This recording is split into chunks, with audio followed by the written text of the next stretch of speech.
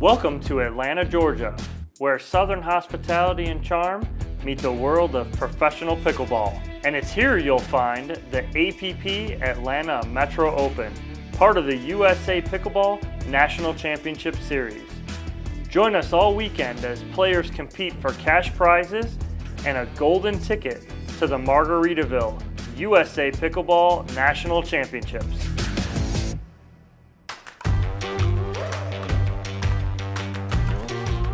Welcome into the action, everyone, for our final day of coverage here at the APP Atlanta Metro Open. We are extremely excited that the sun is shining here in Griffin, Georgia, just south of Atlanta. Lauren McLaughlin here with Chad Edwards, breaking into this consolation bracket match for our women's pro doubles bracket, which got moved from yesterday, starting early this morning after rain plagued the area yesterday. We have Bobby Oshiro and Mary Brasha on the far end. They take on Sarah Ansbury and Corinne Carr on the near end. Currently, Carr and Ansbury up 9-3. These are some of the longest points that we've seen all weekend. All four players on the court, excellent resetters, staying in these points as long as possible. Certainly Sarah Ansbury and Corinne Carr, the veteran players here on court, having been on the pickleball scene for many years. Bobby Oshiro and Mary Brasha on the far end, a little bit newer on the scene, but making name for themselves.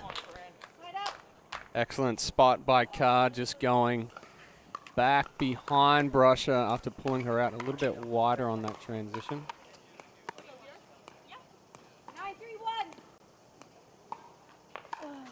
9-3-1 here in this match to 15. Good spot there from Oshiro. Oshiro, 28 years old, originally from Hawaii. Played her college tennis at Boise State. Now she is coaching tennis in Florida.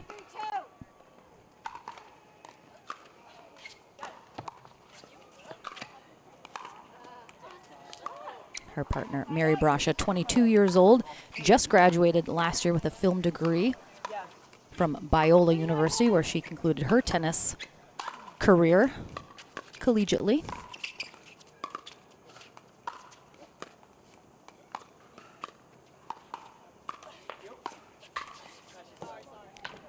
Double net cord on that one. Bobby Oshiro's got surprising power for her frame. Probably, well, actually is the most powerful player on the court. A lot of power in a tiny package. Good drop going behind Sarah Ansbury on the right foot, just letting it get a little too deep.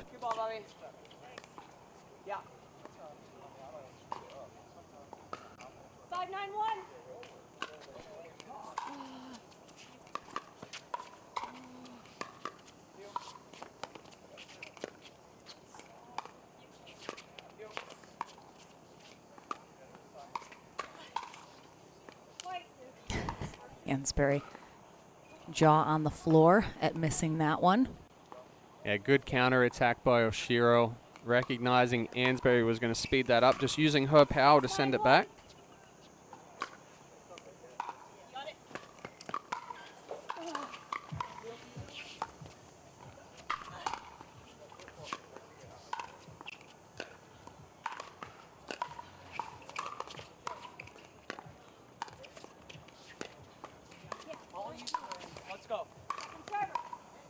Good angle there.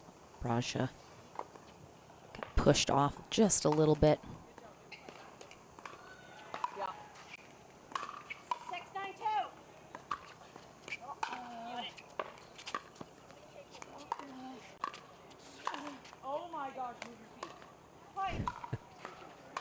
Ansbury telling herself to move her feet. Yeah, they both sat up for a little bit. Slight hesitation, catching it while she's still moving.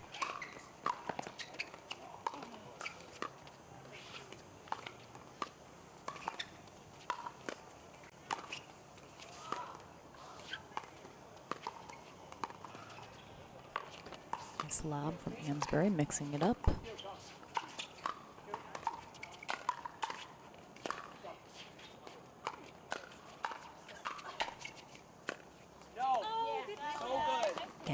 good long extended rally, as you said before. Some of the best resetters here on this court. Keeps both teams in the point much longer. Yeah, and Ansbury set that point up well with the offensive lob. Push them back into the transition area. Carr trying to be aggressive. Low on that shot, though. 9-7-2.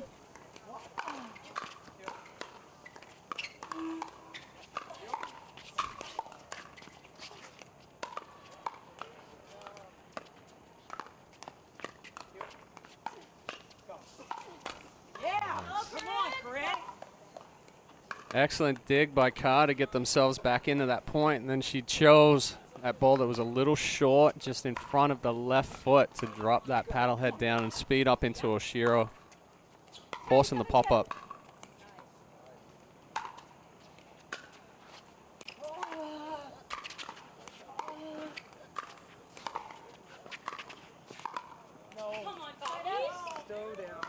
As you mentioned, Ansbury and Carr have been around the game quite a while. Ansbury, 38 years old, now in Hilton Head Island, South Carolina, where she is the head pickleball pro at Palmetto Dunes.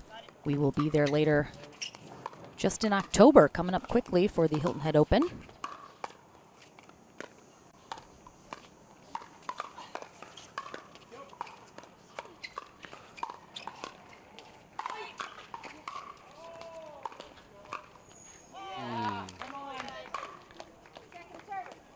Good positioning for those balls from Ansbury. Spreading Oshiro and Brasher across the court.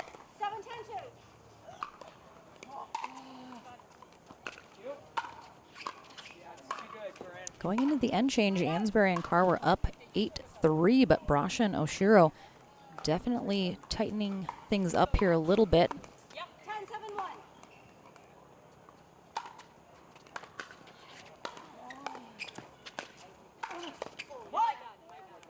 Good aggressive move there from Ansbury. Her partner, Corinne Carr, 33 years old in Holly Springs, North Carolina. She is the professor of finance at a college there, which is how she gets the nickname prof or professor. She actually is one. She played college golf at Michigan State University. Oh, wait, excuse me. No. South Carolina. Yes. Thank you, Chad. You were ready and I was like, wait a second, that's not right. I was going to correct you, but I figured you'd catch yourself. Yeah, I got it. I got there. She did her doctorate. Yes, she has a PhD at Michigan State from MSU, which is where she met Simone. Mm-hmm. Yeah, Corinne started playing a couple of months before Simone came over, and then Joey Farias at the same time. Good group to start playing pickleball with. Not too shabby. Her and Simone, it was awesome to see them pair up a couple times today after they kind of ruled the pickleball scene together for many years.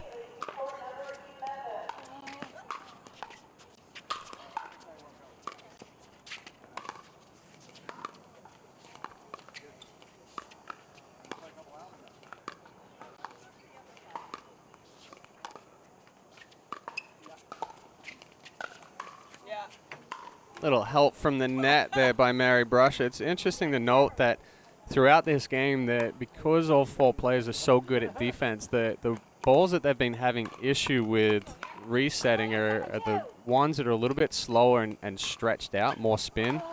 When you see that hard hit ball right at the body, all they do is just drop that paddle down and allow the ball to hit the paddle, and it goes back over. So when you're playing against those good defensive players, power isn't always the best option. Good recovery there from Barasha. Great hands, friend. And we saw Brasha taking too big of a swing, going against her typical block reset, trying to counterattack, but very difficult ball to counterattack from Ansbury.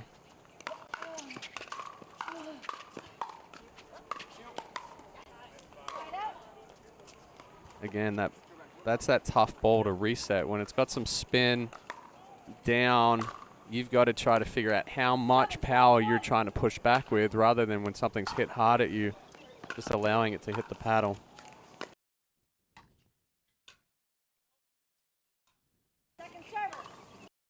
At a higher level, we often see the ladies and the men not only just, put the paddle and block it, they kind of do something with it or they counter it. Is that an important thing to do at a higher level of pickleball? Simply not just put your paddle out to block the ball. You need to kind of counter with something back? Yeah, ultimately it depends on the height of the ball. If you try to counter something that's low down at the feet, it's always going to pop up. So those are the ones where it's kind of, you'll treat your paddle like a wall. Beautiful lob there from Carr.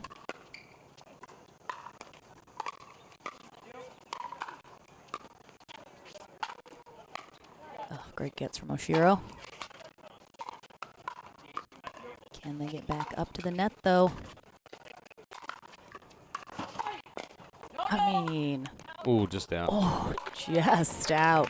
Great job from Brasha and Oshiro, though, staying in that. Carr and Ansbury throwing everything they had at him. But back to that defensive reset kind of deal. If the ball's low and you try to push through it, it's going to pop up. So something that sits up higher, you kind of have to push through it because you need to flatten it out. If you just let it hit the paddle, it's going to keep popping up on you. So that's where you've got to make that adjustment. And going out and working on transition area resets, working on baseline, like we often do drills, working on defense to offense. The defense has become so important in pickleball now. Everybody worked on power for a long time, but now it's how do you counteract that power.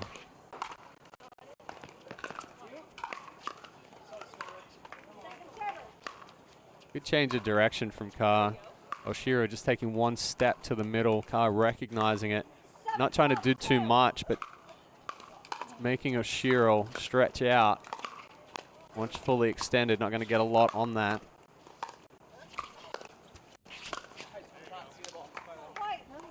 Good spot there from Brasha. Another thing, just thinking about this, we talk a lot watching Ansbury play that she has an extremely heavy paddle.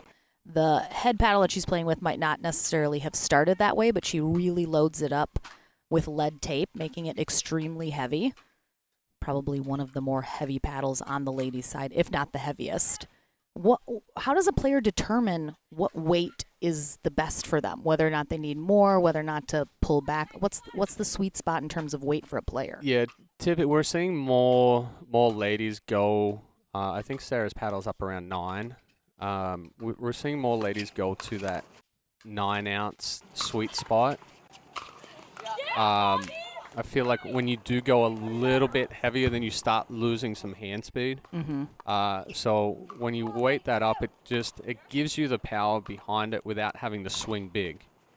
So and it still allows you to keep your hand speed and then the good resets.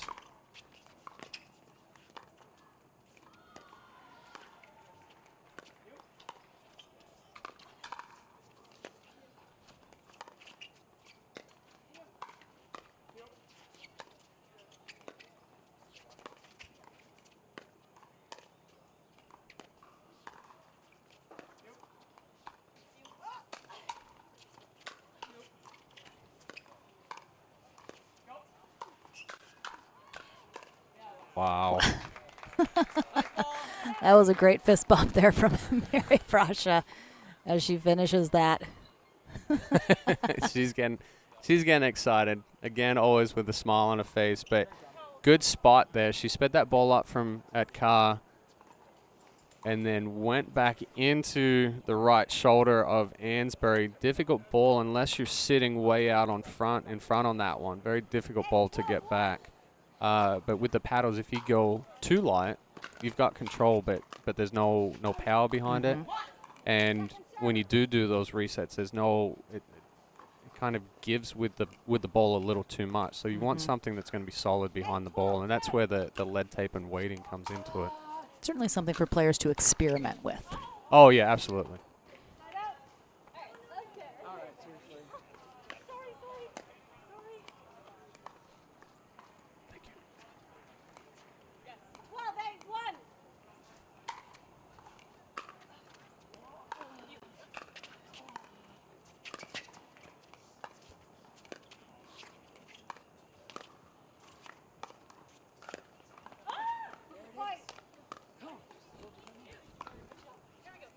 Haven't seen too many errors on the dink game. A lot of the points this rally have been through a lot of grinding.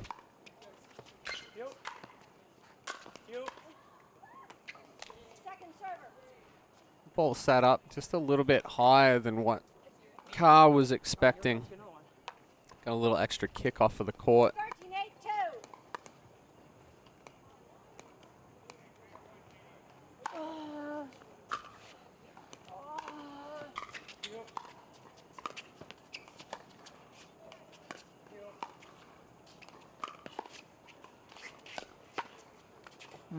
Little collision there in the middle between Carr and Ansbury. Sails that wide. Yeah, two good spots on the speed up. Jammed Ansbury on the first one. She tried to slide over more. That's where we got that double partnership going for the ball.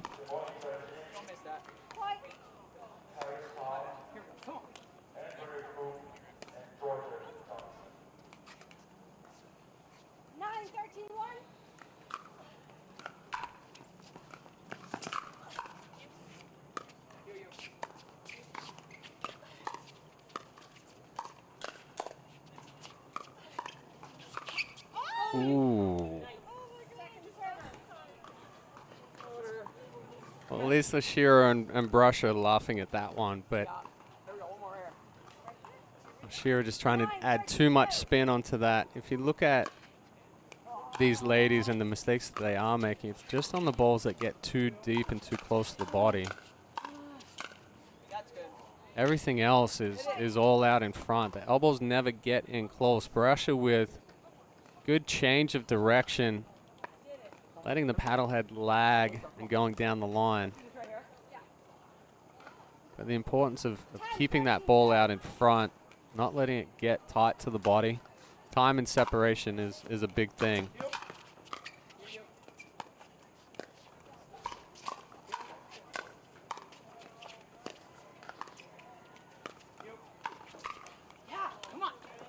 Spot there from Carr, putting it right at the upper body of Oshiro. Again, tried to get on top of that, but she's already small as it is. Tough to be able to counter that.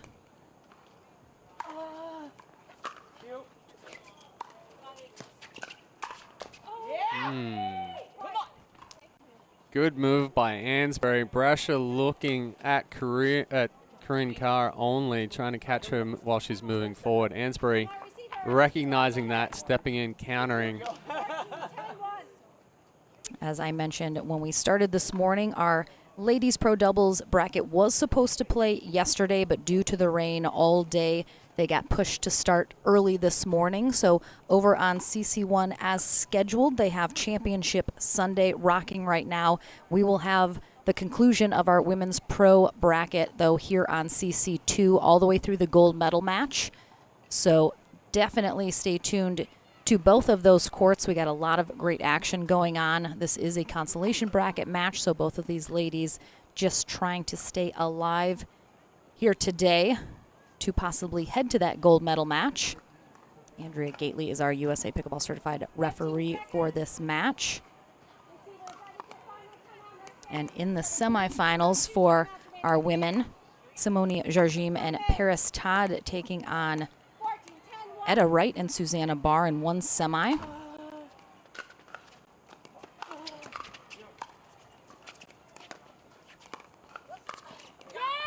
Vivian David and Lacey Schneeman taking on Andrea Koop and Georgia Johnson in the other semifinal. Jargim and Todd have moved on, as have Johnson and Koop, so they face each other in the winter bracket final, which apparently is going on CC1 right now. Brasher and Oshiro looking to try to extend this match a little longer, held off game point. 10, 14, 1.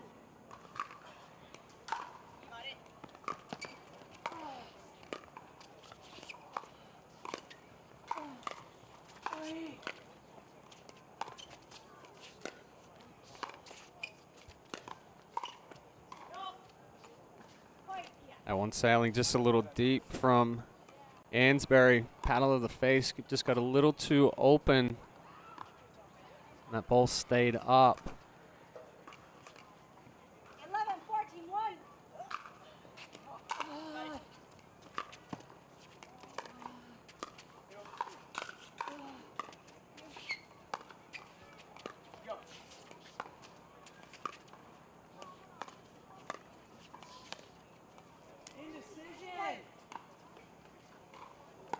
We hear Ansbury saying indecision.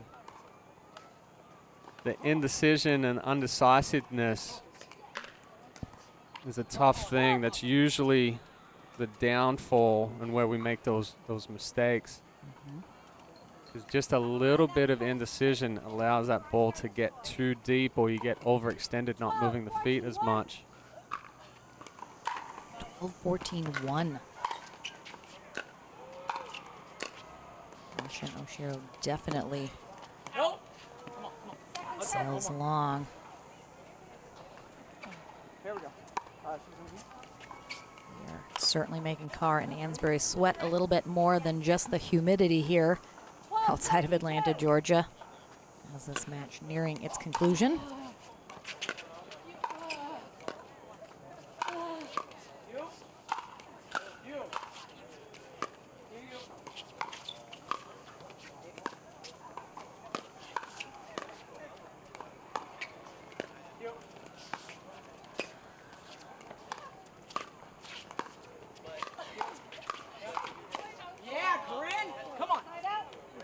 Good attack from Carr, counter attack, and then stayed in the firefight.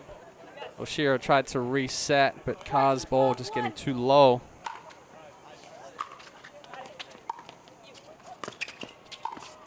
Oh, what a gorgeous inside out attack there from Corinne Carr down that sideline behind Brasha, and that will conclude this match. So well fought there from Mary Brasha and Bobby Oshiro, but they are done for the day here in our Pro Women's doubles bracket. Ansbury and Carr stay alive. We're back with more ladies action here on CC2 as we continue our final day of coverage at the APP Atlanta Metro Open. Don't go anywhere.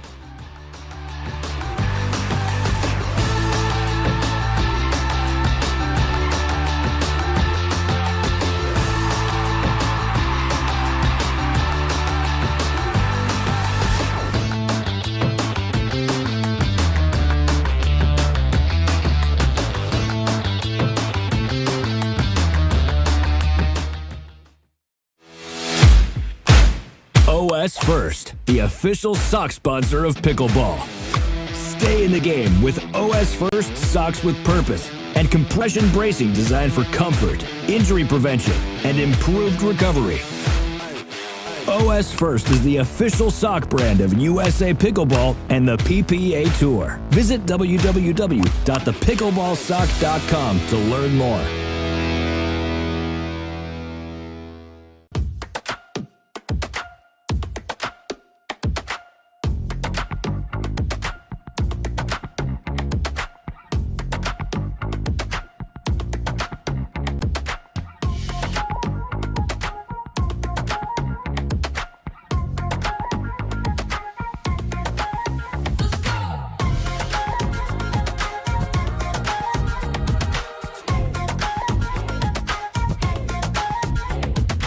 Consumer Cellular has the best customer service. They care about the customer. The best price with the best quality. The prices, the coverage. The coverage is great. It was the same, if not better. Consumer Cellular provides the exact same premium coverage as the nation's leading carriers for half the cost. Switch to Consumer Cellular and get talk, text, and data starting at just $20 a month. It's like 4 scoops of ice cream for the price of 1. Switch today and get a 100% risk-free guarantee. Call or go online.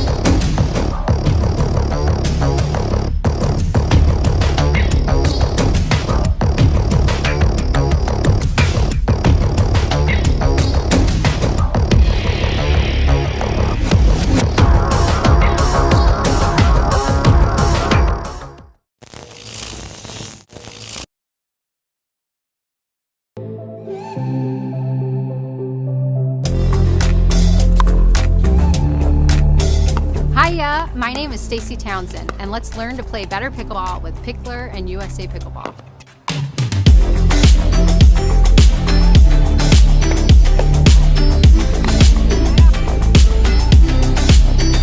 Learn to play better pickleball for free with Pickler and USA Pickleball.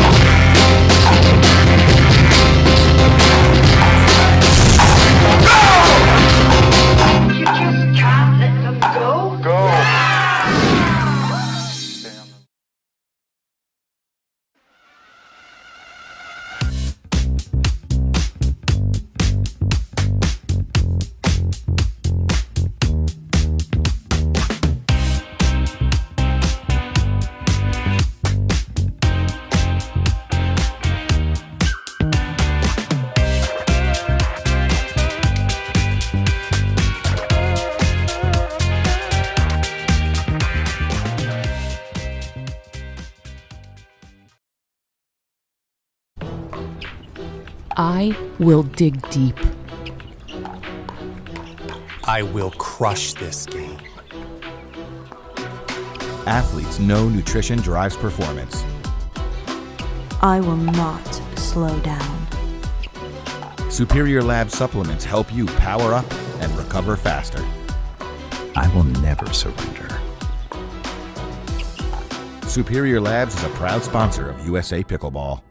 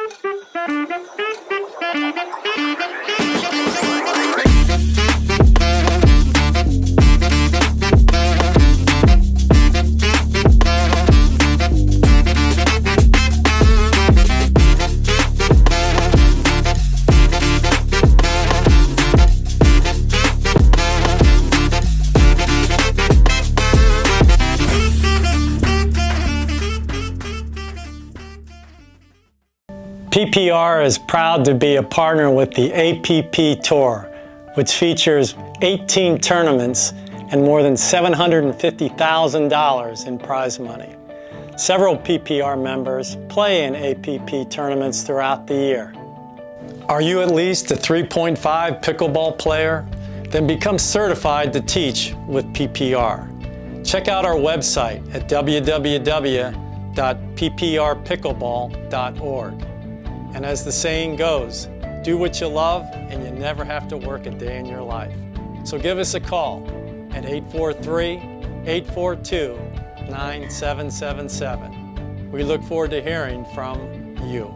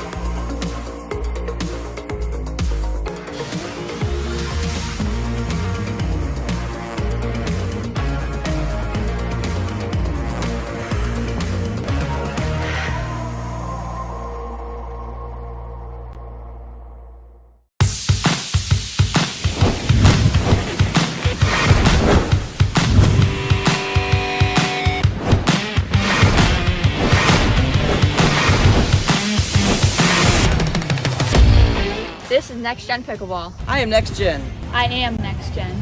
I am next gen. Consumer Cellular has the best customer service. They care about the customer. The best price with the best quality. The prices, the coverage. The coverage is great. It was the same, if not better. Consumer Cellular provides the exact same premium coverage as the nation's leading carriers for half the cost. Switch to Consumer Cellular and get talk, text, and data starting at just $20 a month. It's like 4 scoops of ice cream for the price of 1. Switch today and get a 100% risk-free guarantee. Call or go online.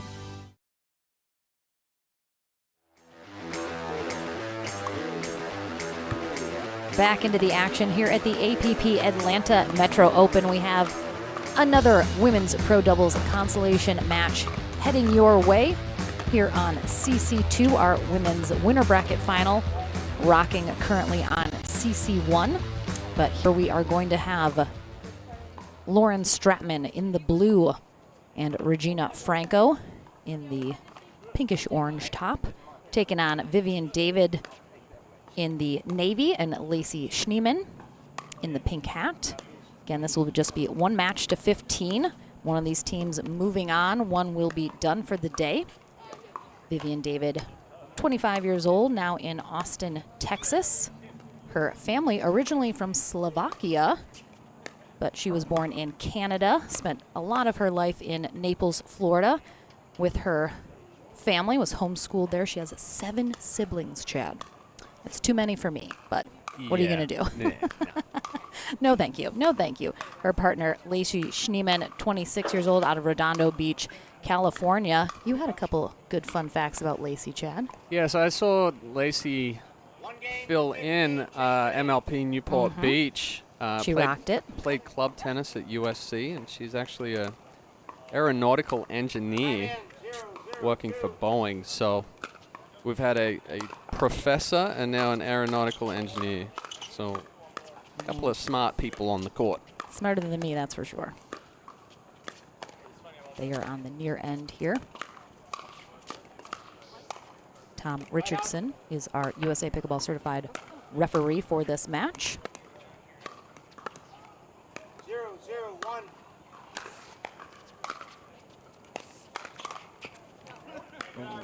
That cord sails that long. I already heard Johnny Goldberg in the back cheering on wifey Regina Franco.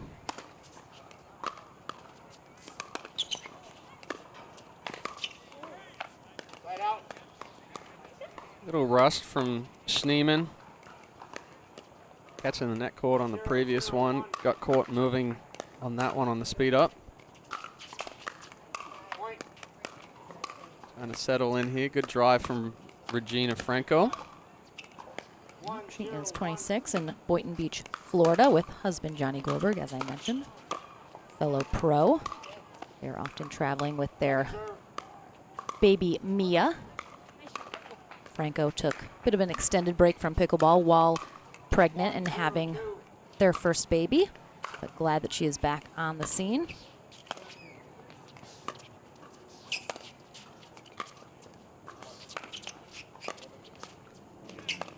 Pick up there from Stratman, but then left that middle wide open for Schneeman to sneak right on through.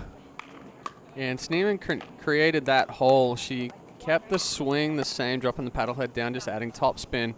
Went to Stratman's backhand a couple of times and then switched over to the middle on that last one.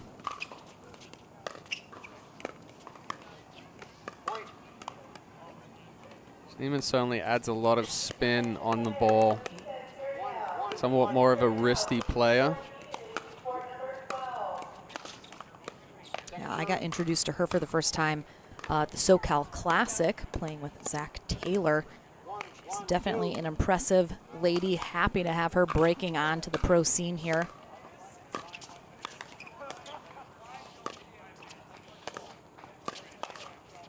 Oh, David ready for that speed up. Bit of an awkward get, but doesn't have to look good. She looks for that two-handed backhand all day long. Stratman not quite getting enough on that misdirect. David doing enough to get that ball back down. Are we good here?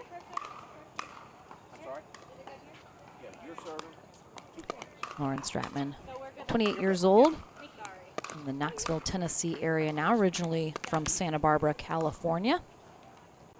Played college tennis as well and dabbled a little bit on the European pro tennis circuit.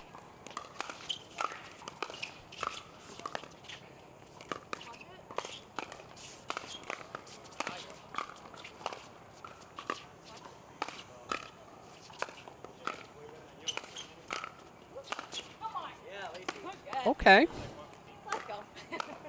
Just rolling those balls, not giving any slack whatsoever. Finally get that ball to pop up just enough that she can change angles, go back into the fence, cross court.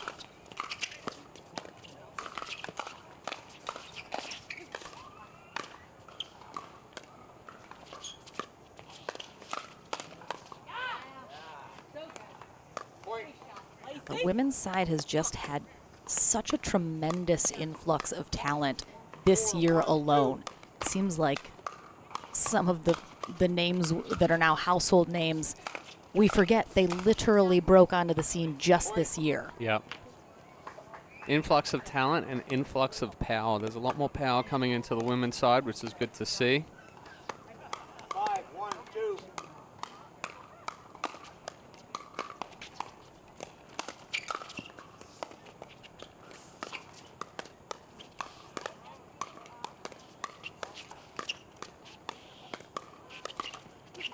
Oh. Just a bit unlucky there. Yeah, David got crossed up a little bit. She sat forehand, then it came back backhand, and Schneemann, trying to save her, stepped in and rushed that forehand.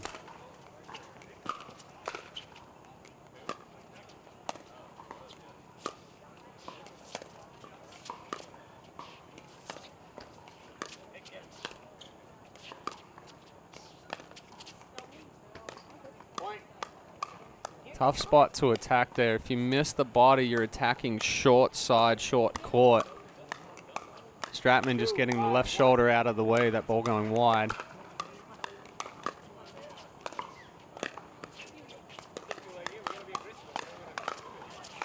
Oh, we got a foot fault there as Schneemann was trying to take those shots out of the air. Oh, yeah.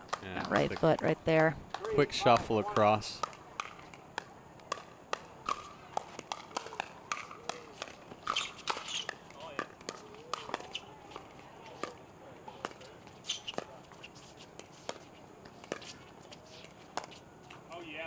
Speaking of those kitchen faults, if you're teaching a student, what's kind of the rule of thumb in terms of how tight you want to be to that kitchen line? Do you want to just kind of train yourself to give yourself, you know, an inch or two of space? Do you want to try and be tight on it? What's kind of the rule of thumb? Typically a couple of inches, especially if you're moving a lot like Schneemann was there. That gives you that little bit of buffer zone. If you're somebody that likes to speed more balls up, then you'll potentially 1-2 steps back from the kitchen line so you give yourself a little bit of space, and you can always step forward once they make their adjustment of pushing things a little bit deeper. So there's adjustments going back and forth to suit game style. But yeah, if you're really hugging that kitchen line and you move a lot, then you're going to end up creating some foot faults from that movement. So typically a couple of inches behind.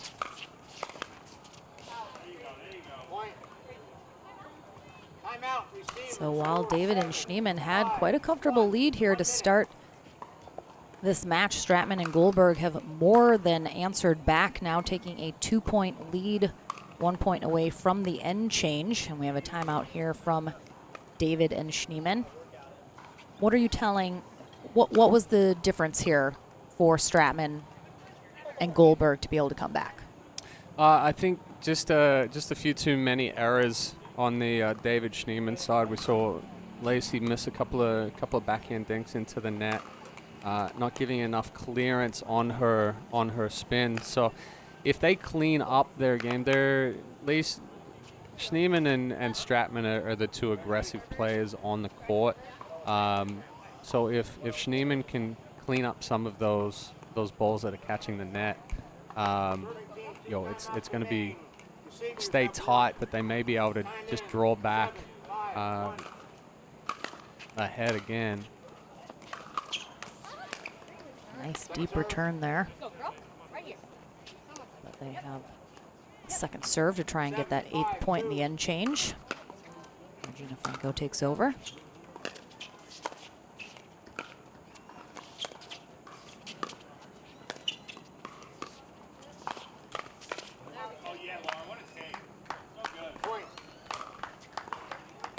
Johnny Goldberg pumping Stratman up. Good setup there. She's had some success with the in the last few weeks with the inside-out forehand dink, pushing that across, and almost baiting Schneemann into speeding that ball up, which she did, and then Lauren steps across and closes. So we mentioned, you know, Schneemann, the newest player on court here out of these 4 onto the scene. How much is there in the thinking of, she clearly has the talent, she's got what it takes, but she's a little less on the tournament reps at this level? How important is it for players to realize that the more tournaments that they play, it's going to be able to get them even closer to that level, and that, you know, they got to give themselves a little bit of grace perhaps as they're just kind of coming onto the scene? Yeah, typically it's just recognizing patterns and also being able to set up patterns for yourself. You know, there's one thing to have the raw talent and the ability to speed balls up or add spin, but if you're not setting yourself up, or you're choosing the wrong ball to be aggressive on, or putting it in the wrong spot, that's where you learn that from tournament play. Oh, good catch. Little net flip there. Sends that ball right into David's body. And that's one area right there. Because Schneemann's very wristy with her balls, if she uses too much wrist, sometimes it keeps the ball up, depending on the position of the paddle head. And there's, of course, it's one thing to know these ladies from watching them play versus playing against them yourself. Yeah, it's totally different. You can watch video and you can see some tendencies, but until you actually get that ball coming at you, because you can't recognize spin and pace as much when you're watching video.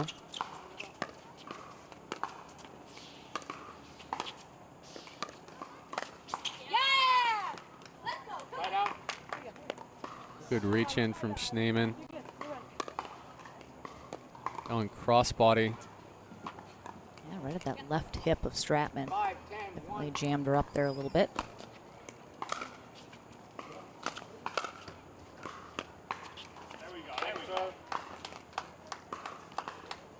Slight hesitation from Schneemann on the drop. She set up like she was going to drive again, and then slowed the paddle down.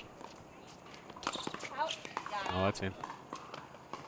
Yeah, Stratman hoping that was going long, calling Franco off of it, but easily drops in. It's different with these paddles now. Before Yola and Electron, Carbon coming in with a grittier paddle, that ball was probably a foot out. Now it's a foot in.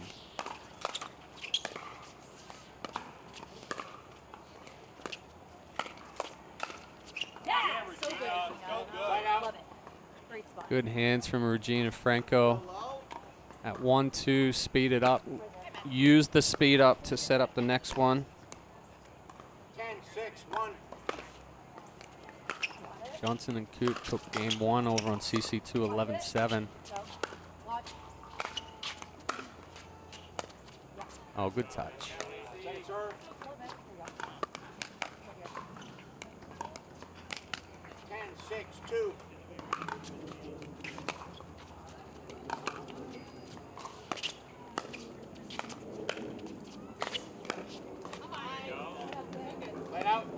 It's a good adjustment from Schneemann on those balls. Reaching in more, getting more extension, paddle out in front to give that net clearance.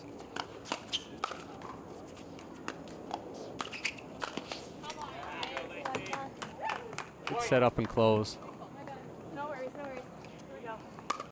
The recognition there of using that third shot drive as a setup for the next ball, not necessarily to win the point, but as a, ooh.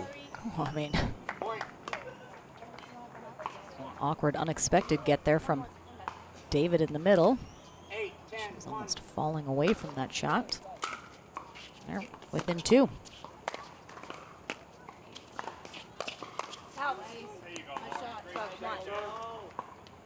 She's even telling herself that she should have let that one go.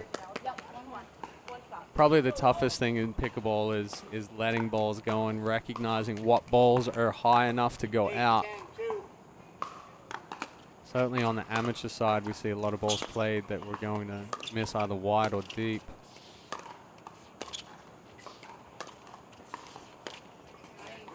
Yeah, I often find even on the women's side at the pro level, a lot more out balls get played when they get into those hands battles because they're just so locked in. They just keep playing it even if one's probably sailing long. Men's side perhaps a little bit better on letting those go, not always.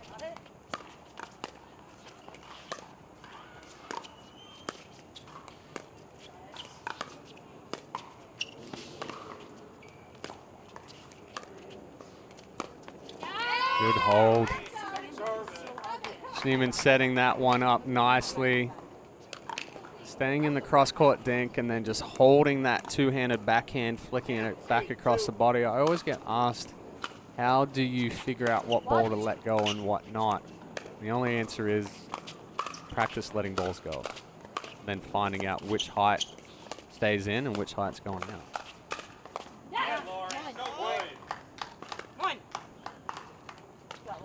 There from Stratman takes that big step with the right foot to get over and start that speed up.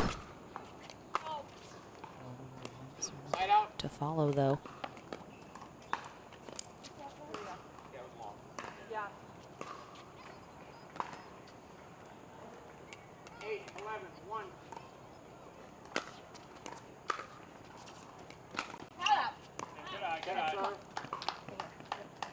Probably a good rule of thumb is if the ball's still traveling up as it goes by you, let that go. Those are usually good ones.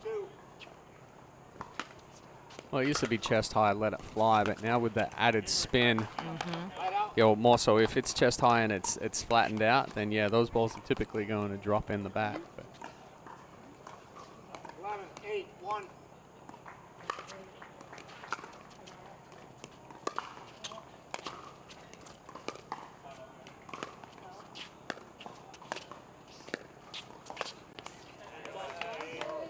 Schneemann's had a lot of success up the middle there. I'm not sure if she's simply just getting great shots or if Stratman and Franco are perhaps leaving that a little unguarded. She's selling it with the body as well.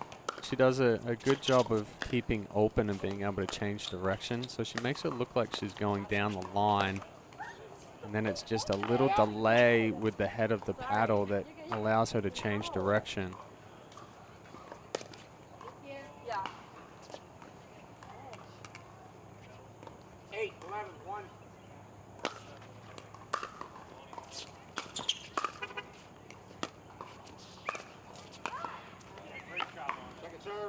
She's very wristy. She is. She Watching is. her, it's this she kind of a loose wrist. She lays the paddle head back and down, and then kind of slaps the ball with the wrist. Oh, body. And that type of swing generates a lot of spin, but it also comes at a cost of control. Once again, we see another ball pop up. 11-8-1.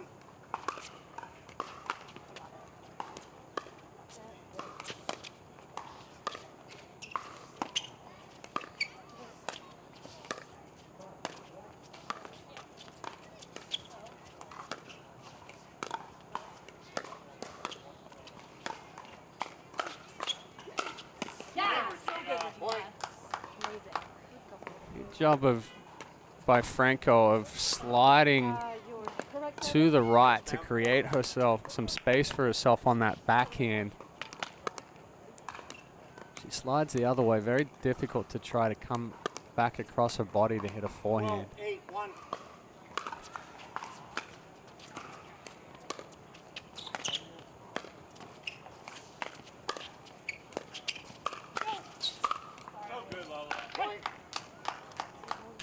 David getting Getting a little surprised there on the change of ball direction from Stratman.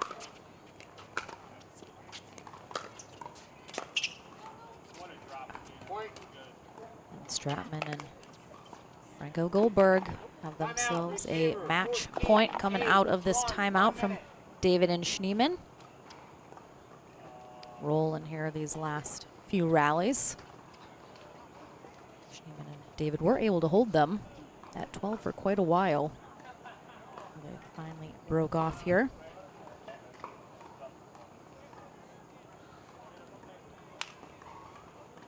We often talk about kind of the pairings between, you know, the steady player and the more aggressive player. And that, you know, sometimes you see the combination of sort of two defensive players. We saw Corinne Carr and Sarah Ansbury before this. They're both very well known for kind of being steady and both defensive. While, you know, Franco, very steady as well. Stratman perhaps a little bit more aggressive. Is it just, it depends on the partnership? Something's going to work for everybody, and you just kind of have to find what works? Yeah, it's all about comfort level. You know, if you're an aggressive player and you feel like you're constantly fighting with your partner for whose ball is who, when you're playing with another aggressive player, then you're going to look for somebody that's a little bit more steady and going to set you up. If you're two aggressive players, but you give each other, you know, space, then those partnerships can work. But typically, the ones that we see are the aggressive player, the steady player. So Lauren Stratman and Regina Franco, they are the steady players that make it through in our women's pro doubles bracket, staying alive. Lacey Schneeman and Vivian David, good effort, good performance. Again, we'll see Schneeman continue to rise, continue to get better as she gets those tournament reps, but awesome to see her continuing to play here as she rises through the scene. Don't go anywhere. We have more women's pro doubles action here on CC2 at the APP Atlanta Metro Open right after this.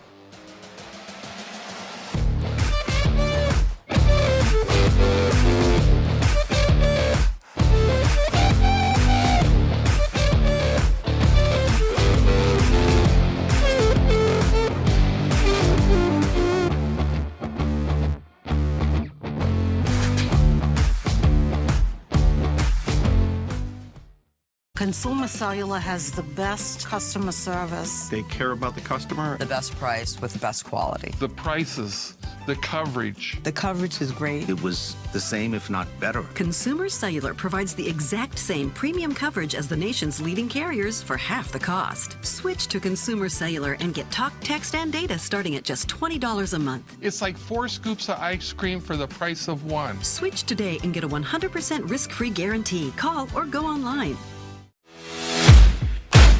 OS First, the official sock sponsor of pickleball. Stay in the game with OS First socks with purpose and compression bracing designed for comfort, injury prevention, and improved recovery. OS First is the official sock brand of USA Pickleball and the PPA Tour. Visit www.thepickleballsock.com to learn more.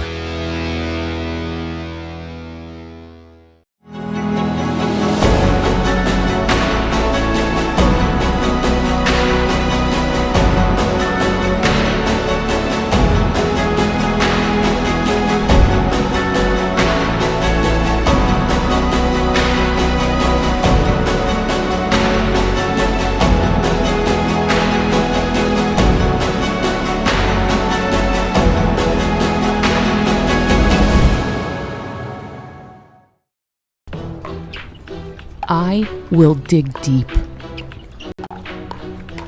I will crush this game. Athletes know nutrition drives performance. I will not slow down. Superior Lab supplements help you power up and recover faster. I will never surrender. Superior Labs is a proud sponsor of USA Pickleball.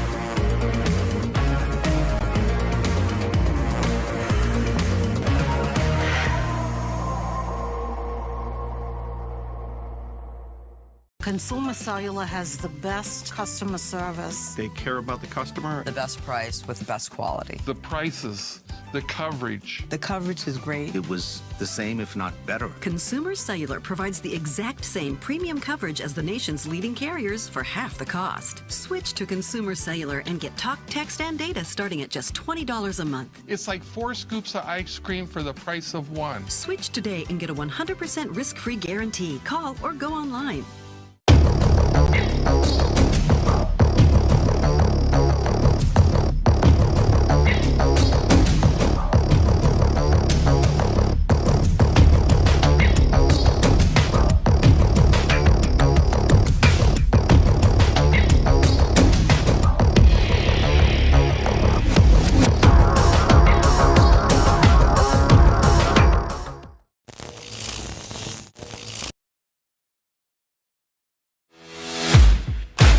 OS First, the official sock sponsor of pickleball. Stay in the game with OS First socks with purpose and compression bracing designed for comfort, injury prevention, and improved recovery. OS First is the official sock brand of USA Pickleball and the PPA Tour. Visit www.thepickleballsock.com to learn more.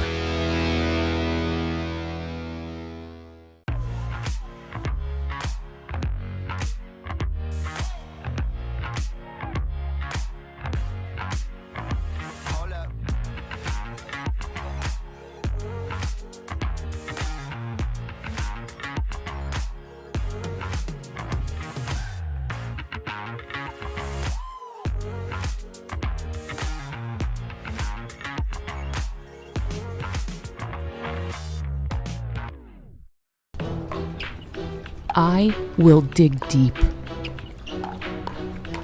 I will crush this game.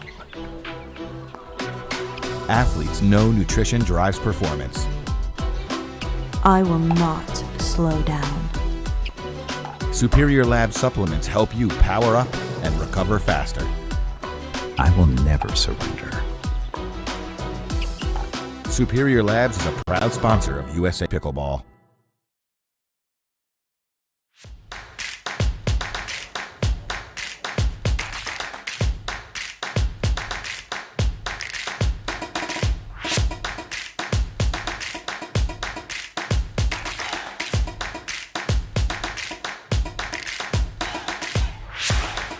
Welcome back, everyone. Just a quick update for you guys at home.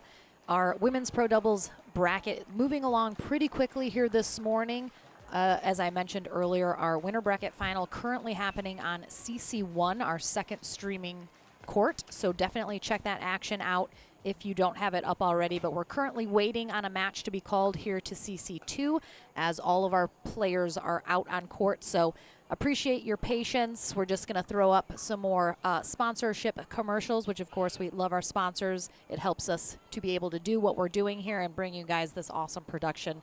So that is just the update. We're waiting on a match to be called as all of our players currently out on court. So we're waiting for some of those matches to finish up. But go ahead and pop on over to CC1 if you haven't already to watch that winter bracket final that's going on right now. Very close second game happening.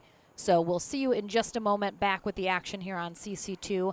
But don't go anywhere. Commercials, and then we're back into the action right after this.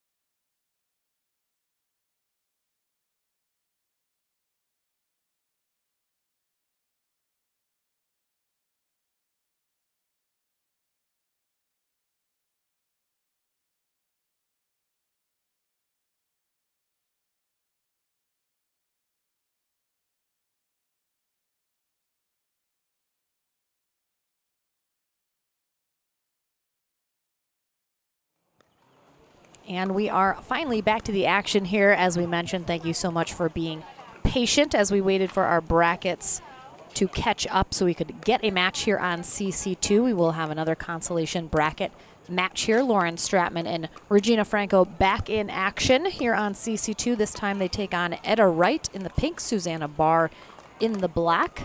Andrea Gately, our USA Pickleball Certified referee once again for this match. Lauren McLaughlin, Chad Edwards here on the mic. Eddie Atkins rocking this production.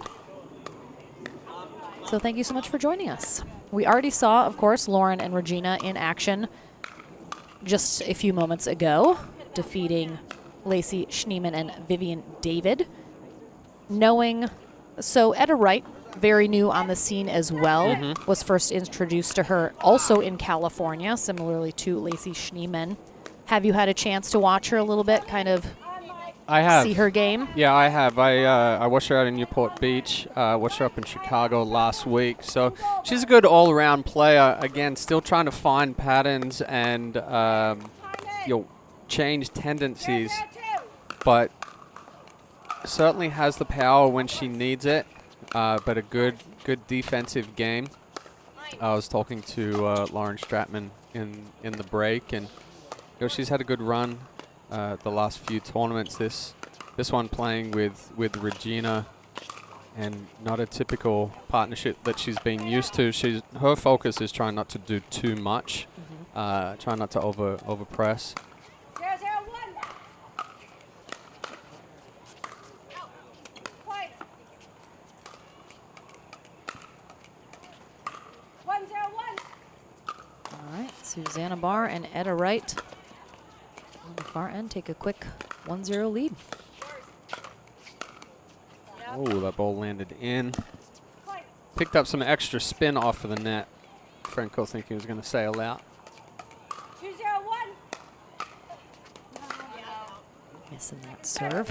Susanna Barr, 44, out of Boise, Idaho. Etta Wright, 29, out of American Fork, Utah. Actually born in New Zealand. She's your neighbor. She's my neighbor. A Kiwi neighbor. You guys don't have any beef, do you? Only when I Australia. hear Aussies and Kiwis sometimes. Only when Australia and New Zealand are playing against each other in any sport. I gotcha, okay. 0-2-2.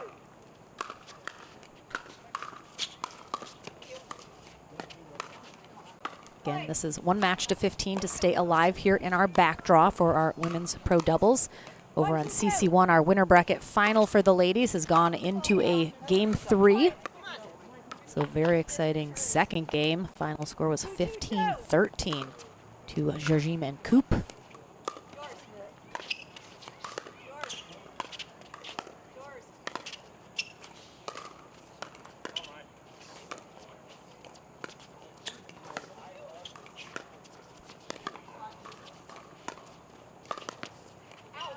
Oh, just missing wide. Stratman set that up well. She's had some success. I think I talked about it last match. She's had some success with that inside-out forehand and really pushing out wide. Her and Andrea Coop played against Whitwell and Bright last week.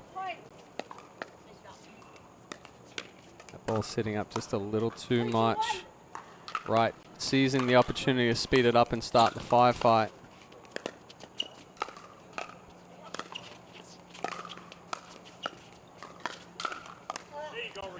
Net cord there from Franco.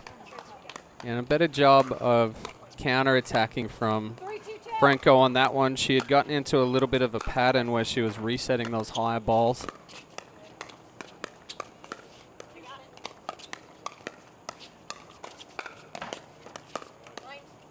Digs from right.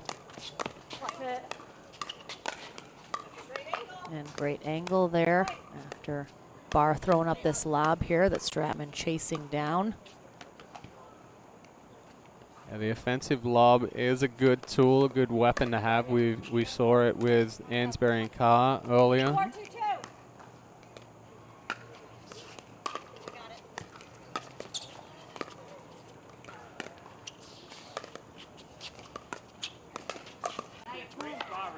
Good pull.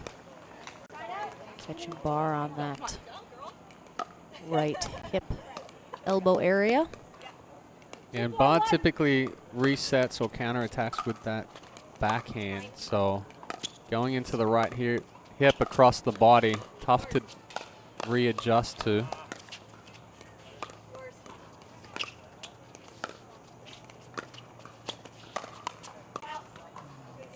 Court sailing out. And a rolling of the eyes from Stratman at that result. I like the step back and speed up. She's good at doing that, but she rushed that one. Hitting while the weight's still moving back.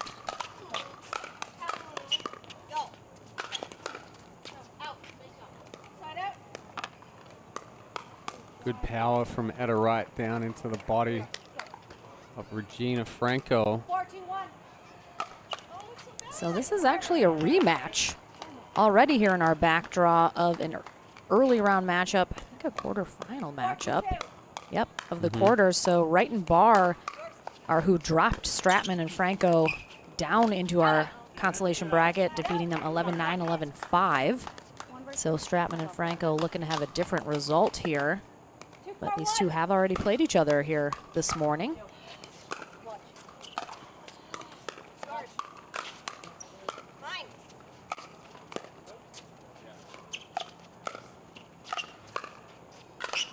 Ooh. Good pressure from Barr and Wright. Etta just getting a little too big of a backswing on that last one and missing into the net.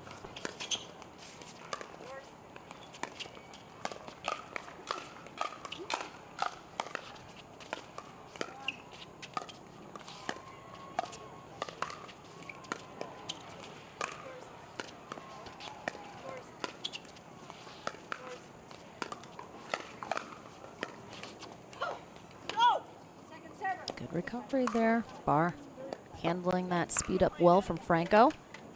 Barr and Wright dropped down by Simone Georgime and Paris Todd, who are fighting in the winner bracket final right now.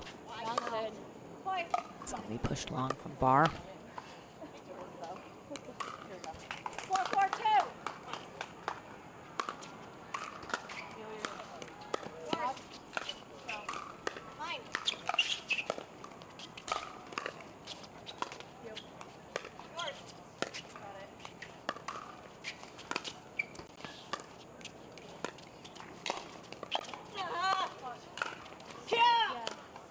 Again, good use of the offensive lob.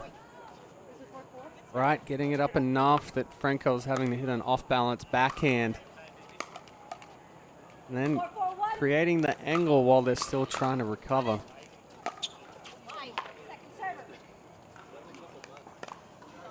Barr not too happy with herself missing that one into the net.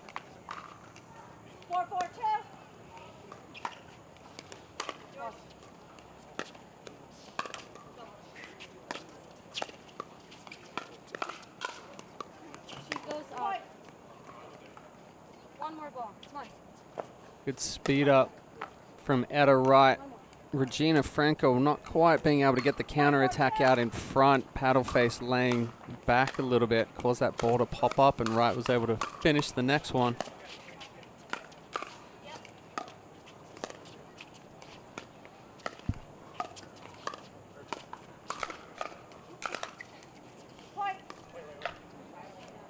Wright was sliding out to get her forehand ready for that speed up from Franco. Ends up in the net instead. Yeah, Franco's playing a little more aggressive this game compared to last one. I think potentially her and Stratman having a little discussion between matches.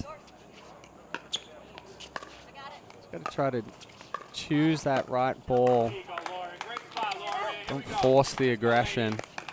I mean, we didn't have the benefit of watching these two teams face off earlier this morning, so Stratman and Franco perhaps realizing, you know, some adjustments they needed to make going into this rematch.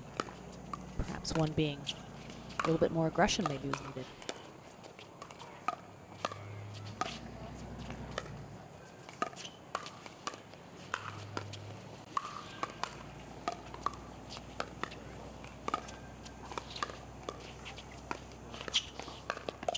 Good spot.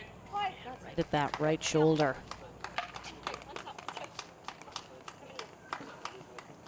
So it was a similar speed up that Stratman tried earlier, but that one she didn't rush it as much. Much better base. Weight wasn't leaning back, but she did hit that right spot, that right armpit. Very difficult for a right-hander to get back, especially when they're sitting backhand like Susanna Barr does.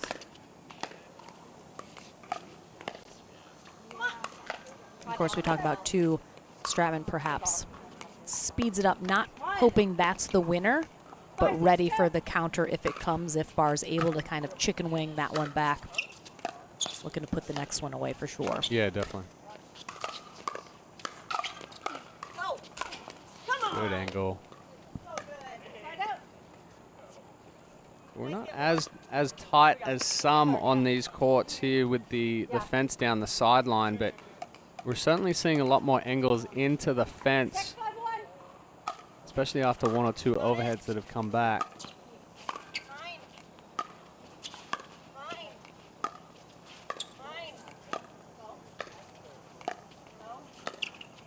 Ooh. Yeah, just super flat on that.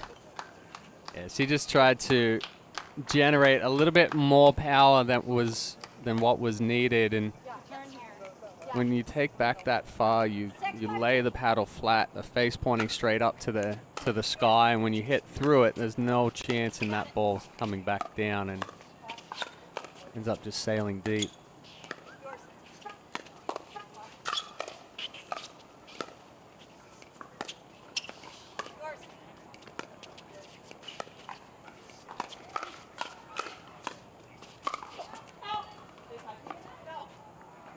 Same thing with Stratman there. You can see when she goes up, the paddle face completely up to the sky. I mean, Stratman asking Barr if she got hit with that ball at all. It looks like if she didn't, that was the closest I've ever seen a ball sneak through somebody's body.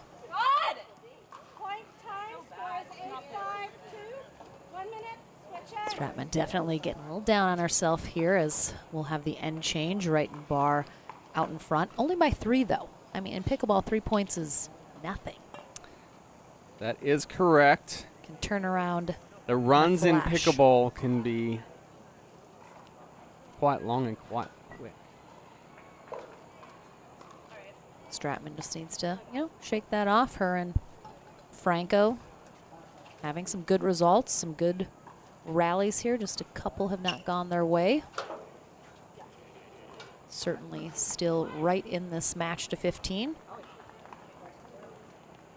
Right Barr, of course, are going to hope to extend this lead, pull away a little bit more. 15 seconds. Here we go. Right here? Yeah, let's go. Time in. 8-5-2.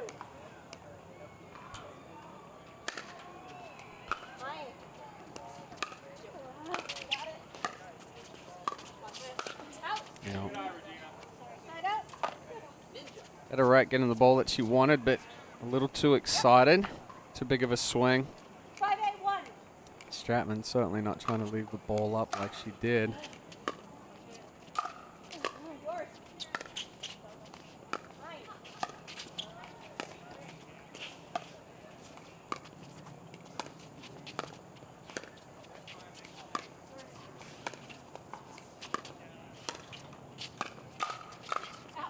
Ooh.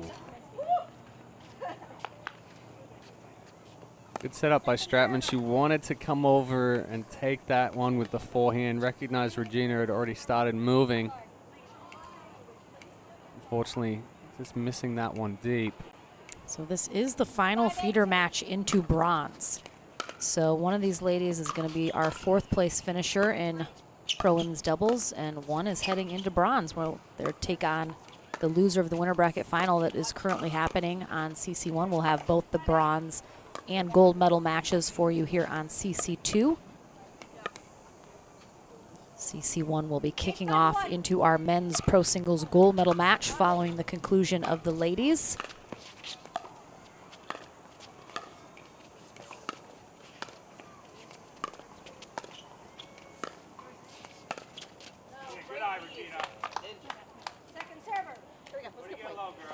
Anna just a little low on that. Didn't quite get on top of it enough to keep it in.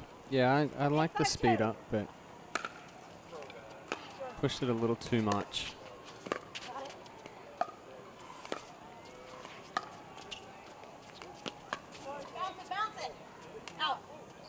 Good spot for that offensive lob by Susanna Barr.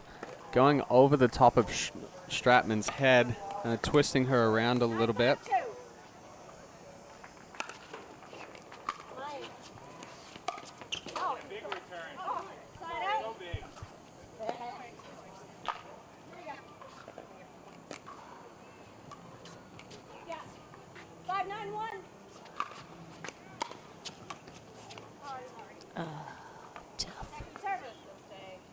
I mean, there's literally absolutely nothing Stratman can do about that one. Yes, you just said one of those days.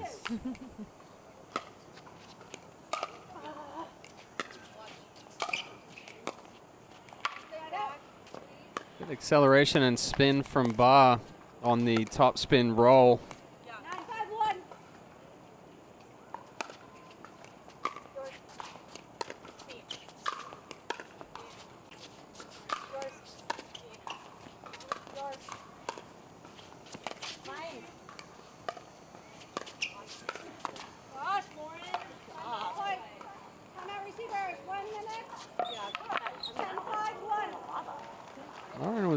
Doing a good job of keeping the pressure on Wright and Barr right there. But just getting a little too wristy, popping that last ball up. And Wright doing the right thing of speeding it up directly down the line. Franco having less reaction time than Stratman would have had. It's interesting when you watch the patterns. It happens a lot in mixed, where the women are typically maybe getting into a cross-court dink or speed up situation, and then it's almost like the other player kind of gets lulled into they haven't been involved in the point, and then you switch it up really quickly at them and they get a little surprised. It seemed like that happened to Franco there, as she hadn't really played a ball during that rally, and then all of a sudden she has to get engaged. It's a good strategy, you know, when you're going to pull it at the player that hasn't seen a ball in a while. They're maybe not in a groove yet.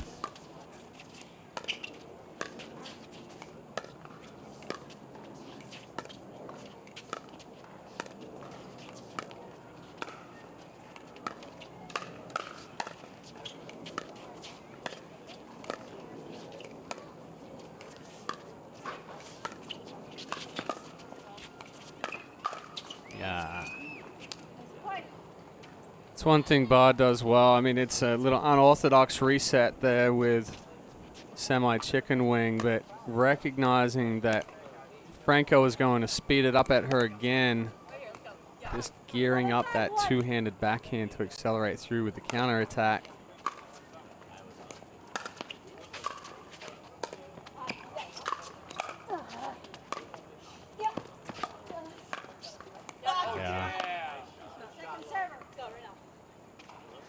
Good sequence.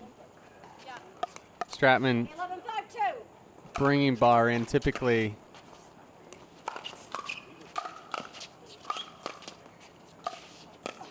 Wow. Back on that previous point, typically we don't want to draw a player into the kitchen too much, but Stratman able to get Barr to pop it up and then attack her back. And then Barr turning around and turning on the Jets with a little more aggression in that last point. Yeah. 5-12-1.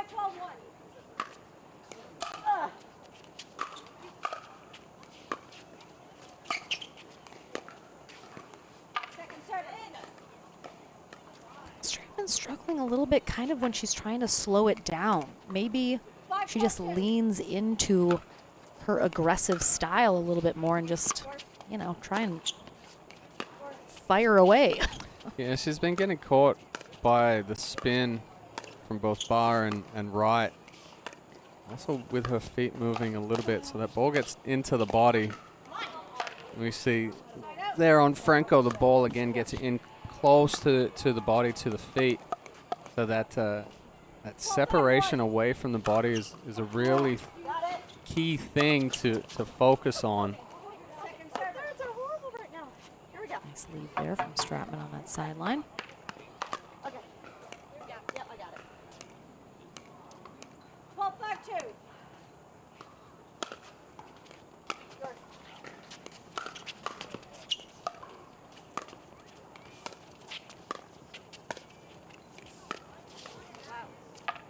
Fight.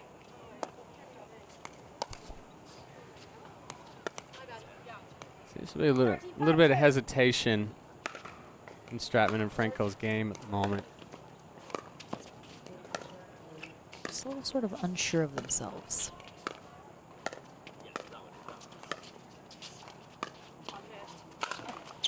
Nice try, Adam. Side out.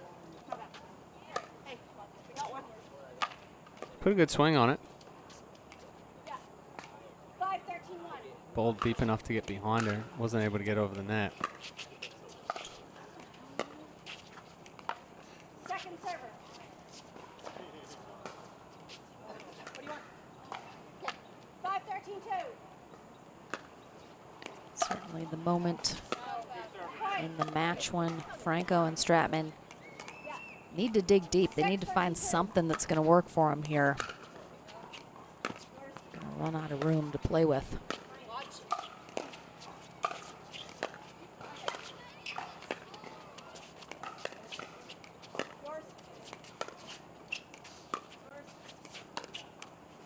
Oh. Wow. I mean, that's stuck to that net cord. That ran about 2 feet along the net there. And they're just getting some tough breaks right now. 13-6-1. At her right, Susanna Barr, 2 points from the bronze medal match.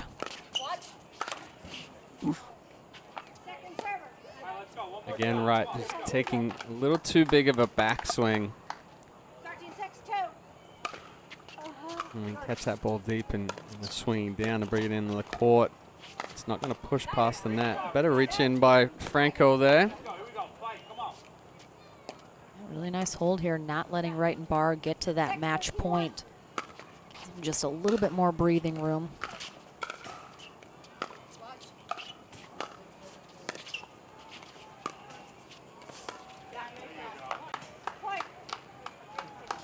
Let's go, right here. Here we go, let's play, come on. Okay. 7-13-1.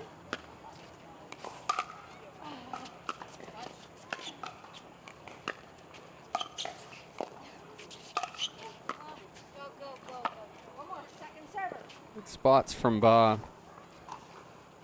She certainly worked on her ability to reach in and really impart some spin.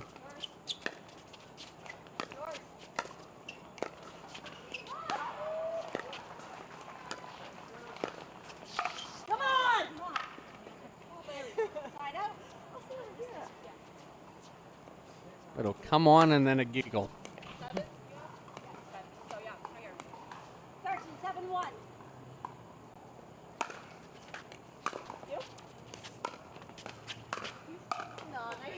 Second server. Yep. Great spot. A bit of ball from Stratman.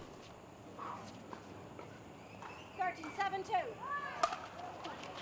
Got it.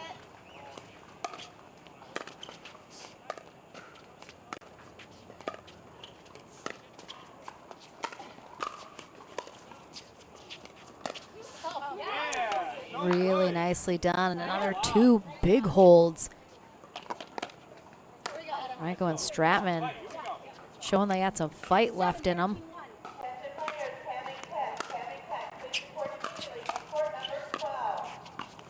Second server. One more. No worries. 7-13-2.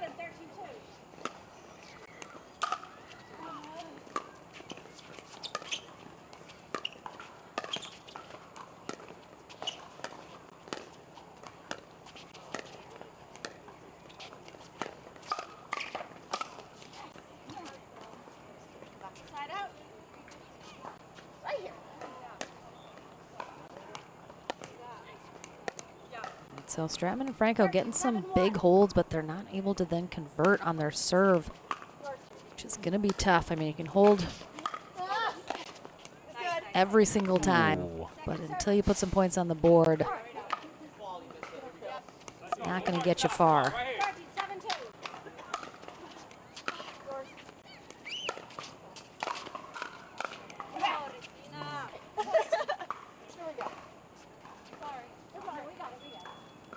Better job from right. Stay compact on the speed ups. Oh, we got some noise going over there. Looks like our winner bracket final. Oh, Simone is just on the ground. On the court. It's not done yet.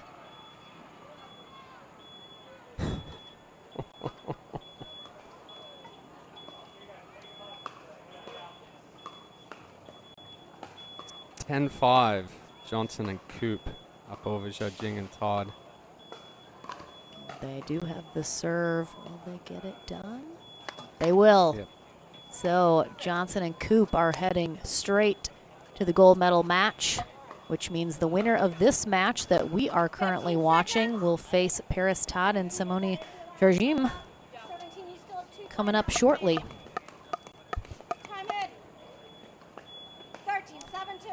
Right now it is Wright and Barr poised to face them. 14-7-2. Ooh, come on. That's just rude to finish a match that way. Tough way to finish on that one. Had 3 of those in this match that every single one of them went Wright and Barr's way. So Susanna Barr, Etta Wright will face Paris Todd and Simone Jardim in our bronze medal match here for Pro Women's Doubles. Our CC1 coverage will now go into Championship Sunday, our men's pro singles gold medal match on deck, which means we will have our women's bronze medal match coming up here after both of our teams just have a short break. So stay patient, stay with us. More action here at the Atlanta Metro Open coming your way right after this.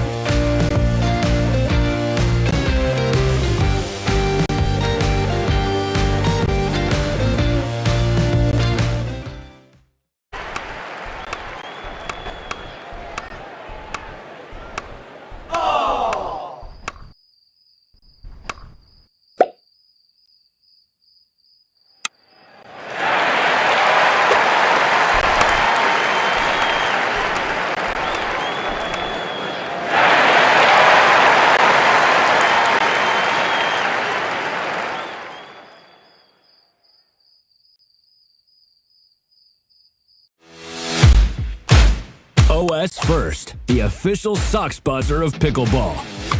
Stay in the game with OS First socks with purpose and compression bracing designed for comfort, injury prevention, and improved recovery.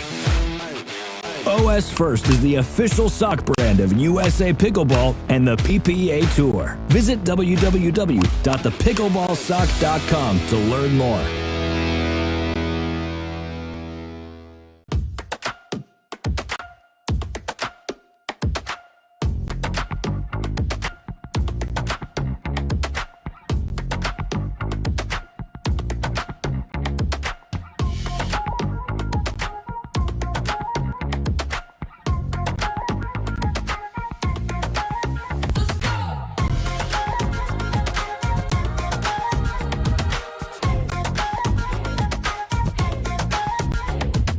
Consumer Cellular has the best customer service. They care about the customer. The best price with the best quality. The prices, the coverage. The coverage is great. It was the same, if not better. Consumer Cellular provides the exact same premium coverage as the nation's leading carriers for half the cost. Switch to Consumer Cellular and get talk, text, and data starting at just $20 a month. It's like 4 scoops of ice cream for the price of 1. Switch today and get a 100% risk-free guarantee. Call or go online.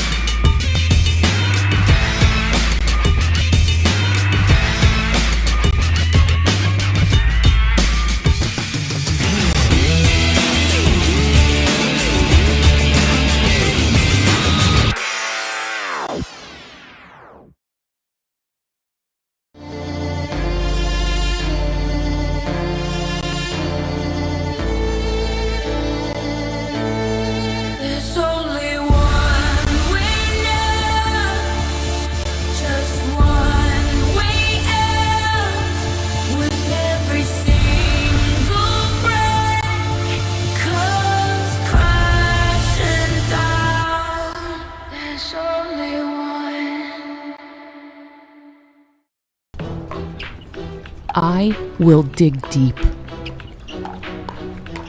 I will crush this game. Athletes know nutrition drives performance.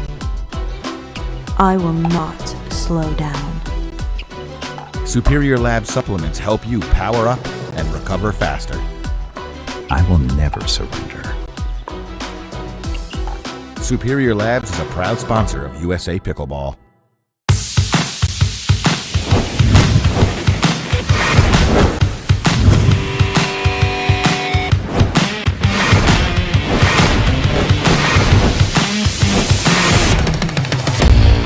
This is Next Gen Pickleball. I am Next Gen. I am Next Gen.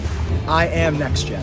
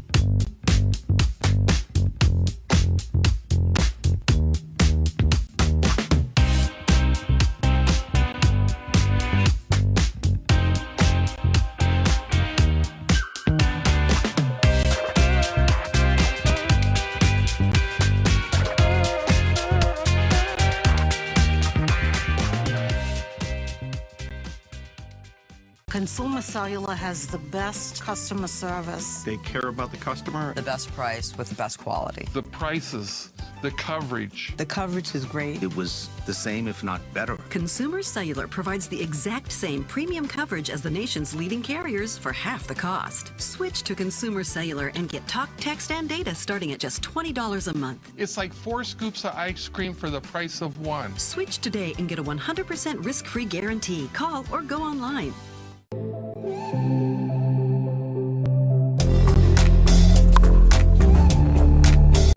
Hiya, my name is Stacy Townsend, and let's learn to play better pickleball with Pickler and USA Pickleball.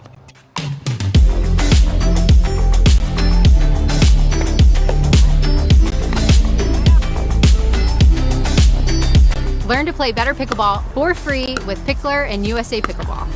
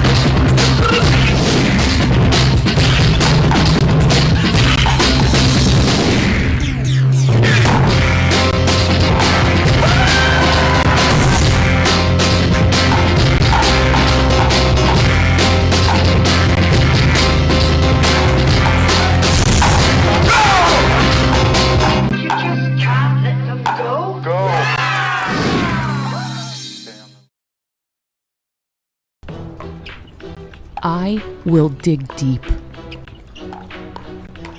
I will crush this game.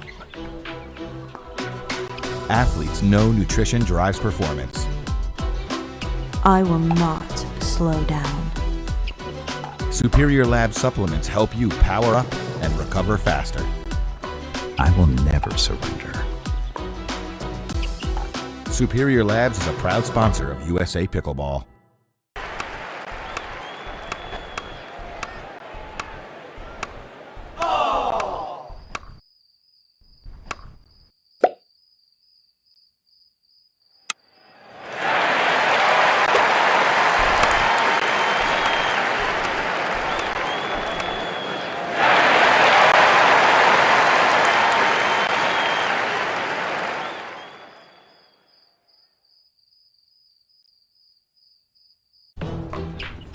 I will dig deep.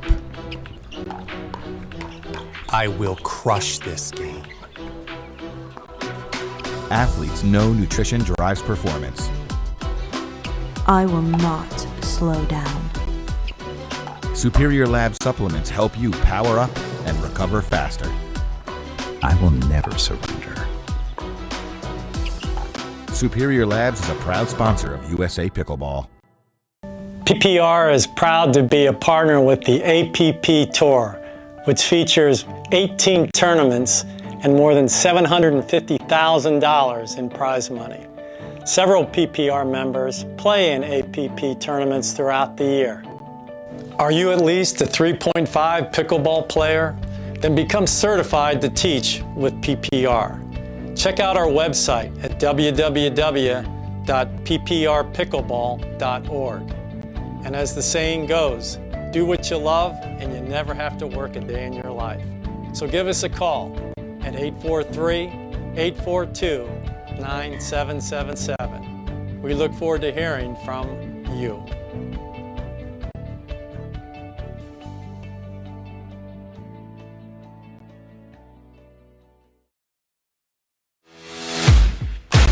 OS First, the official sock sponsor of pickleball. Stay in the game with OS First socks with purpose and compression bracing designed for comfort, injury prevention, and improved recovery. OS First is the official sock brand of USA Pickleball and the PPA Tour. Visit www.thepickleballsock.com to learn more.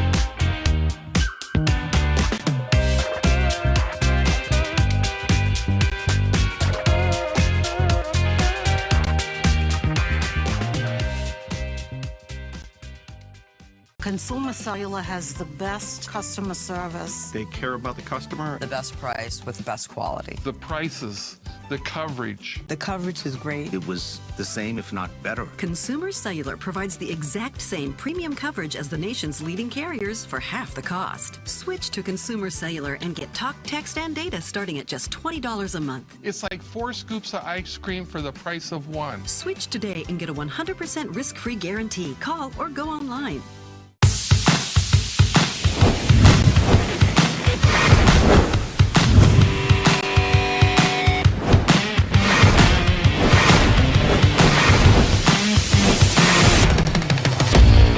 This is Next Gen Pickleball. I am Next Gen. I am Next Gen. I am Next Gen.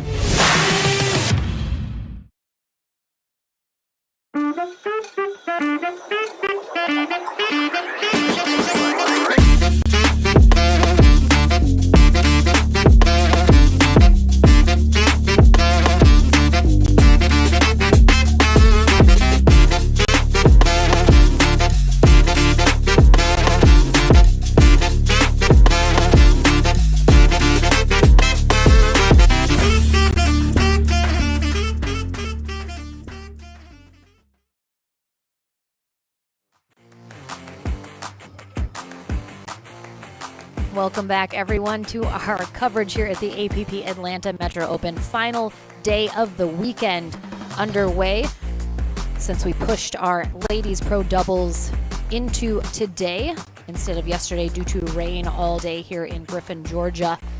We are almost done concluding that. Our championship Sunday finally kicking off on CC1, but we will have our women's bronze medal match coming up next here On court, Simone Jargiman, Paris Todd will take on Etta Wright and Susanna Barr in a fight to the gold medal match, where Andrea Koop and Georgia Johnson are waiting, just defeating Jargiman Todd in the winner bracket final in 3 close games. So we will be up and running here in just a few moments, as both of our teams just finished playing and are taking a quick recovery break, so they will be back here on court soon to warm up and get into this bronze medal match.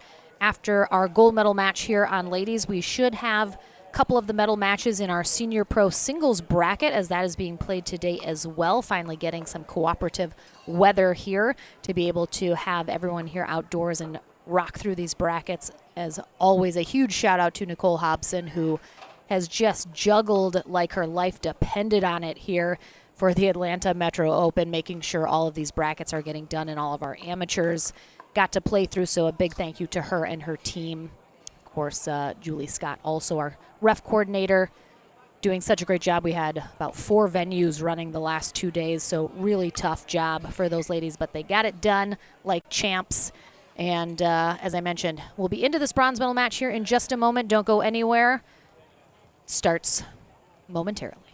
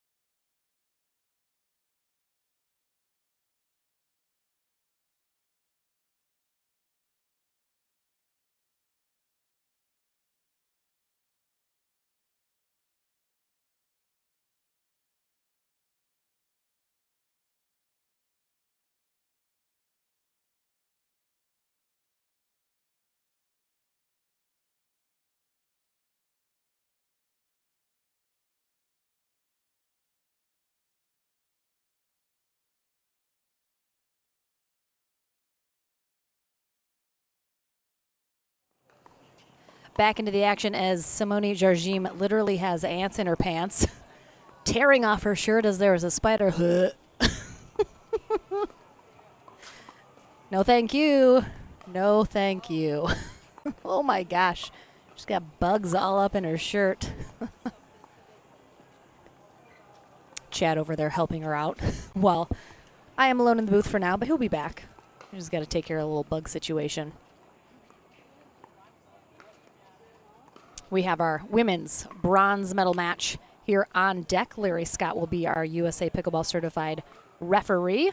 Just saw Susanna Barr and Etta Wright take out Lauren Stratman and Regina Franco in the final feeder match into this bronze medal match to earn a shot at Paris Todd and Simone Jarjim, who were knocked down from the winner bracket final by Andrea Koop and Georgia Johnson.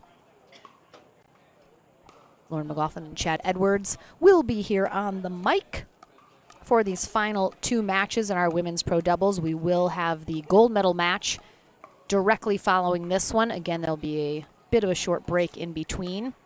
But if you are joining us here on CC2, go ahead and like and share this stream. Let everybody know we have our medal matches rocking here for our women's pro doubles bracket. Should be 2 really good competitive matches. So definitely let people know that that is what's rocking over here on CC2 while our championship Sunday kicks off on CC1 with our men's pro singles, Federico Staxrud and JW Johnson doing battle right now. But it looks like, did you get her sorted? You got her sorted? Yeah, she thought they were ants, but it's, I think we've got some, we were talking about the gnats that Yeah, are the flying little, like, around. gnats. So she saw stuff all over the white. Paris has got it as well. They're attracted to the white, so she freaked out thinking they were ants. But Okay, all right, just some gnats then. Yep. Is that better? Well, at least they don't bite. I mean, that's true.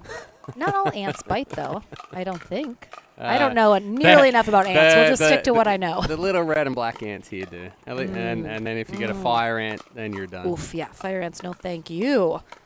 But, all right, sorted. Hopefully that doesn't affect her play. Every time I think there's like a bug on you, and then all of a sudden it's like phantom bugs, you know? Yeah, like you see one bug, and then you just like keep feeling bugs on you, even though they're not there. Oh, goodness gracious. So, of course, Jarjim and Todd just coming off of a battle in the winner bracket final. Is that going to help or hurt them here as they face off against Barr and Wright, who are on the upward swing, having won through the back draw into this bronze medal match? Well, I think they're still going to come in with some confidence because they beat Barr and Wright earlier.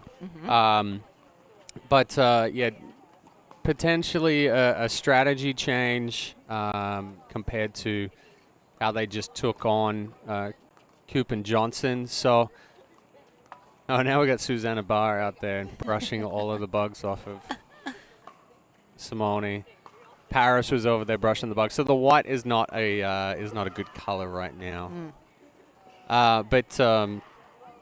Yeah, I think they're not gonna let the loss hinder them too much. They're gonna come in and probably play Wright and Barr similar to how they did previously. Look to get back to that gold medal match and get a second chance against Johnson and Koop. Yeah, I mean, looking at these two teams facing off, I think Todd and Jarjim are the favored team here, taking Wright and Barr on again. They defeated them 11-4, 11-2 the first time, so pretty decisively. I think certainly the pressure a little bit more on Wright and Barr here to try and make it a little more competitive. Maybe learning a couple lessons from their previous matchup that they can apply here, make it a little bit more competitive.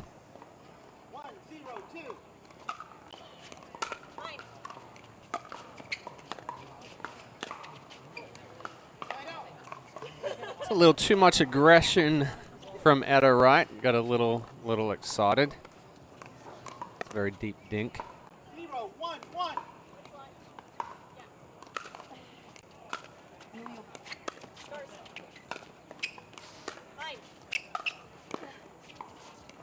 Great dig from Todd.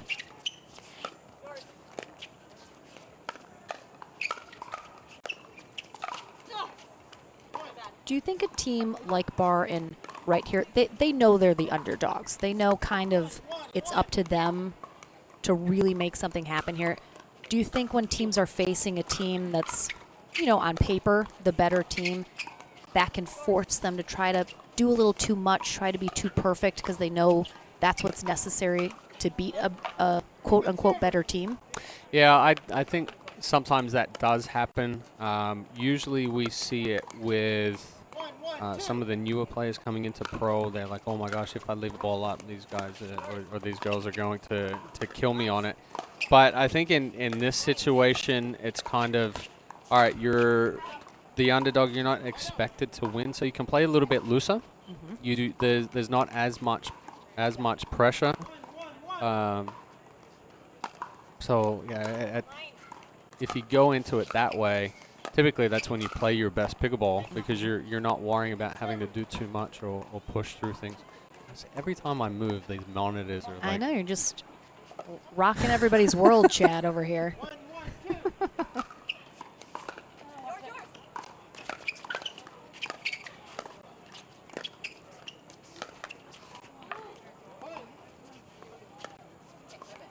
I think choosing, that's not a bad ball to try and speed up. Body positioning wise, standing straight up, trying to flick through that one is a little more difficult. But we didn't get to, good move by Jia-Jing. We didn't get to see Jia-Jing and Todd against Coop and Johnson. So it's the similar play here. It's now is the time to choose the right balls to speed up and kind of treat this as, hey, this is how I'm going to go in and I'm going to play against Johnson and Coop once I win this one. Yeah, Bar pulling that first one, gets a slightly higher ball off Todd's paddle and put away up the middle.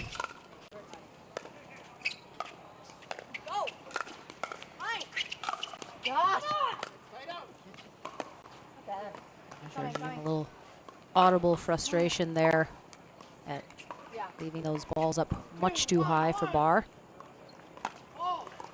Ooh, wrong server fault for Bar and right. Always tough, but very early on here in this first game. They don't give up any points on that fault. It's only better to be a wrong server than a wrong receiver. Absolutely.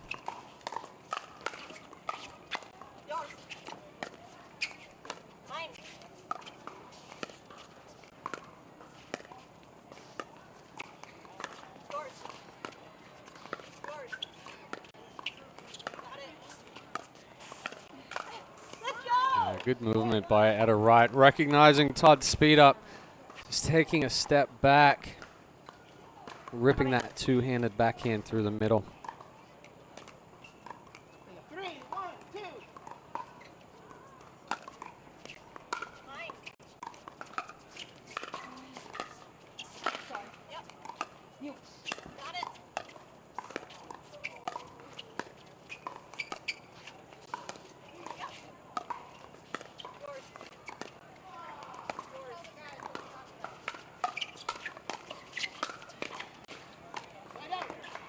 Good patience from Todd and Jarjim. Jarjim finally getting one she thought was attackable. Yeah, and the spot that she attacked at, we talked about the previous match where Susanna Barr sits on her backhand a little bit more. Jia-Jing went up into the right shoulder instead of giving her any separation. And that was the difference. Todd just sped up into Barr's backhand and she's sitting there waiting on that counter attack.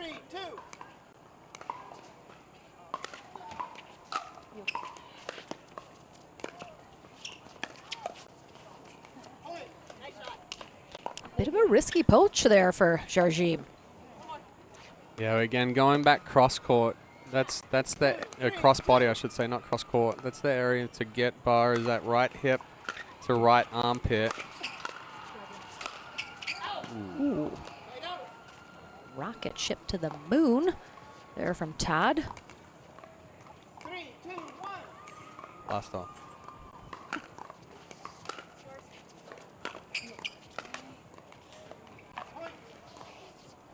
Yeah, and you mentioned, you know, at this high level, this kind of what separates the players. You start to recognize the patterns of players that you're playing against, and Barr, as you mentioned, you know, favoring that backhand. That's something, you know, perhaps Jarjim has really recognized, and Todd maybe is still a little wishy-washy about, knowing that she's really got to target that forehand.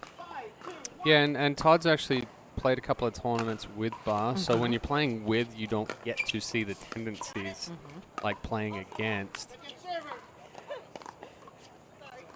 Yeah, they've had some good success together.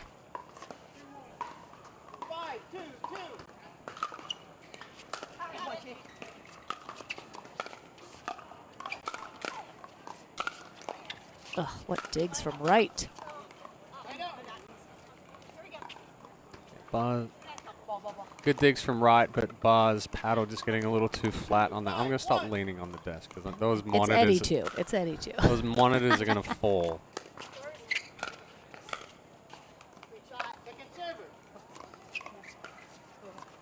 Judging and Todd not able to find a rhythm right here. Right and Barr doing a good job keeping them off balance.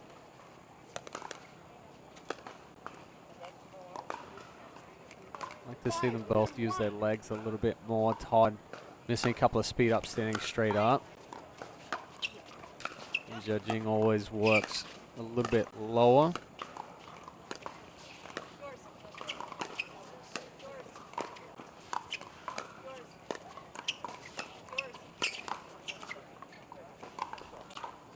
Better balls there from Todd. Using a top spin forehand dink, coming underneath the ball, rolling bottom to top compared to a back spin open face.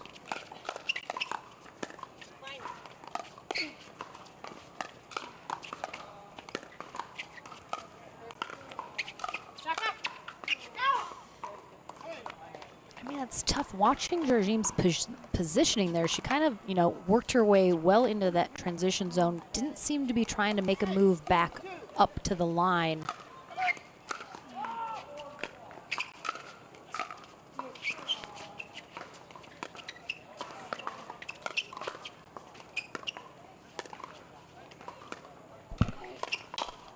Good speed up.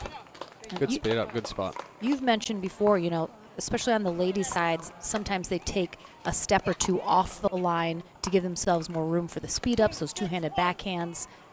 Is kind of the thought process, if you're going to back up off to the line, you do want to get back to the line then eventually, or can you still kind of play well in that transition zone if you kind of it's harder to camp there? Harder to play well, but typically once you back up there, if you're not able to get that ball down, then you're not going to move forward and run yourself into a bad ball. So, you know, playing defense in that transition area, not the best.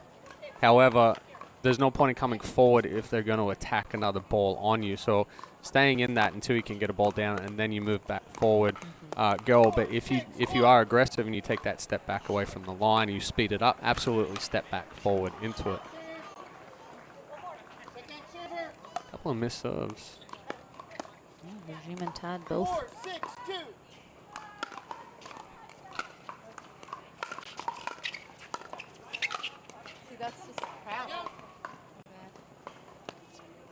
He's much too high there from Jarjim. Yeah, just pushing through it too much. Not a little bit too much over movement in that one.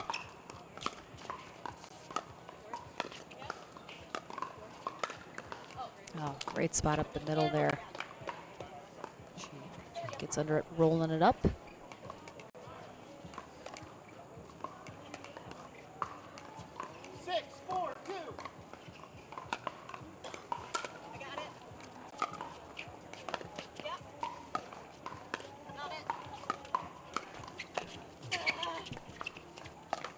Ooh, that's not the right ball to speed up. Tougher ball there. So if that ball was a little deeper, potentially a good ball to speed up. Because that ball was so close to the net and it never came up above, you're not giving yourself any room to lift it up and over. Free point there off the serve. puts Georgine Todd back within one after struggling a little to get anything going. Starting to perhaps feel a little bit more confident, getting some errors out of Barr and Wright. Yeah, they're more confident. They're playing looser. Had it again. You know, they had a tough match over on winners bracket final, and trying to come back in quickly into this one. So Barr and Wright switched up their stack on that last rally to try and give Georgine Todd a little different look. Doesn't work out, and Georgine Todd take their first lead here of game one in this bronze medal match, and Barr and Wright will call the timeout. Are Wright and Barr simply having some errors creep in here these last couple of rallies, or is there a strategy adjustment they maybe need to fix right now that's putting them behind? A couple of errors that have crept in, but also Zhajing and Todd are hitting better balls. The balls are now, mostly down below the knees. The speed ups are into the right spot, where earlier on they were leaving some balls up. They had some errors of their own.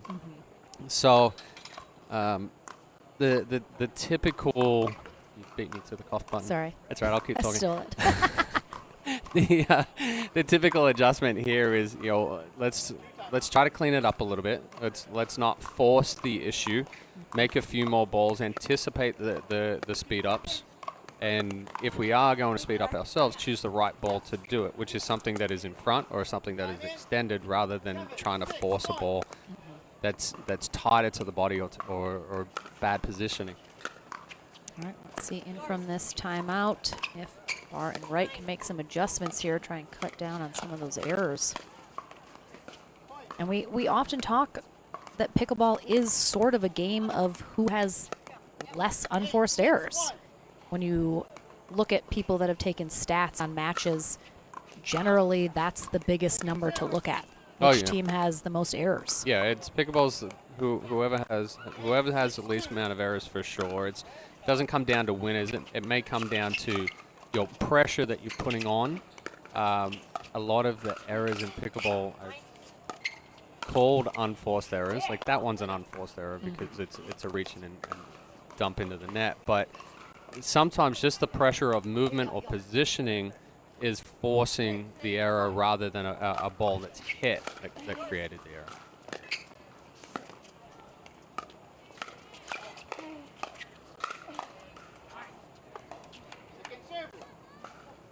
It's really good hand speed from Paris Todd. No, it's a big two-handed backhand. The movement is just a layback of the wrist. It's not a big take-back swing.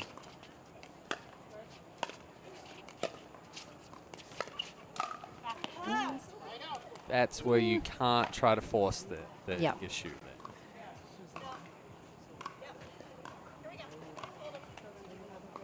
Controlled aggression. We getting a little bit of wind. Little bit of a breeze. Not too much.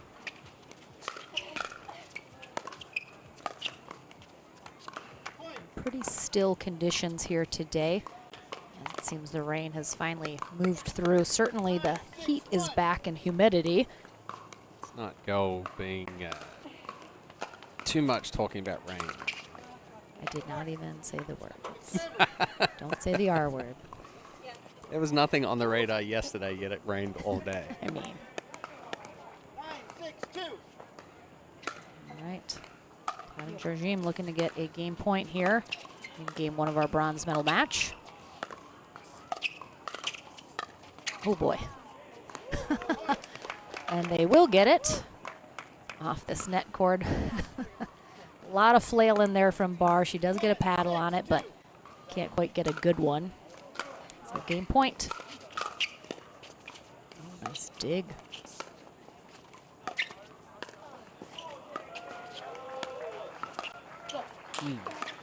Yeah. Honestly, I don't know how Paris got that down at the kitchen line while moving backward. That's such a when you think of angle and net height, that's such a tight ball to get down that one. All right, so Jarjim and Todd take game one. A little bit closer, though, this time from Wright and Barr than the last time these two teams faced off. Game number 2 coming our way in just a couple minutes here in our Women's Pro Doubles bronze medal match. Don't go anywhere.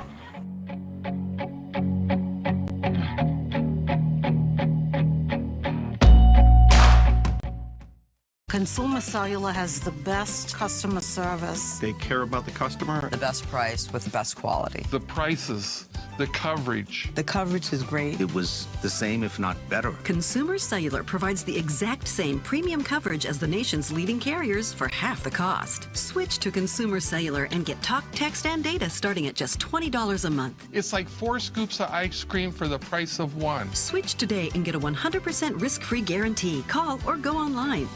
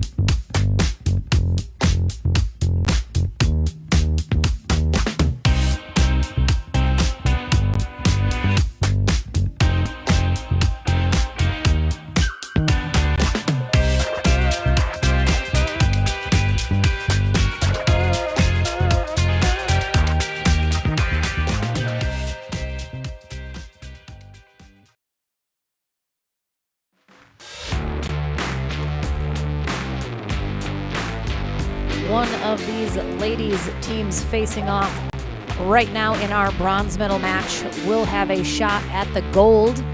Paris Todd and Simone Jarjim looking for a rematch with Georgia Johnson and Andrea Koop after being knocked down in our winner bracket final, but Etta Wright and Susanna Barr, who were knocked down by Todd and Jarjim, are looking to face Johnson and Koop for the first time in that gold medal match, but an uphill battle ahead of them as they have to win the second game and third after Jarjim and Todd take game 1 11-6.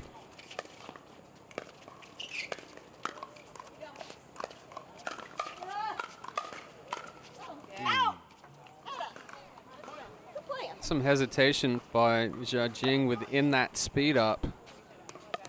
Like we talked about earlier in the broadcast, anytime we have hesitation, you end up being late to the ball, harder to keep in play. Larry Scott, our USA Pickleball Certified referee. I am Lauren McLaughlin. He is Chad Edwards. And thank you for joining us.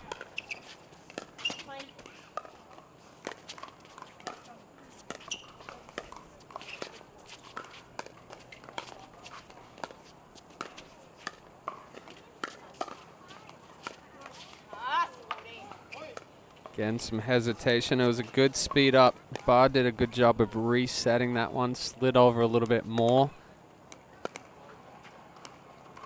2-0-2.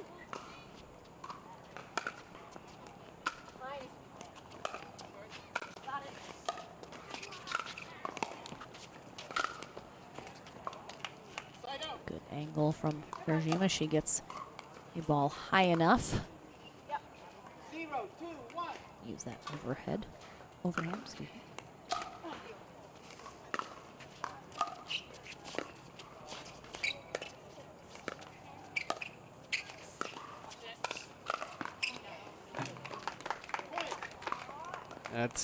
a tough ball for Etta Wright to speed up. Just moving that far left to speed that one up. Definitely open up the hole down the line for Todd.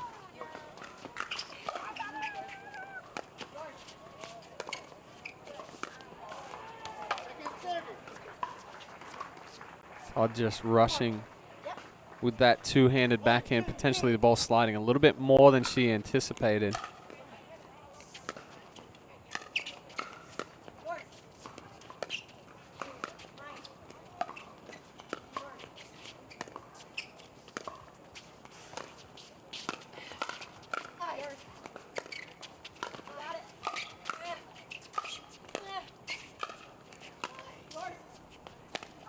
Oh, yeah, tipped it. Ball held up there a little longer. Watching Wright's movement and the start of her swing, she thought that ball was going to come down.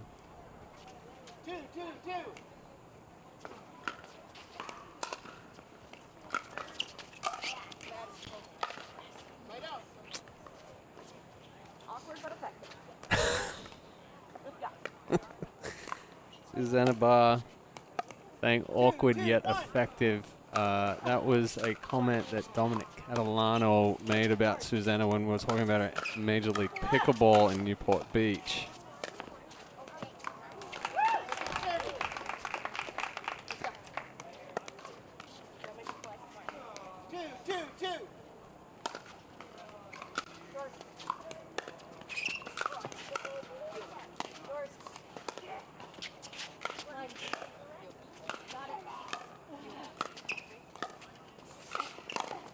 Oh.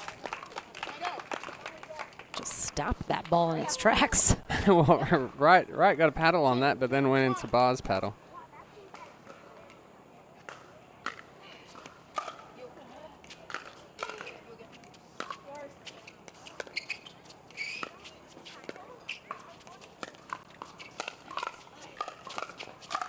Oof. Good power by Susanna Barr. Good get on the overhead with Wright.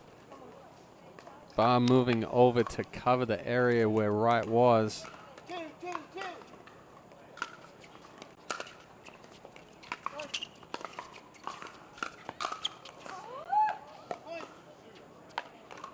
Potentially got away with one. I was going to say, that's right to Susanna Barr's backhand, which she loves. That's what she's looking for, but a little too big of a backswing. Ball got on her faster. Ball hitting the net and staying in.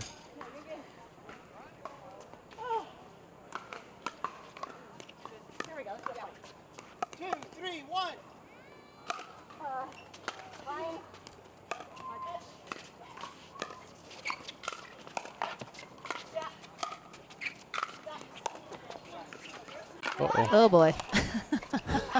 Could see that collision happening. I mean, didn't hit each other in the head. It's like a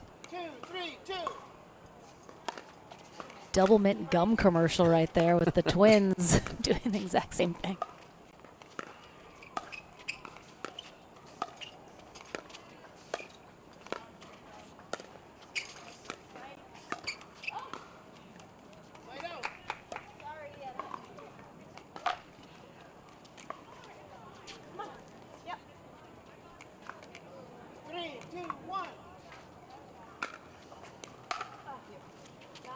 Ball sailing deep.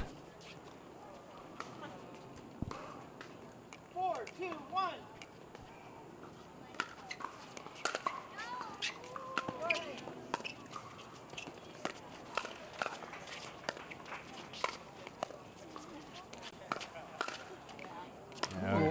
Good counter by Etta Wright. That ball sitting up a little too high. Short and quick. The movement to that forehand is just opening the hand first. If any movement with the elbow starts, that's when you become big and slow.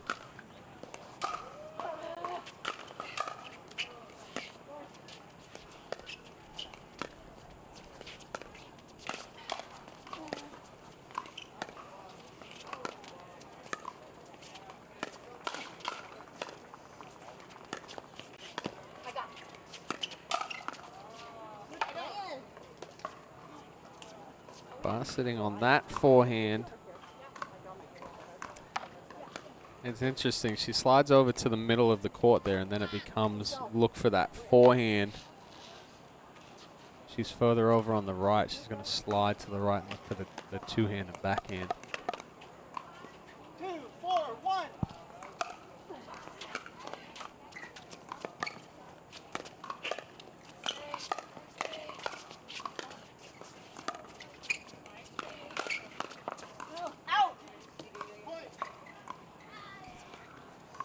Second time, Bar's tried to speed that up through right, and she's just stayed nice and compact and counter-attacked it. Yeah, just missing that wide.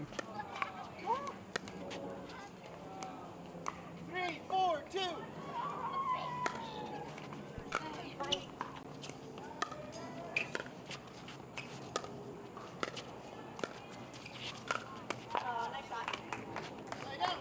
Very good spot from Paris Todd. That left foot of a right-handed player, difficult to do anything with, and if it gets too deep, usually pops up like it did for right there.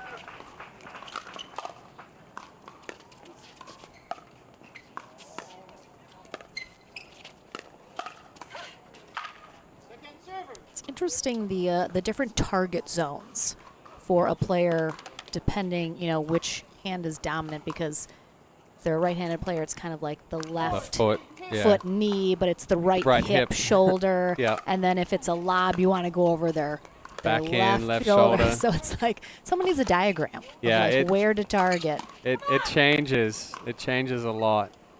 And typically it can change from ball to ball as well. So if, let's say I'm on the left and I'm hitting a forehand, I want to go cross body to backhand side, right hip, right shoulder. But if I'm hitting a backhand, I'm going to go left hip, left shoulder, because the ball changes the ready position.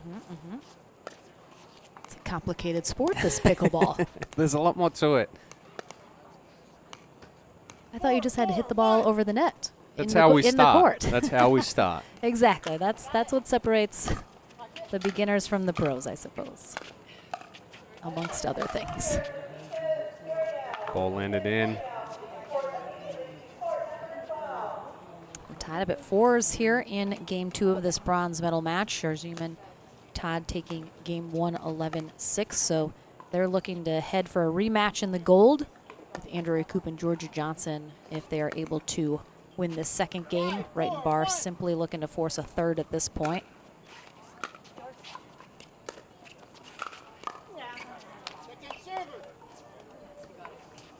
As I mentioned earlier, these two teams did face off in the quarterfinals earlier this morning. Todd and Sharzim coming out on top. Certainly a much closer match this time around.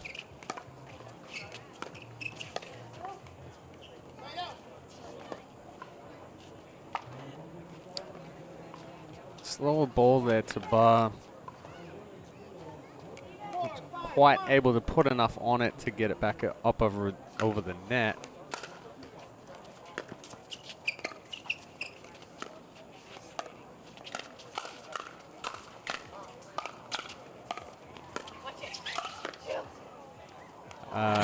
Todd was in a full splits during that. Yeah, but that's the 4th ball she's tried to speed up through the middle in the last 7-8 points. Has to hit a better spot with that one. Both Wright and Barr are looking for that ball through the middle. You're giving them the extension. That speed up, unless the hole is there, needs to create the ability to jam your opponent rather than giving them extension. If you're Todd, where should she be looking instead of up the middle? Set up and go down the line. You know, a potential, just a slight change of direction. Doesn't have to be a big change of direction. But still set up the way that she's been going through the middle, but now go left shoulder on Susanna Barr, because she's on the left now. She's sitting more right on forehand compared to when she was on the right sitting two-hand backhand.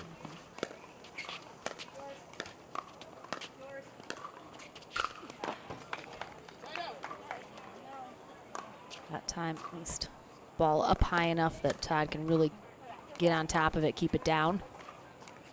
4, 5, 1.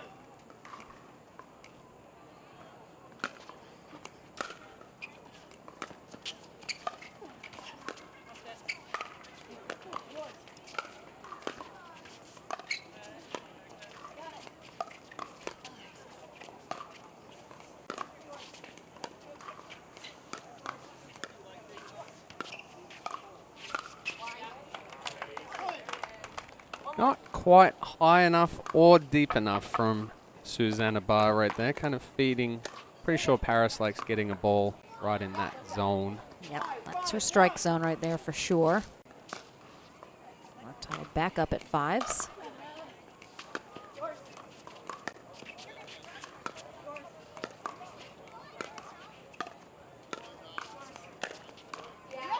Oh, gets that back corner. That's a very tight spot to hit right there. If she goes a little bit to the left and tries to and goes outside Jajing's right shoulder, that ball's wide. So definitely hitting the longest part of the court on that one.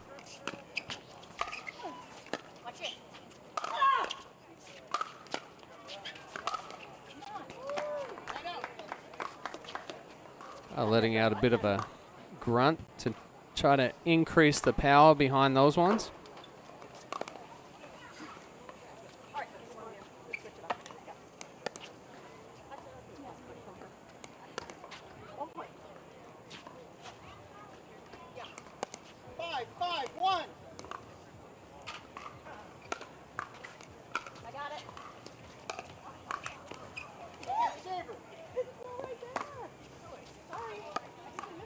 You ever notice how many times you say, "I got it," when you hit a drop and you drop it into the net?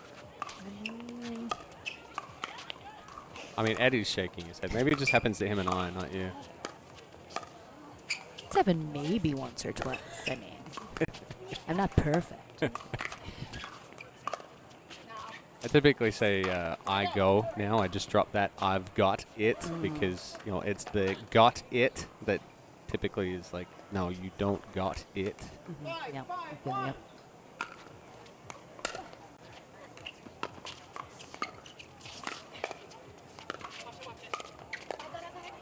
you. Ooh, good changeup on the swing from Susanna Barr. Todd way ahead of it. Jajing did a good job of getting a paddle on it, but not able to keep it down.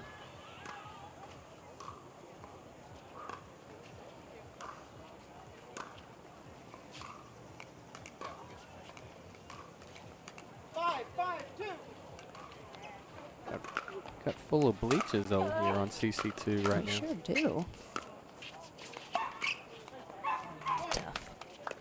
Yeah, that's a ball that you don't want to miss on, and it's not a difficult ball. It was a good drop. But just trying to be too fine, put that just over the net. Flirt with the net too often when you try to be so fine. You're talking about people being fine, flirting. I don't know what. I feel like we're talking about something else, Chad. Well, you got to show the net some love. I mean, it's true. Get your flirt on with that net when you need to.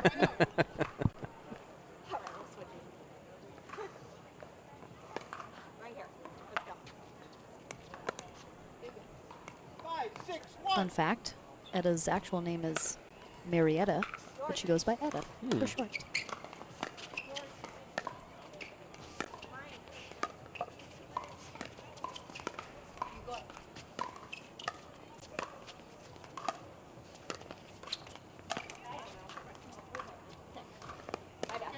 Immediately apologizes for. Yeah, I don't know if Bar wanted to call that one out, and then she realized it was in.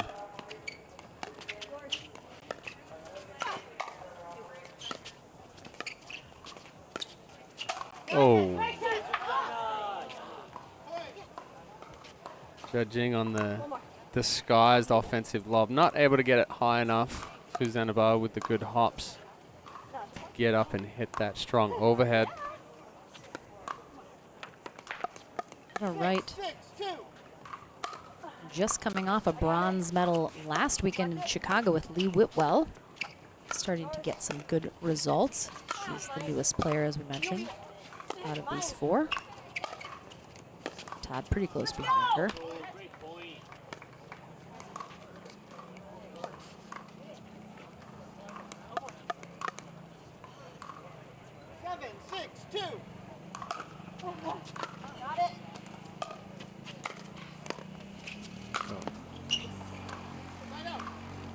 Again, that spot that Paris Todd is going to put those balls away, setting it up for herself with heavy spin into the body of Wright.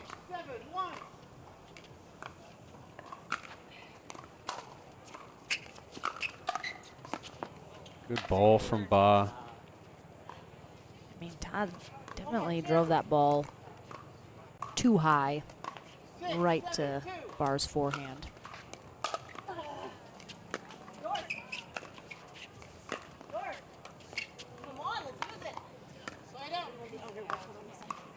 Wright and Barr getting the side out, holding on to the lead.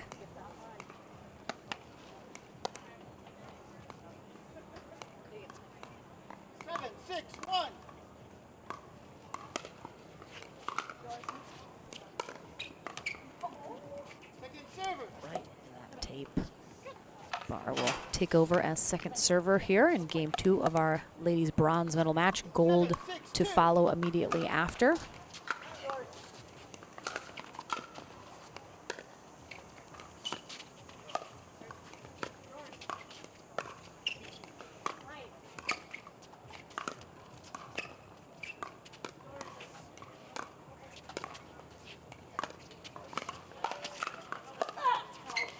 Just out. And it's the speed up from Todd up the middle. Yeah, she did a better job. I mean, she's having to defend her own speed up there, where she's going through the middle. This time, Barr not able to keep it in front and missed wide.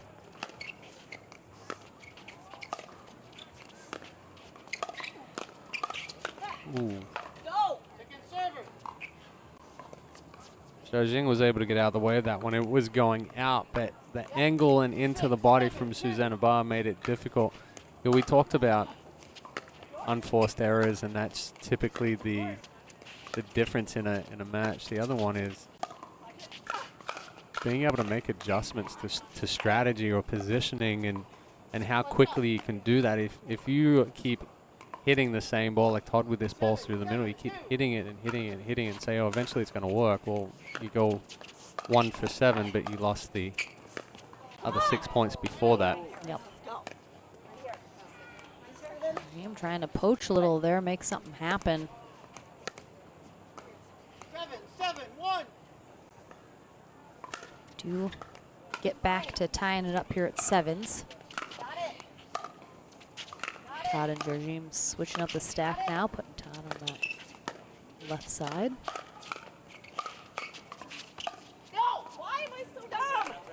A little too much there from Barr. She was doing such a good job of putting the pressure on and then getting too excited, poaching that one in front of Etta Wright and pushing it out deep. Part of the controlled aggression that we're starting to focus on because the game is becoming so aggressive.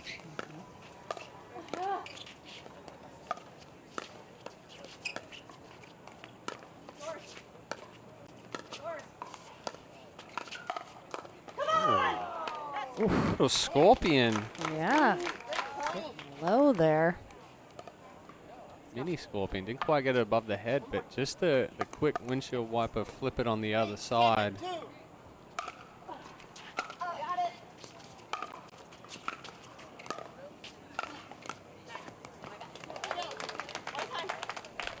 Good spot from Zhang with the two-hand backhand through the middle, catching Wright while she's still moving. Does seem like Georgine and Todd are having success in the middle, mostly when they're able to get a bit Once of the a ball sitting is higher, yeah. ball. Yep. Then they can definitely put a little bit more on it, keep it down. But yeah, the speed ups through the middle, they're definitely struggling with a little bit. And again, they're trying it so often. Wright and Barr definitely have caught on, it seems like. Yeah, they're no longer sitting line or sitting in front. They're starting to shift middle with their ready position. The ball missing just deep. Keep it to that one error. Don't allow it to snowball from this point.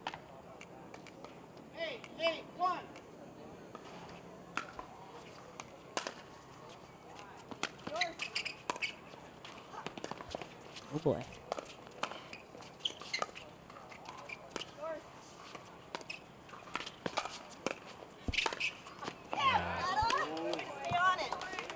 So now the bar's sitting back on the right.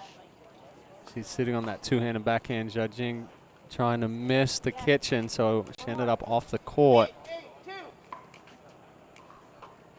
So watching Todd during some of these rallies, it seems like her sort of ready position, her split step is very wide. She has an extremely wide stance. A lot of times she kind of gets into those almost splits as she's going for balls.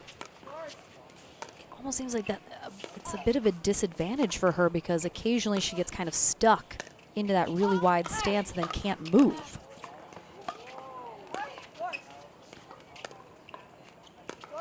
Not all the time, of course, just every once in a while. I've noticed she gets a little stuck. Oh, that one stayed in. Yeah. Both Jarjim and Todd have had that exact same shot as they hit the deck.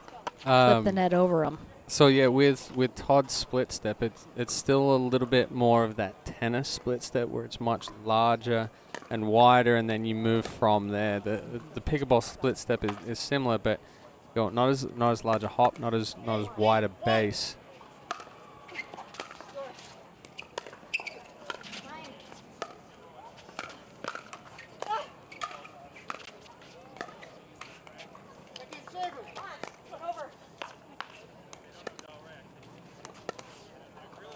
Talking to herself to get that one up and over.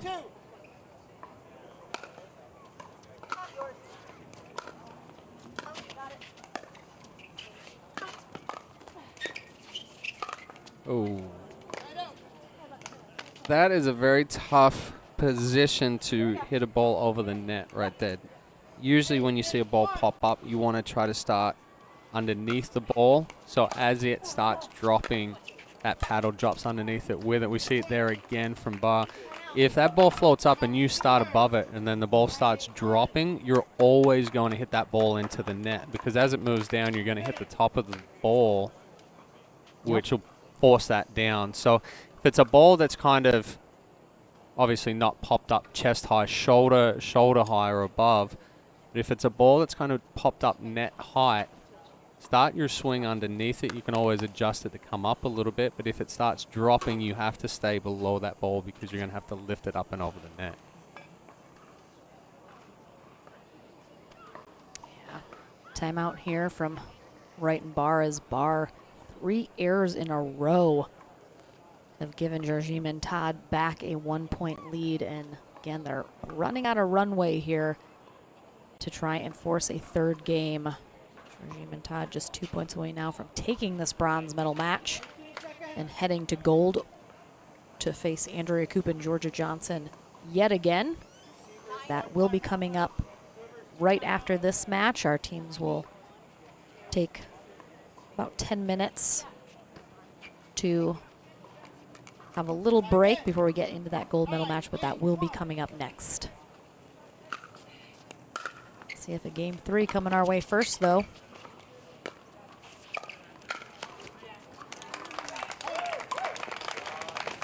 Good movement, good setup by Jarjim, recognizing it. If she gets big on that one, it's going into the net, but kept the paddle out in front. Match point here for Paris Todd and Simone Jarjim, and they get it. Definitely looked a little hairy there throughout this second game. Barr and Wright very close to forcing this match to a third game, but they are our bronze medalist here at the APP Atlanta Metro Open in women's pro doubles. Georgine and Todd have their rematch with Coop and Johnson, and that is heading our way next in our gold medal match. Don't go anywhere, back into it right after this.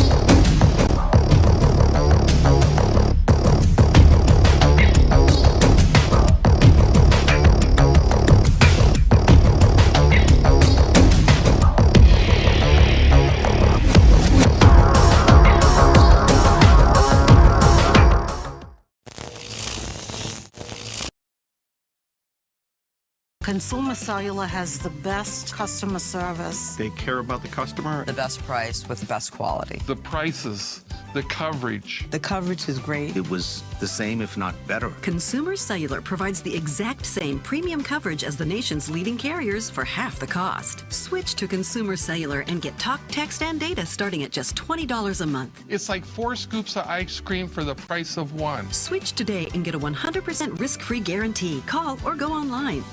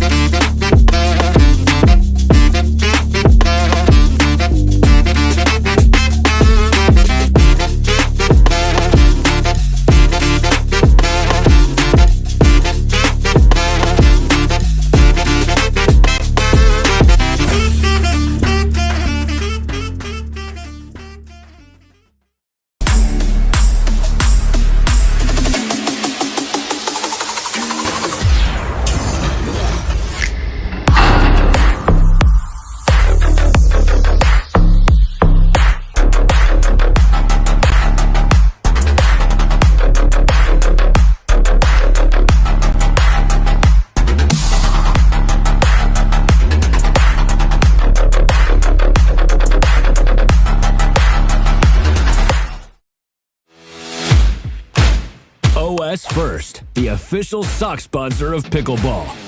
Stay in the game with OS First socks with purpose and compression bracing designed for comfort, injury prevention, and improved recovery. OS First is the official sock brand of USA Pickleball and the PPA Tour. Visit www.thepickleballsock.com to learn more.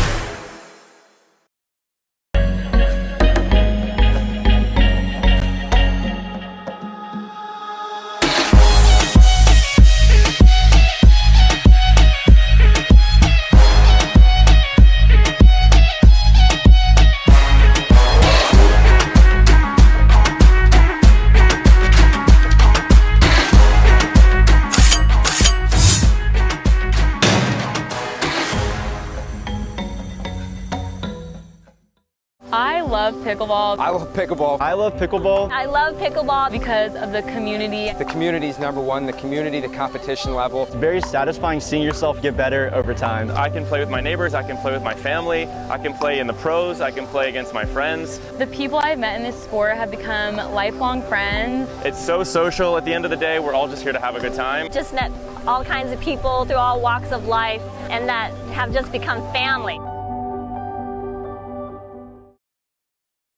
Consumer Cellular has the best customer service. They care about the customer. The best price with the best quality. The prices, The coverage. The coverage is great. It was the same, if not better. Consumer Cellular provides the exact same premium coverage as the nation's leading carriers for half the cost. Switch to Consumer Cellular and get talk, text, and data starting at just $20 a month. It's like 4 scoops of ice cream for the price of 1. Switch today and get a 100% risk-free guarantee. Call or go online.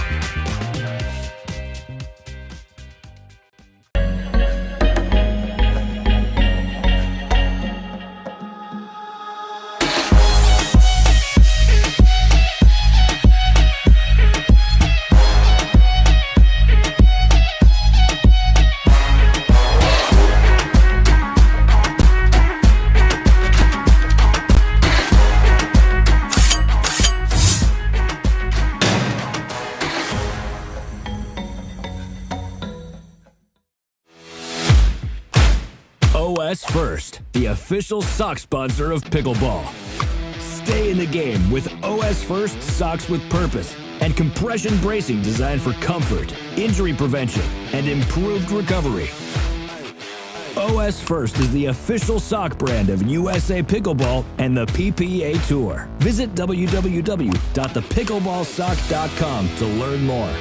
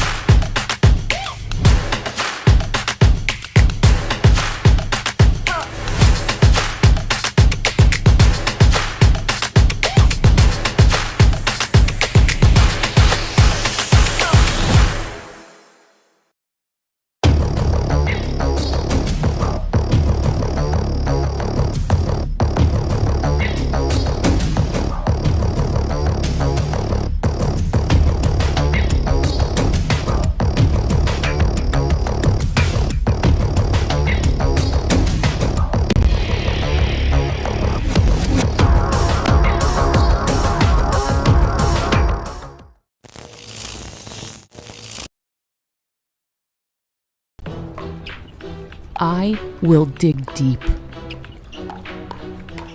I will crush this game. Athletes know nutrition drives performance. I will not slow down. Superior Lab supplements help you power up and recover faster. I will never surrender. Superior Labs is a proud sponsor of USA Pickleball. I will dig deep. I will crush this game. Athletes know nutrition drives performance. I will not slow down. Superior Lab supplements help you power up and recover faster. I will never surrender. Superior Labs is a proud sponsor of USA Pickleball.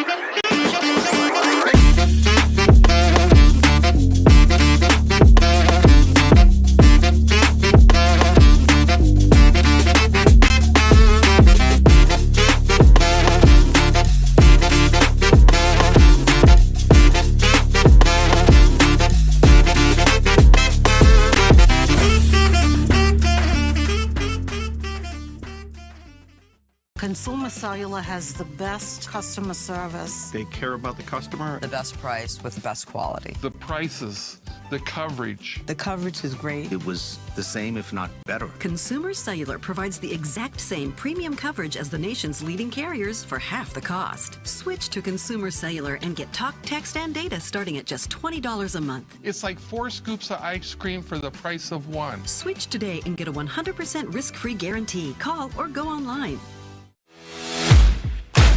OS First, the official sock sponsor of pickleball. Stay in the game with OS First socks with purpose and compression bracing designed for comfort, injury prevention, and improved recovery. OS First is the official sock brand of USA Pickleball and the PPA Tour. Visit www.thepickleballsock.com to learn more.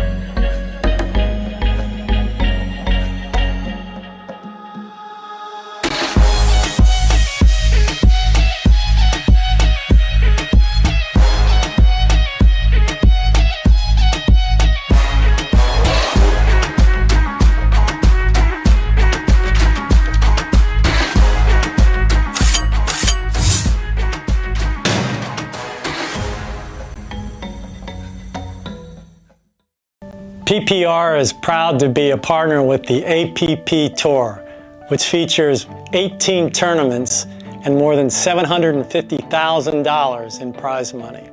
Several PPR members play in APP tournaments throughout the year. Are you at least a 3.5 pickleball player? Then become certified to teach with PPR. Check out our website at www.pprpickleball.org. And as the saying goes, do what you love and you never have to work a day in your life. So give us a call at 843-842-9777. We look forward to hearing from you.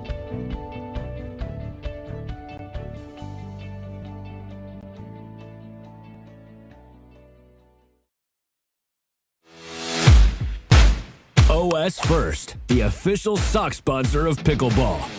Stay in the game with OS First socks with purpose and compression bracing designed for comfort, injury prevention, and improved recovery. OS First is the official sock brand of USA Pickleball and the PPA Tour. Visit www.thepickleballsock.com to learn more.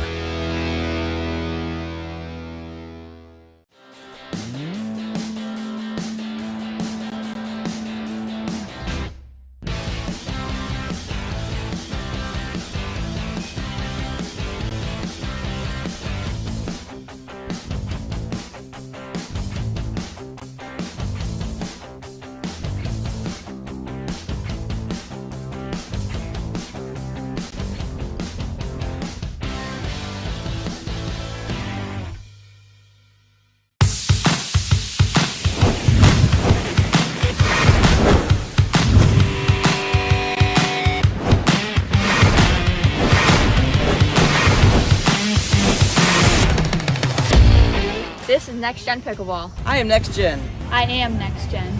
I am Next Gen.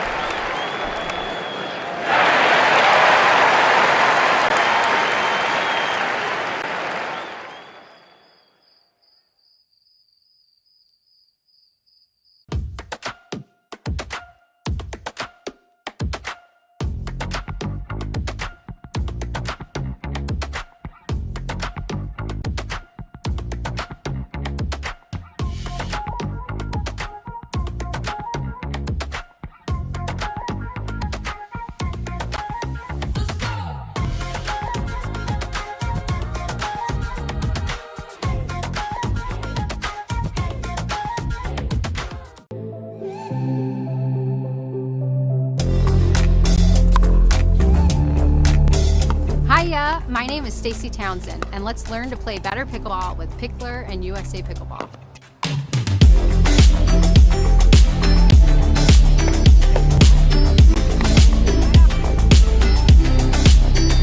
Learn to play better pickleball for free with Pickler and USA Pickleball.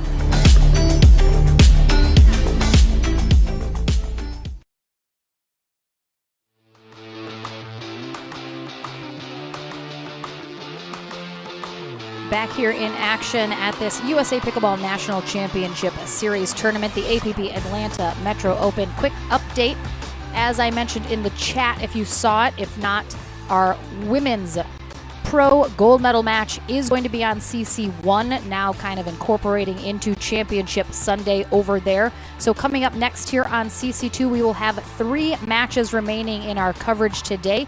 First up is our women's senior pro singles winner bracket final. Beth Bellamy will face Julie Johnson to see who's heading to bronze and who is heading to gold. We have just a few more minutes to wait, though, until those ladies are going to be up and ready to go. They'll have a brief warm-up, but just wanted to keep everyone posted on what is coming up next. And again, Championship Sunday rocking over on CC1, our women's pro singles gold medal match happening right now. Megan Fudge taking on Georgia Johnson. So check out that action while we're waiting, but then join us for our senior pro ladies as they are rocking out their winter bracket final here in singles as we near to the conclusion of our streaming coverage. But don't go anywhere. We'll be back into the action in just a few minutes.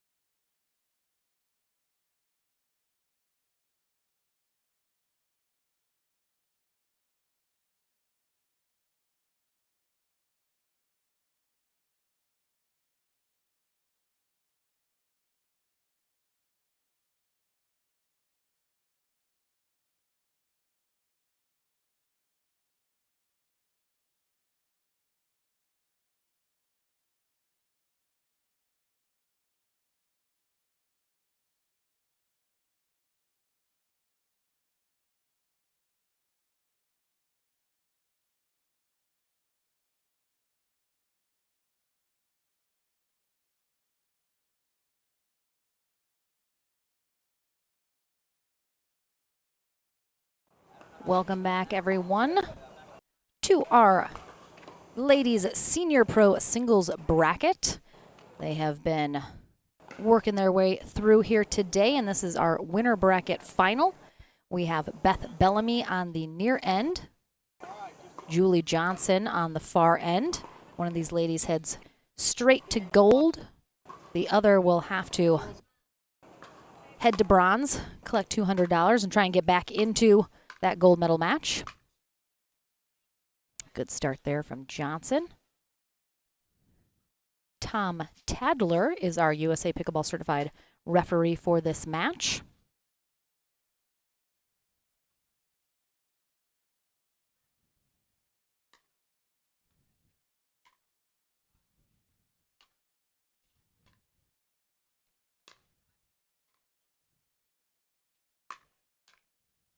Oh, nice effort there from Johnson. She was all over the place on that, and Bellamy has a chance to finish that. Dumps it into the net, though. Beth Bellamy, maiden name Beth Her.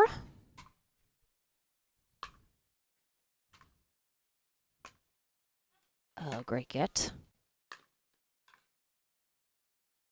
Gets it.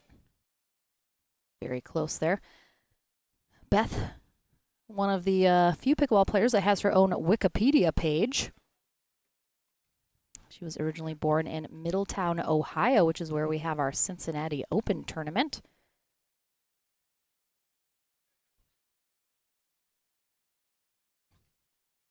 She has won 4 junior Grand Slam titles, the NCAA singles and team titles, and 1 professional tennis tournament.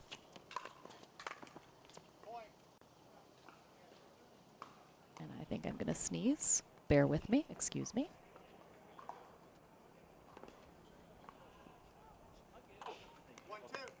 Yep, there it is. She also has a NCAA singles title in 1983. She was a 2-time high school singles state champ in tennis.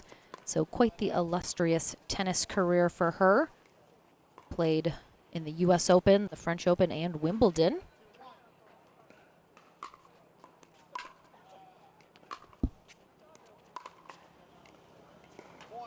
It's going to be just wide. Julie Johnson, of course, the matriarch of the Johnson family, which includes daughter Georgia, who's battling it out on CC1 right now in our women's pro singles gold medal match, and son JW Johnson.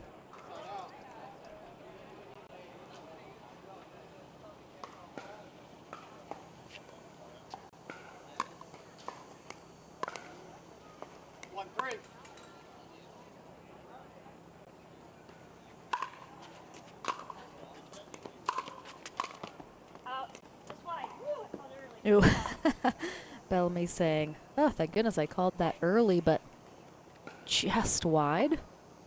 2-3. Certainly would have overturned her call had that dropped in. 2-3.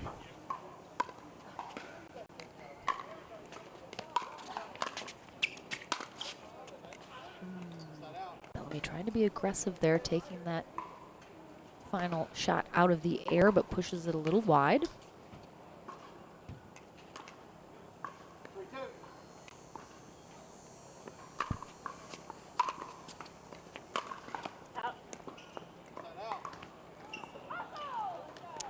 Just gets much too under that on the move. And if you've been joining us at all for the weekend, you know Thursday was our pro singles day, which went off essentially without a hitch. And then we were plagued by rain on Friday and Saturday, having to change up our format significantly. But Nicole Hobson at the tournament desk made it happen, made it work. All of our brackets were able to be played and finished, sometimes late into the evening, but everyone getting their shot at that golden ticket. 2-3.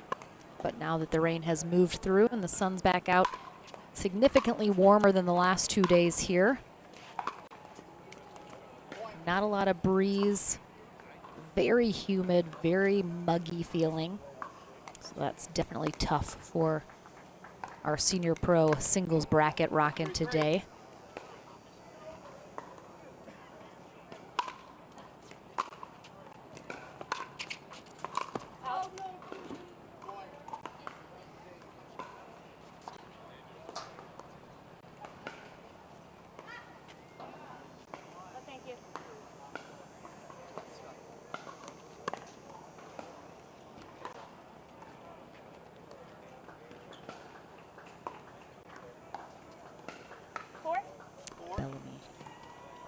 takes a 1-point lead here in game 1 of this winner bracket final.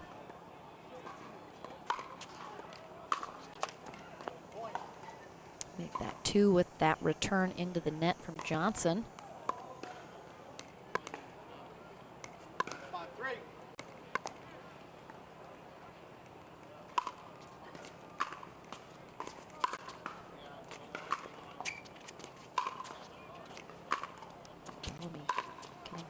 Ooh, very deep, doing a great job. She was wondering, where in the world was I aiming for over there? Eddie, it's so warm I might just slip right off my chair. I'm sitting in a puddle over here.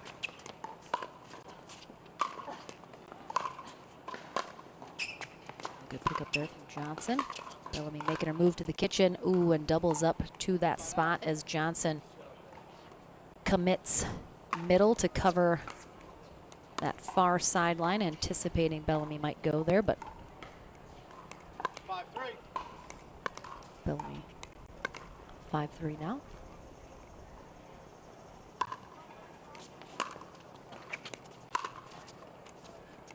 Oh, just a really nicely placed shot there from Bellamy. It looked like Johnson perhaps had her weight a little shifted towards the middle, so she was not able to make the adjustment. 6-3.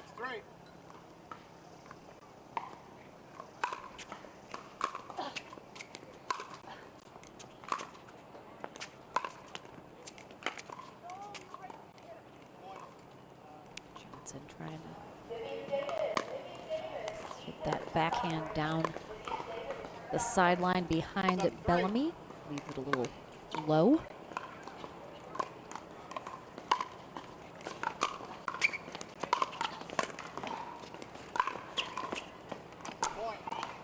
And good effort there from Johnson here. She gets pulled off her feet a little bit though as Bellamy closes ground. Bellamy doing a nice job working those open areas of the court. Up now 8-3 as she's pulling away a little here in game 1.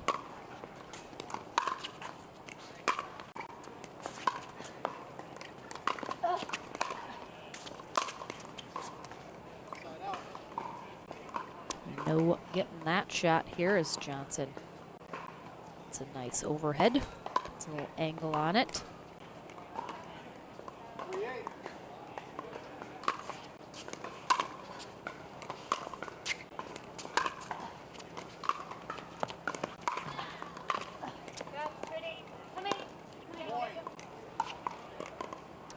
It may or may not be hard to imagine, but Julie Johnson does have a bit of an unorthodox style. You would think she comes from tennis, just given her family and how athletic they are and how many sports they play, but Jack Johnson, her husband, big avid tennis player. So Johnson did play sort of recreationally, but did not play in school or in college, so doesn't have sort of a traditional tennis background. So a little bit unique in her style of play.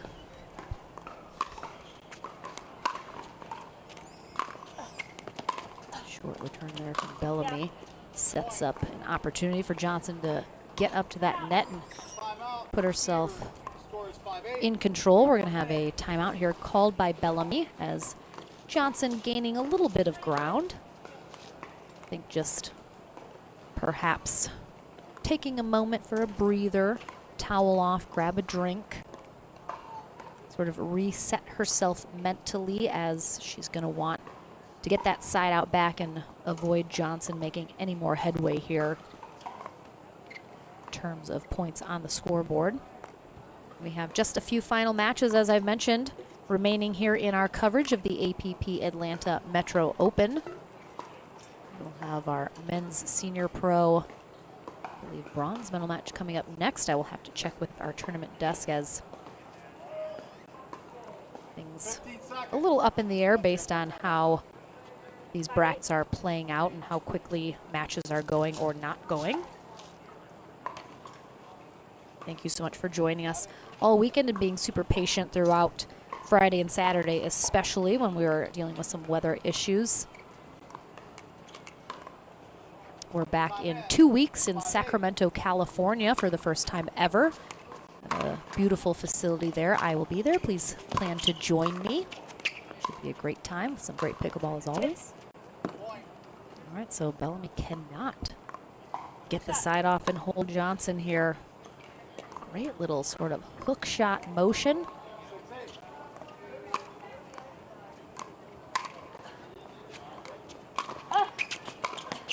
Ooh, my goodness, that was a gorgeous shot from Julie Johnson, but Beth Bellamy counters right back with her own gorgeousness. Getting the side out she's been looking for, but Johnson back within 2.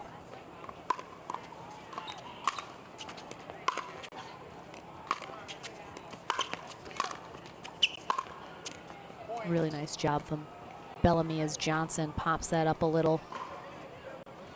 Bellamy making the move to make sure she volleys that shot, not letting it drop and giving Johnson an opportunity to set up.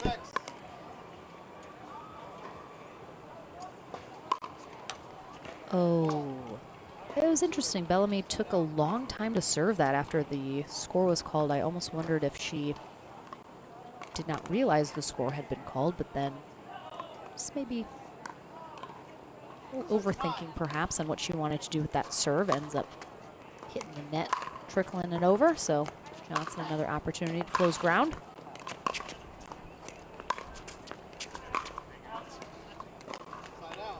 Bellamy doing a good job getting up to the net, really putting the pressure on Johnson to hit a really nicely placed passing shot to get it by her. Puts a little pressure on Johnson. She's done a good job forcing her to hit some of those shots wide to avoid her. Nice effort from Johnson, but again, when you are that extended to get to a shot, you're pulled all the way into the fence. If you can't hit a winner on that, that will be the final ball you're able to hit. Bellamy simply just needed to stay nice and calm, put that in the wide open court. Game point here for Beth Bellamy, and she's gonna get it with a nice drive down that sideline, pulling Johnson a little off her feet again. So game 1 in the books here, going to Beth Bellamy. We'll see if she is able to head to gold in 2. We'll find out when we are back into the action right after this.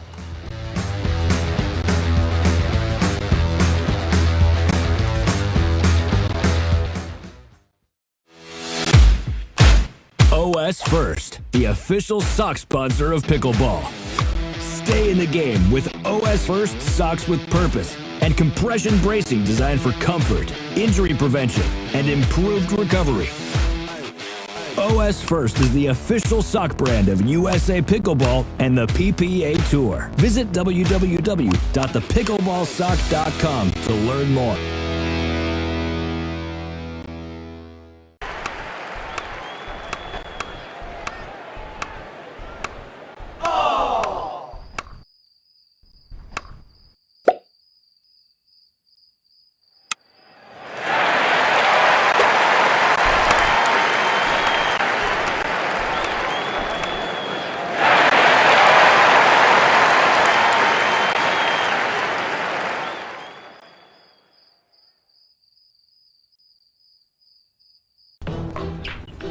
I will dig deep.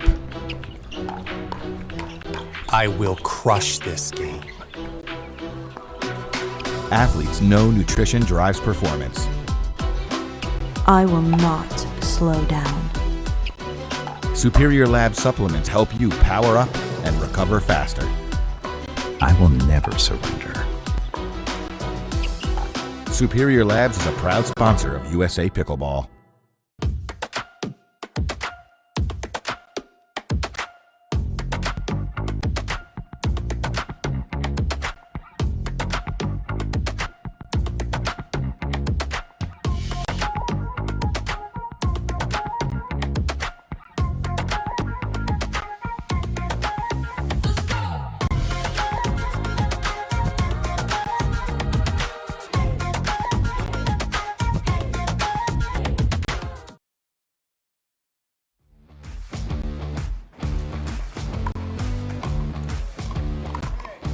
Welcome back, everyone. Game number 2 about to be underway here in our Senior Pro Women's Singles Winner Bracket Final. Lauren McLaughlin here on the mic. Chad Edwards has deserted me for CC1. He's dead to me now. Beth Bellamy on the far end takes on Julie Johnson on the near end. That one sails just long. Bellamy able to pull away in game 1, winning it 11-6. Johnson keeping it close for the most part, but let's see if she can hang on a little bit more here in this game 2. Otherwise, she's got a bronze medal match in her very near future.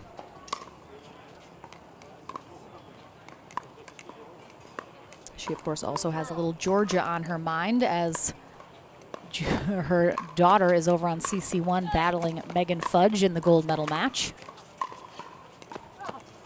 From what I hear, they may be going to the tiebreaker match to 15. A nice overhead there from Johnson, but she doesn't put too much of an angle on it, essentially giving it right to Bellamy. Ooh, gorgeous cross court winner there from Bellamy.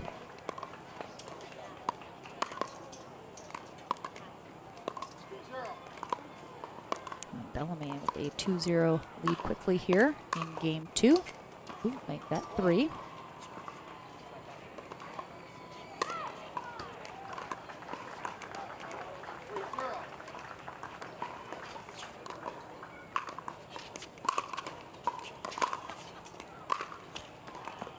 Oh, skips that ball right off that sideline.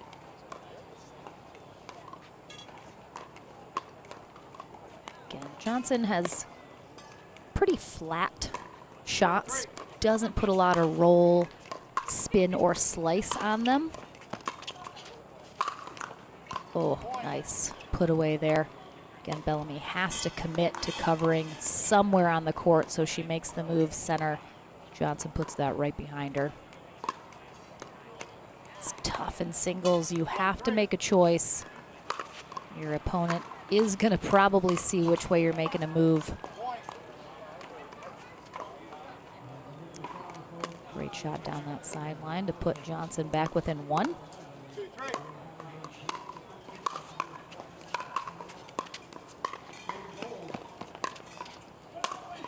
Oh, there's the angle that Johnson made. That was beautiful. Not a bad lob there from Bellamy. Johnson's going to slide a little to her right, give herself a good position, open up that forehand for her lefty.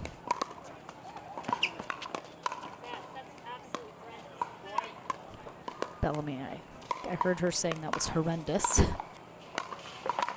And she's going to call a timeout as Johnson now has a 1-point lead here in game 2 of our winner bracket final. Still very close, still early here in game 2. So a lot of pickleball still to be played here. Ray J of Pro XR Pickleball over giving some advice there and coaching to Beth Bellamy, who is, of course, on Team Pro XR. The Johnson family within the last month or so announcing their signage with Franklin.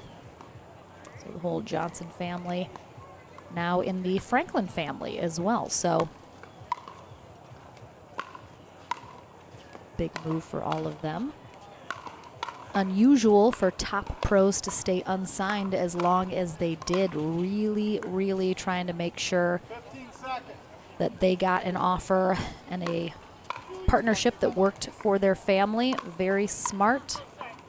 Well, they have an agent that they trust a lot with helping to make some of those decisions, so I'm sure the entire family was inundated with offers from every paddle company out there. Beautiful shot there from Bellamy as we're in from this timeout. Exactly what she was looking for.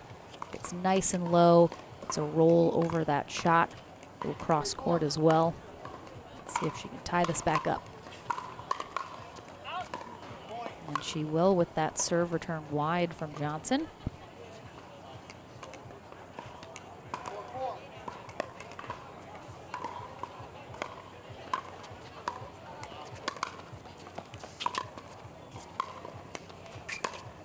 Slap there for Bellamy. Again. Oh. Looks like Johnson was going to call that out and then changed her call. Did definitely think that caught the line. You can see her point out and then give the in sign. Didn't look like it caught that line. Oh, again, Johnson doing such a great job. When that ball gets popped up, even if it's not right in her strike zone, she does a great job moving her feet to get herself in position. Oh, pulls that one just a little wide as she's going down that sideline.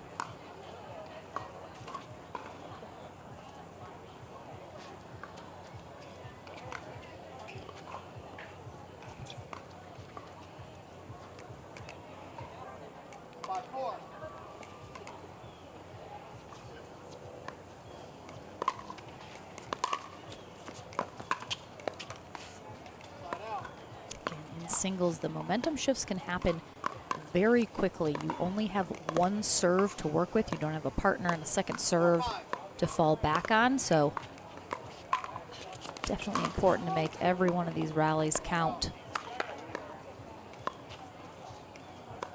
Players can pull away very quickly in singles. So good to use those timeouts very strategically. Don't want to leave them unused. Really great return from Johnson right on that baseline.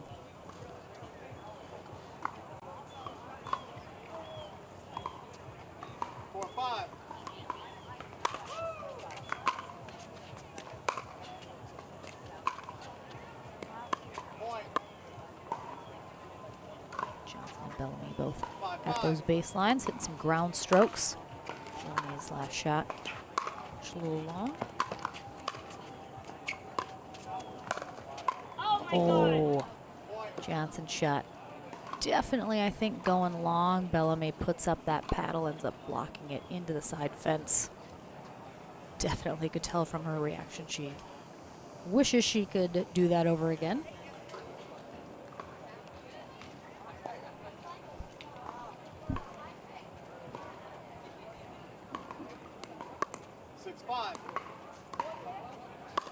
Another very close second game here. Was extremely similar in the first game. Bellamy finally pulled away just at the end. See if one of these players can do it again or if it's going to be neck and neck right down to the wire.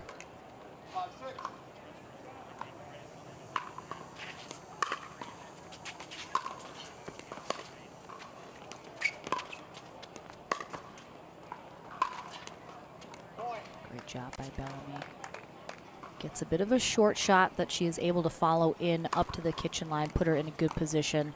Johnson trying to throw up a lob, but when you're so deep in the court and your opponent is at the kitchen line, really tough to get it up and over them in a way that they are not able to take out of the air. And we are tied up at sixes.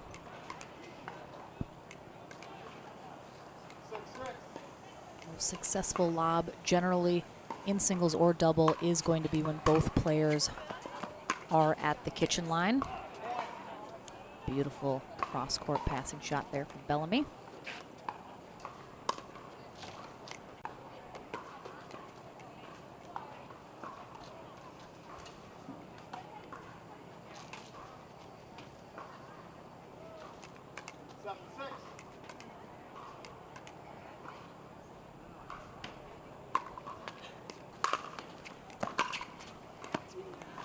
Just too good. This is absolutely deja vu from game one here as Bellamy starts to hit some winners and create a bit of space between her and Johnson in terms of the scoreboard.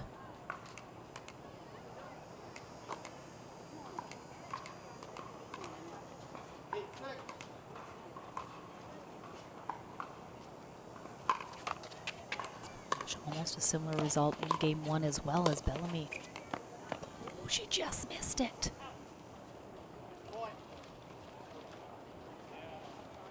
It's tough. Bellamy so close to closing out this match. Again, if Bellamy is able to take the second game, she heads to the gold medal match. Johnson will head to bronze, where she awaits her opponent from the back draw.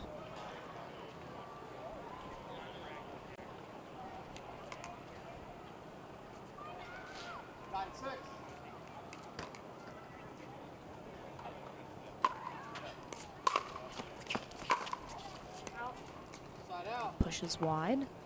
Johnson has an opportunity here. Coming up next here on CC2, we will have our men's senior pro singles bronze medal match. This hits off the tip of that Franklin paddle. Not able to get that down. We do know Paul Oland already in the gold medal match for our men. Matthias Johansson dropped down into the bronze in the winner bracket final. And last we looked, we did not know who he was playing, but I'm sure that has been updated, so we'll get that for you guys. But that is coming up next. Match point here for Beth Bellamy to head to gold.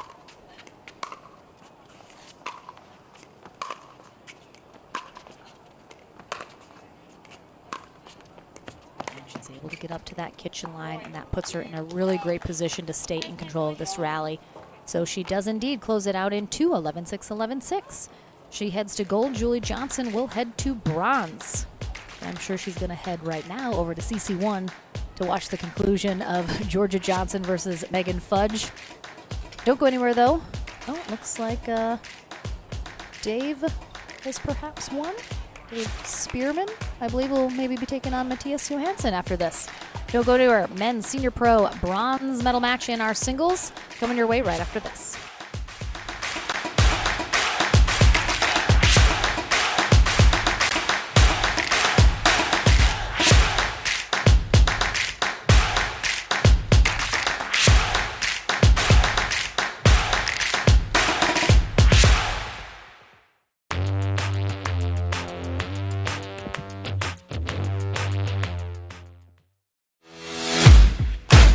OS First, the official sock sponsor of pickleball.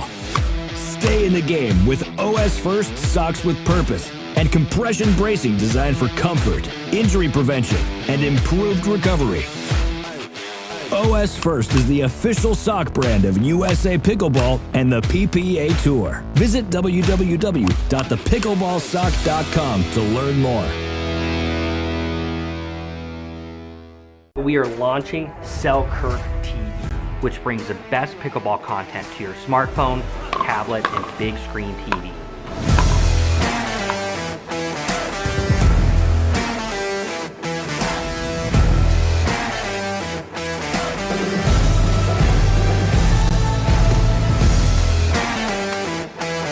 This is 24/7 Pickleball, proudly brought to you by Selkirk. I will dig deep. I will crush this game. Athletes know nutrition drives performance. I will not slow down. Superior Lab supplements help you power up and recover faster. I will never surrender. Superior Labs is a proud sponsor of USA Pickleball.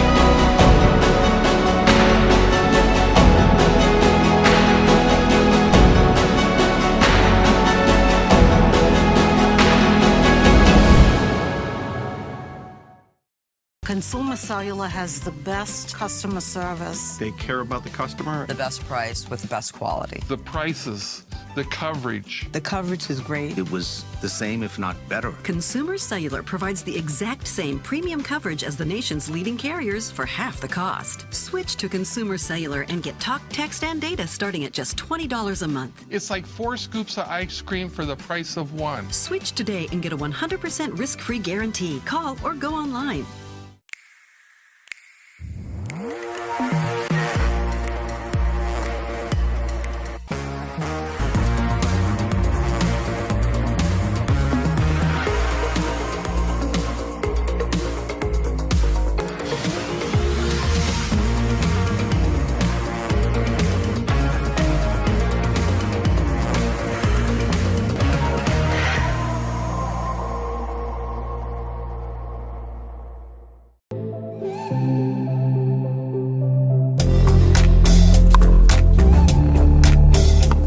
Hiya, my name is Stacy Townsend, and let's learn to play better pickleball with Pickler and USA Pickleball.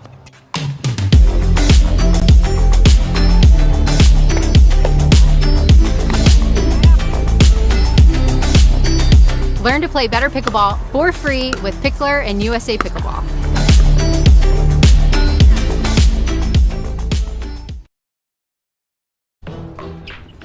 I will dig deep. I will crush this game. Athletes know nutrition drives performance.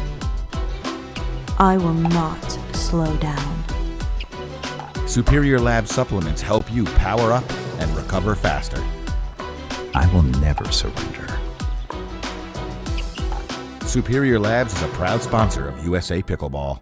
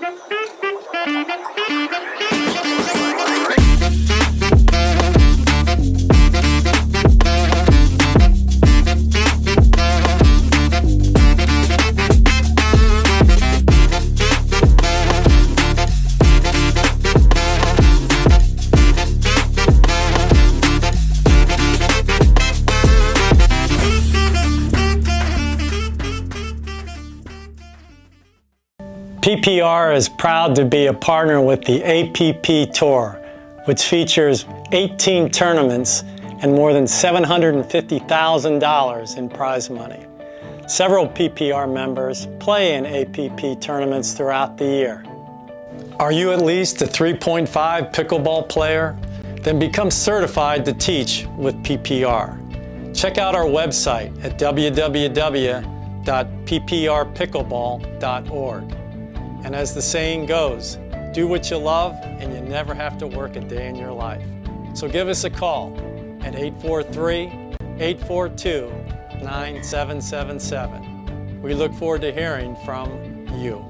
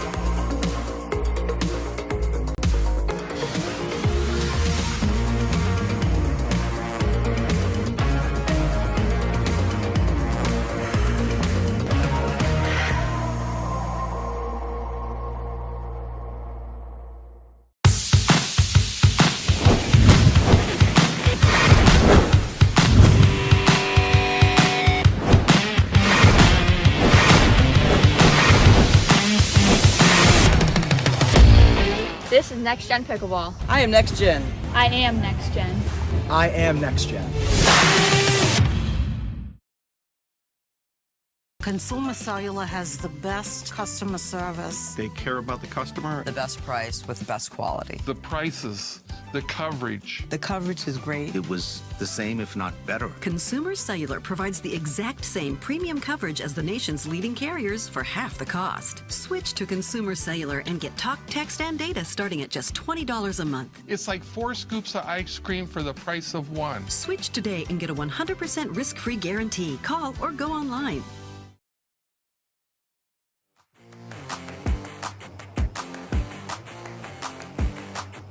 First medal match of the day here for our men's senior pro singles bracket. This is our bronze medal match. David Spearman on the far end will be taking on Matthias Johansson on the near end. Johansson originally from Sweden, now in the Huntington Beach, California area, 52 years old. He takes on 59-year-old Spearman out of Suwanee, Georgia. Probably not how you say that, but what is it? Suwanee? Look at that. We got our scoreboard operator, a fellow Georgian, telling me how to pronounce things. Thank you so much. Always get it wrong the first time without fail. Melissa Owensby, our USA Pickleball certified referee for this match. Johansson dropped down here into the bronze medal match by Paul Olin in the winner bracket final.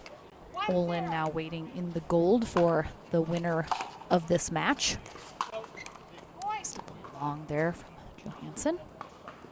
Spearman, of course, taking the scenic route back into this bronze medal match, having to work his way through the back draw just a little bit.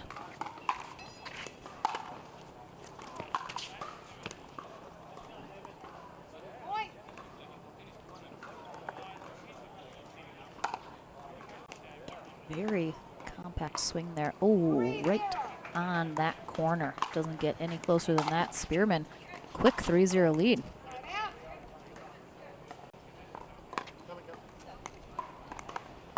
Johansson and Olin have been doing battle over the gold and silver spots at about every tournament they've been at so far.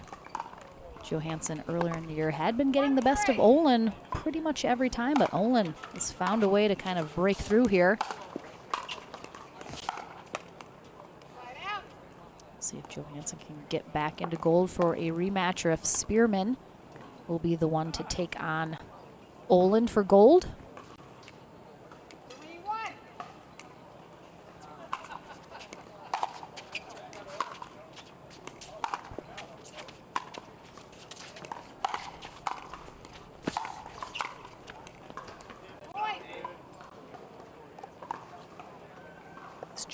From Spearman up the line, just some nice compact volleys, sideline to sideline.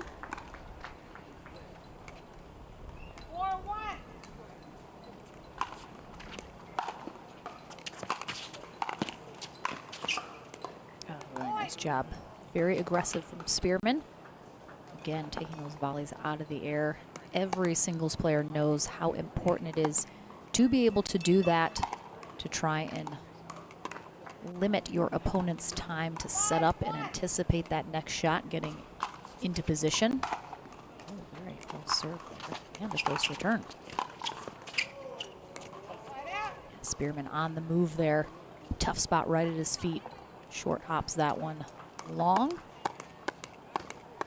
Johansson looking to get a little something going here now, trailing by 4.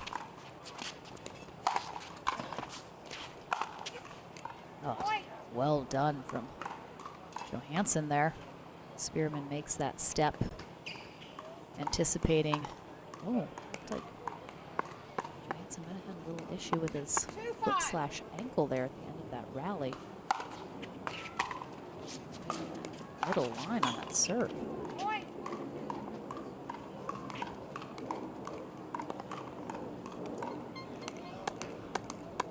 See if Johansson can get within 1, if Spearman perhaps will take a timeout.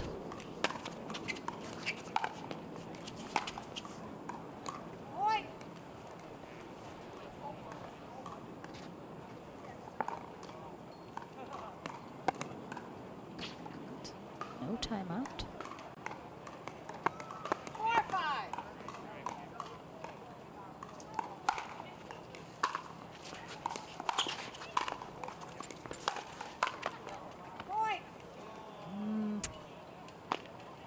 Couple forced and unforced errors here from Spearman has quickly allowed Johansson to tie this back up at 5s. Still no timeout. 5-5.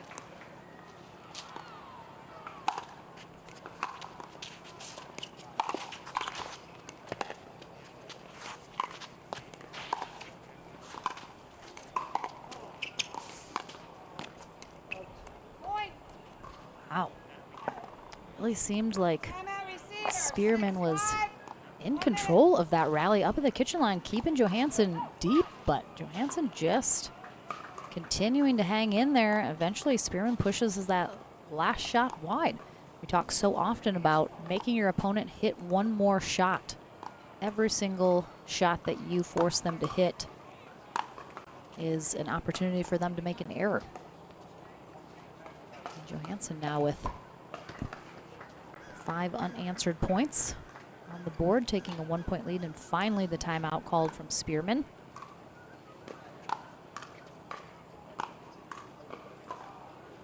Certainly, I think would recommend, if you have a decent lead and your opponent is coming up quickly, try and take that timeout before they get the lead over you. I think Spearman probably should have taken that timeout when Johansson got to 4. Certainly once he tied it up at 5, but Spearman waits until he's got the lead. See if he's able to get back in it now. All right, quick and good side out there for Spearman.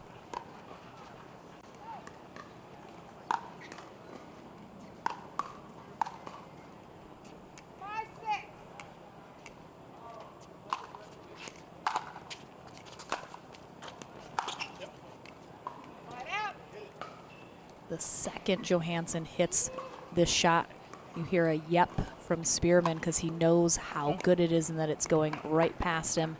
Nothing he can do about it. 6-5.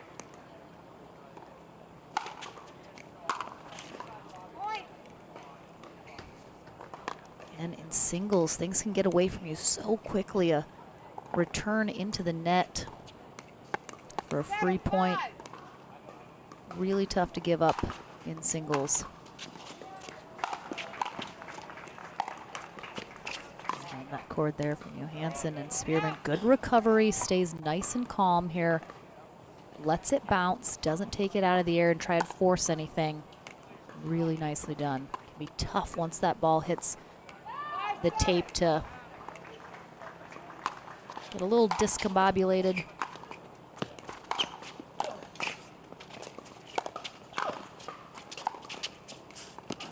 Oh, great job there from both players, but ultimately Johansson just able to continue to close ground up to the net.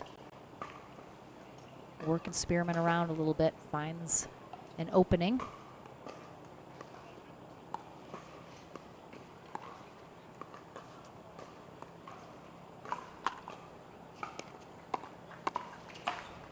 Arthur, I'm not positive how to find the ESPN Plus coverage. Perhaps search pickleball on ESPN Plus. See if anything comes up, or USA Pickleball. Or if anyone has found the stream on ESPN Plus and knows how to find it, go ahead and throw it in the chat for Arthur.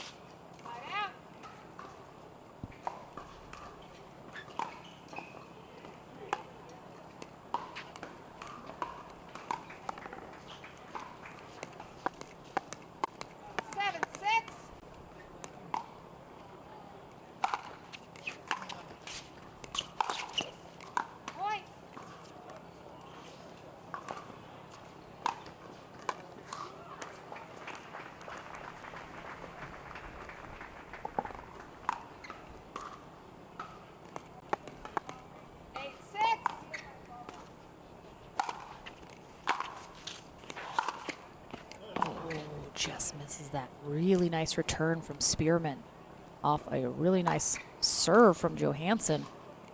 Really deep, not allowing Johansson to make a move towards the net. Big side out there for Spearman.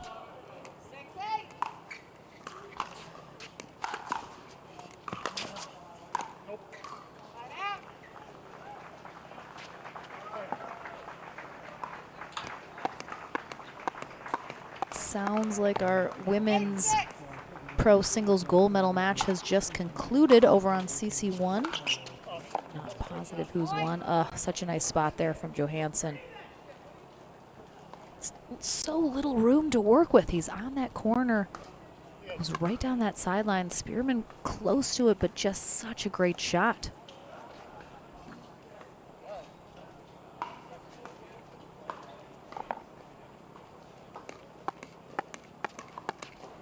Johansson 2 points away from taking game 1 here in this bronze medal match.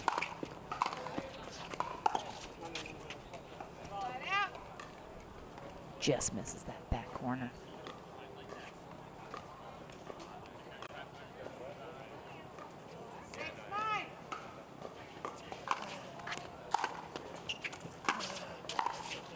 Oh, such a low spot. Johansson takes this out of the air from underneath and just blocks it up and over at that angle. Such a great and hard shot to execute.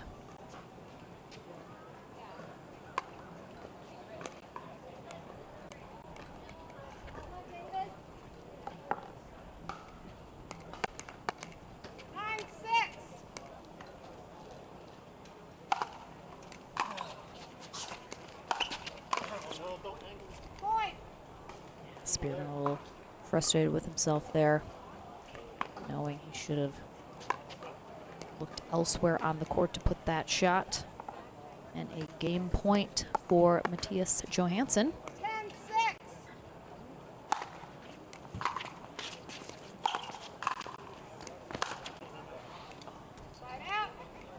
Nice job by Spearman.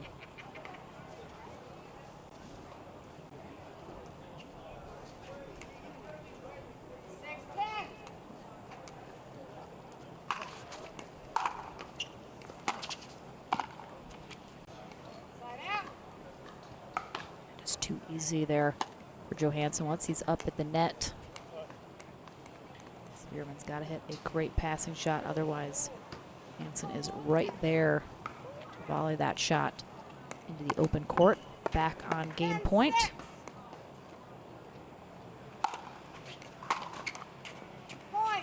And he will get it with a return into the net from Spearman. So Matthias Johansson 1 game closer to a rematch in gold with Paul Olin. Don't go anywhere. Game number 2 coming your way here in this bronze medal match in men's senior pro singles right after this.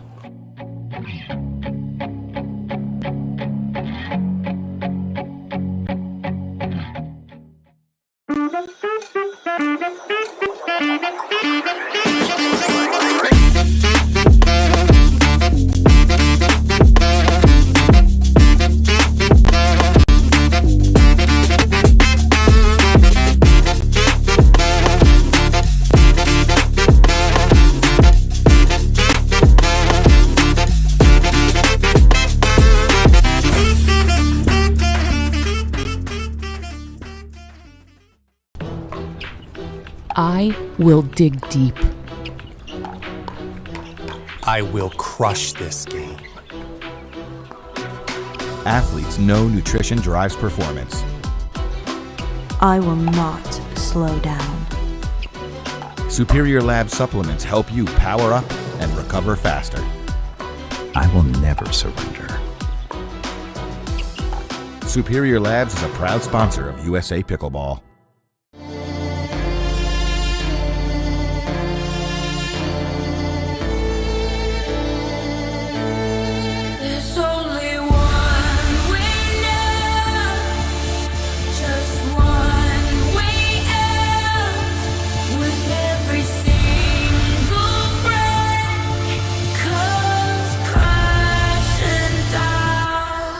There's only one.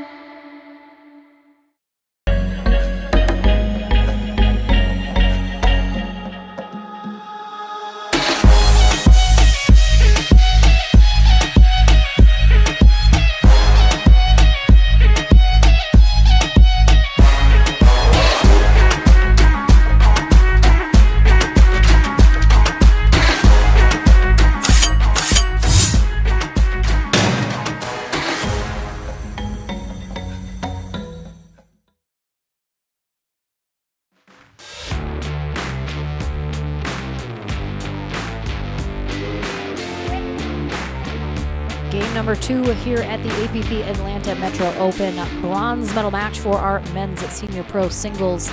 Kicking off now, Matthias Johansson on the far end, taking game 1 11-6 over David Spearman, who is on the near end now.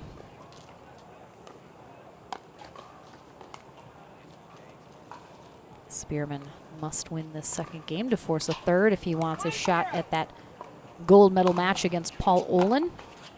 Well, Johansson simply needs to win the second game. I believe we will have our men's gold medal match following this to conclude our day here at the APP Atlanta Metro Open. Has certainly been a weekend of challenges due to a lot of rain and weather issues on Friday and Saturday, but everybody coming together from our referees, volunteers, tournament desk, production teams, making it happen, getting all of our brackets played, which is a big feat to do. So a big congrats and thank you to everybody here at this tournament making that happen.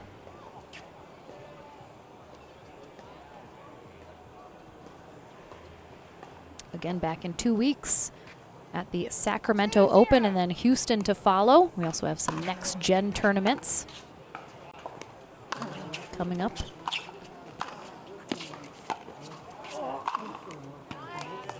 Tough for Johansson throwing up that lob at the baseline. Oh my gosh, that is amazing. It looks like Spearman and Melissa Owensby are fighting.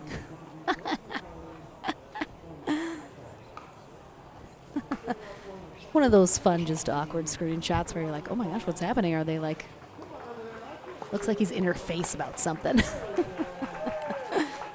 Oh my gosh, what is this? What is this bug? 3-0.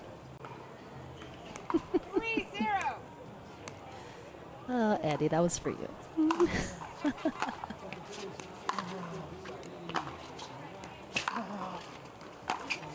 Oh, nicely done there from Spearman.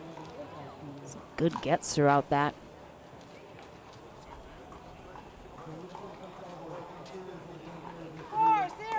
Also, it's like the end of the day on Sunday, so people are getting weird. We're getting weird now. Spearman unhappy with himself there for leaving that. It's a little short, just didn't give it quite enough oomph to get it over the net there. Knows he needs to do a little bit more with that. He does have a 4-0 lead, though, here in game 2.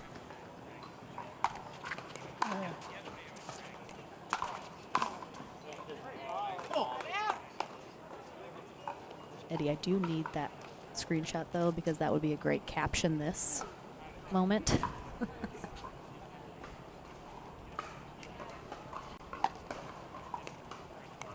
So Johansson struggling here on the far end to get a little something going.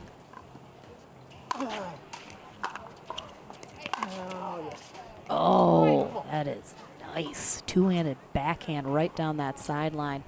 Beautiful shot. Puts Spearman up now 5-0 on his way to getting that third game here in this bronze medal match. We have a timeout here called by Matthias Johansson.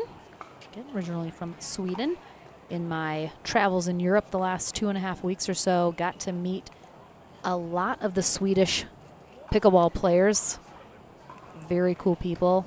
Axel, Pia-Lena, 2 of the top players out of Sweden. But really, really good players representing that country.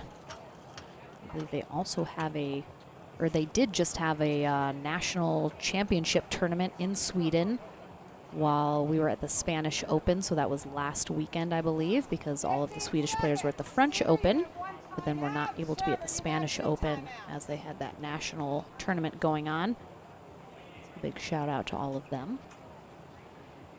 So many really fantastic players all over, all over the world, but in Europe, a lot of countries really starting to develop their pickleball programs. And while they may be a little bit behind where we are in the States, it's awesome to see them really kind of rally around wanting to grow the sport in their countries. Right, Spearman 6-0. Make that 7-0 here. Big turnaround. Just looks like, you know, Spearman, he's hitting some great shots. But Johansson definitely being plagued a little bit by errors here in this second game that were not there in game one.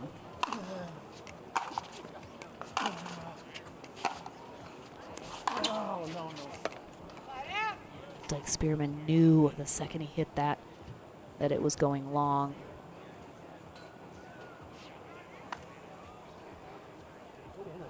And you can tell just how little the breeze is by watching that windsock in your top right corner.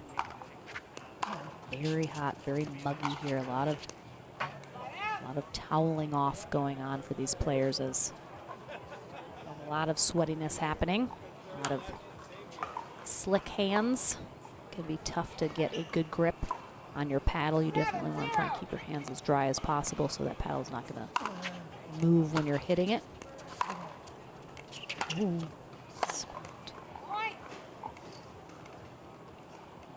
Yeah, the second game is all David Spearman right now.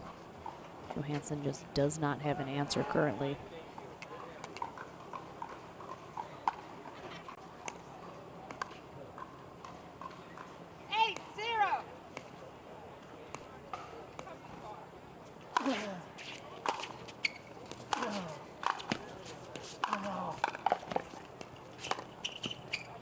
Oh, so nicely done from Spearman. Does not give that last ball too much. Just a really nice angle as he comes underneath it.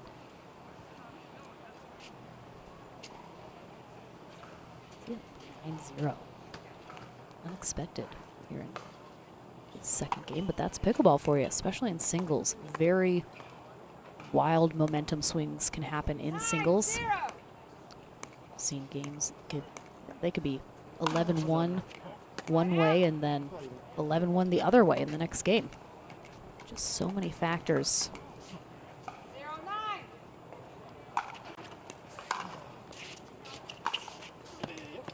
that's nice. And again, this second game not done for Johansson yet. He could absolutely come back here. That is how quickly things can change in the singles game. Bill, I'm flying out tomorrow, back home, not tonight. Very excited to be home for the first time in over 3 weeks. I'm more than overdue.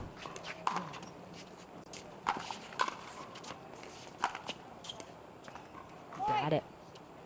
Spearman with a smile and a shaking of his head. How perfect that shot had to be for Johansson to keep that in and passed him down that sideline.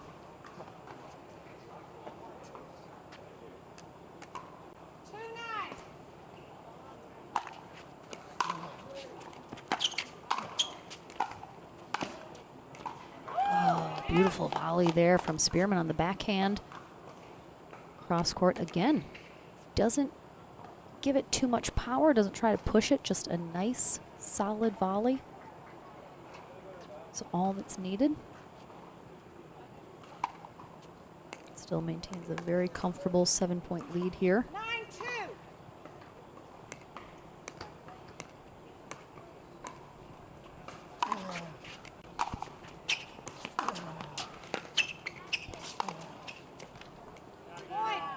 Yeah, David Spearman is just playing too well this second game.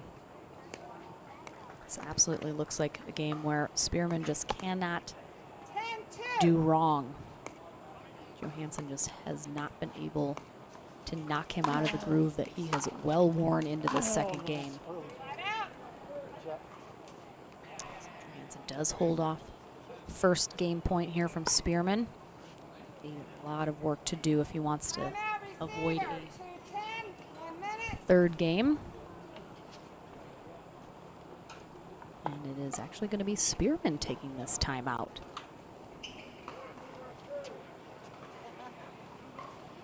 He's up 10-2. Just lost the serve and calls a timeout. I have to imagine this is simply a timeout to just gather himself, take a break, grab a drink, towel off a little, just catch his breath and sort of refocus on getting a quick side out and finishing the second game into a third. But again, you can't take those timeouts with you. If you feel that you can be benefited in any way, whether it be you need a physical break, a mental break, simply refocus, re-strategize, whatever it may be, use those timeouts.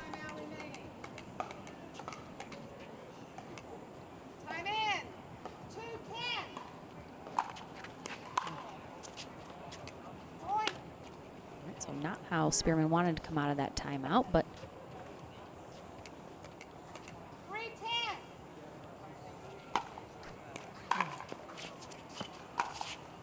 okay, that is exactly how Johansson wanted to come out of this timeout. 2 quick points off 2 quick, amazing winner shots here. I'm Spearman. That makes me a little nervous. And another error to follow it up. And again, no lead is safe in pickleball. There is still pickleball to be played. Your opponent can come back. Cannot let off the gas at all. Oh my goodness. A net cord that stays in there from Johansson. He is back within 4 so quickly. This is the thing that can rattle a player like Spearman. You have a massive lead. He goes wide.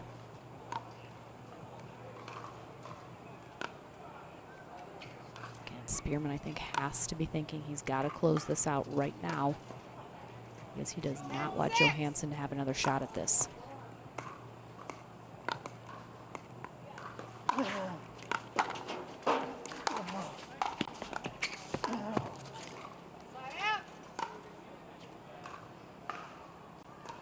Doesn't do it, though, so Johansson's hope's still alive to close this out in 2.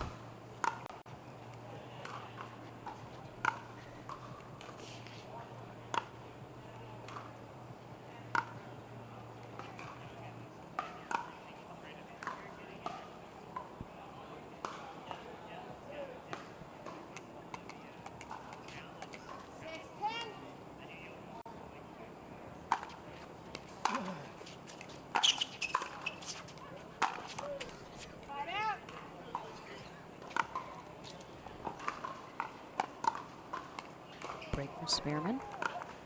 3rd game point opportunity coming up for him.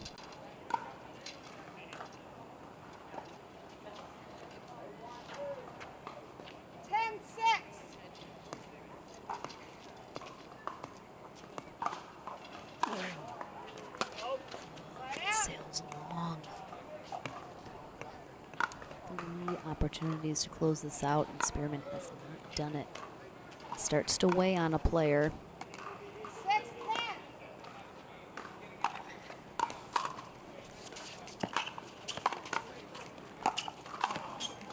Really nicely done, Spearman, staying very mentally strong.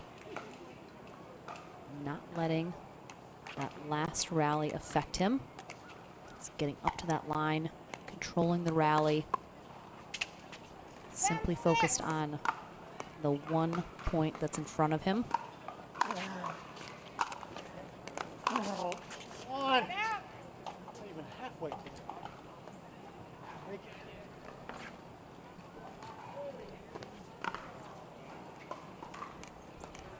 Fourth time is not the charm for David Spearman. 6-10. Point. Had held Johansson at 6 at least for several side outs, not letting him get any closer, but with his own error on the return there. 7-10.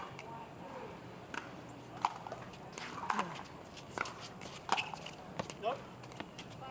Misses that on that sideline.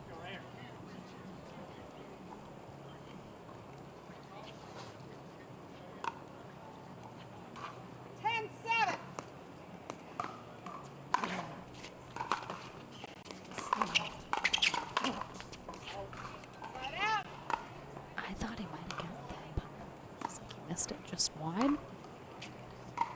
5th game point opportunity, not able to close it out here.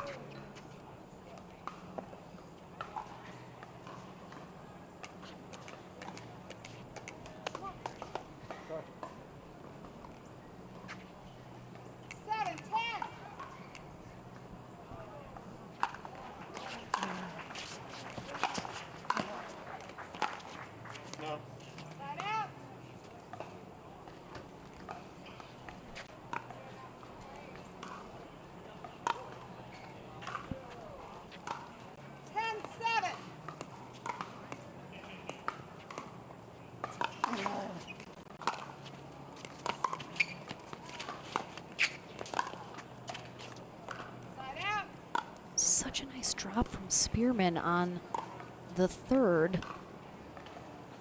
Seemed almost a little hesitant to move in though and try and sort of follow that up perhaps a little more offensively. Almost wasn't quite prepared for the next shot.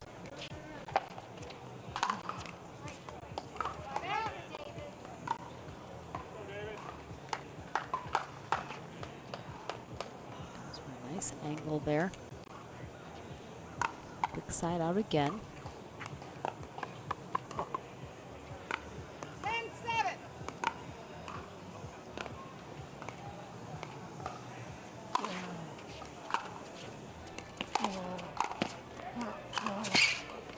Side out.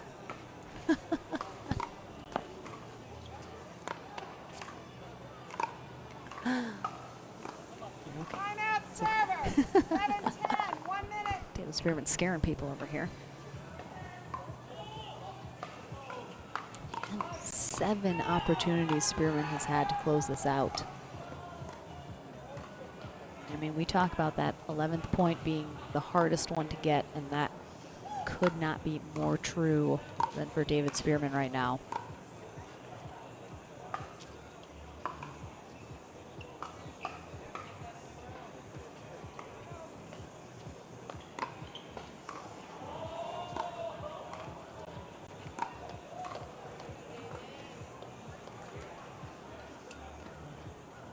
Just one final match remaining here in our coverage. Coming up after this, we'll have a short break, and then our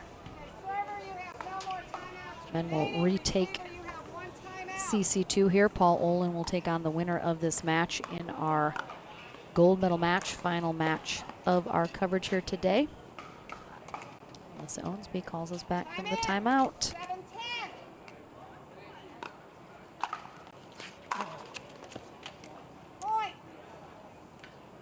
Spearman, another free point for Johansson here on the return.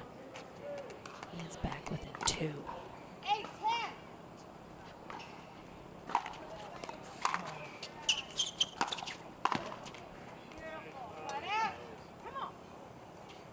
I'm surprised Johansson went cross court with that versus down the line, as it looked like Spearman was given him a little bit more room to work with down that sideline.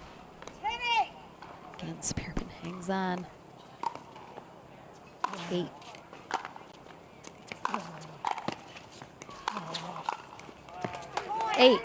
Eight was how many it took, but it got done. Spearman finally closing out this second game. Barely 11-8 over Johansson, so game 3 is coming our way here in the bronze medal match. Don't go anywhere. Back into the action for the conclusion to see who takes on Paul Olin in gold right after this.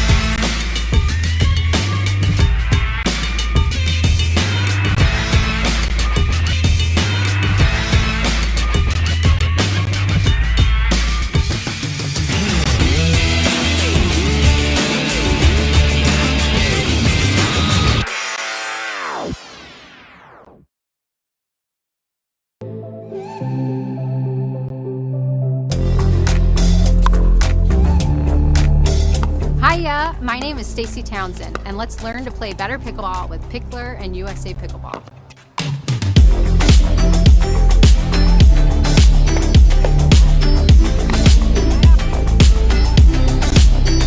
Learn to play better pickleball for free with Pickler and USA Pickleball. Consumer Cellular has the best customer service. They care about the customer. The best price with the best quality. The prices, the coverage. The coverage is great. It was the same, if not better. Consumer Cellular provides the exact same premium coverage as the nation's leading carriers for half the cost. Switch to Consumer Cellular and get talk, text, and data starting at just $20 a month. It's like 4 scoops of ice cream for the price of 1. Switch today and get a 100% risk-free guarantee. Call or go online.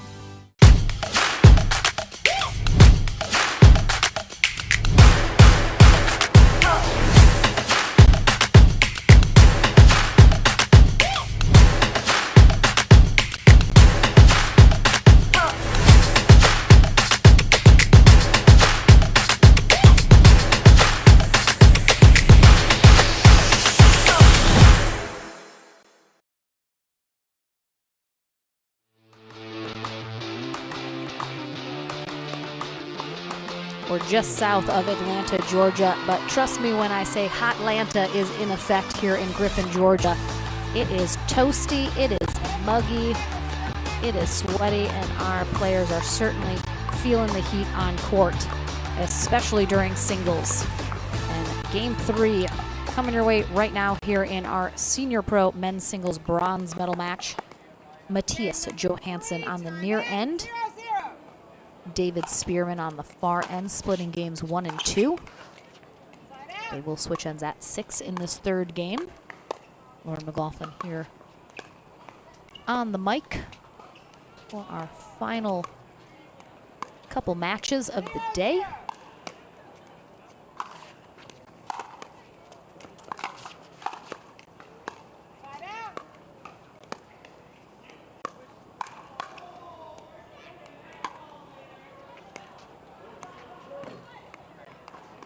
Johansson certainly had more success from this near end of the court in game 1. Let's see perhaps if he can find that success again. Will Spearman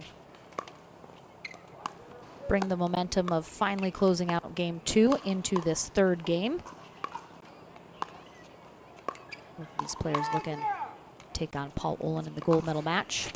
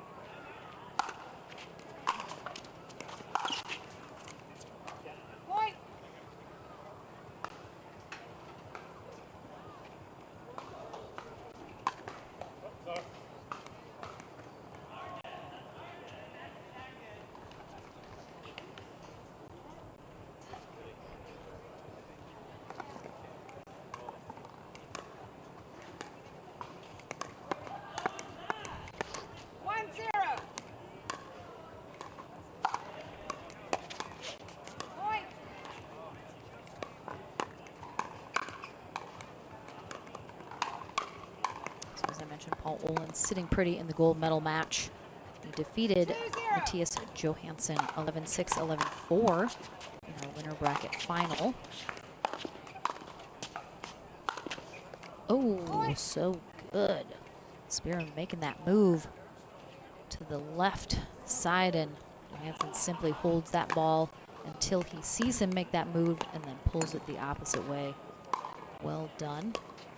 David Spearman was actually dropped into the consolation bracket in his first match of the day after having a bye.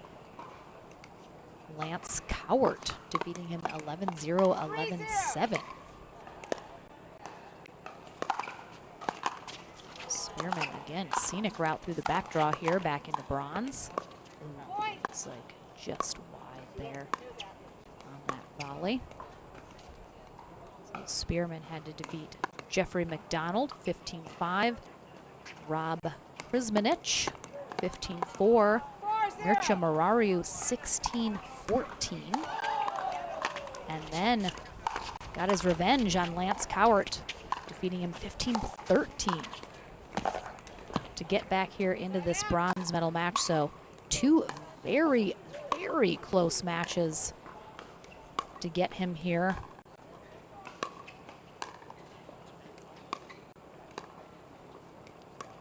These two had not faced off yet today. Spearman has not played Paul Olin, while of course Johansson did in the winner bracket final.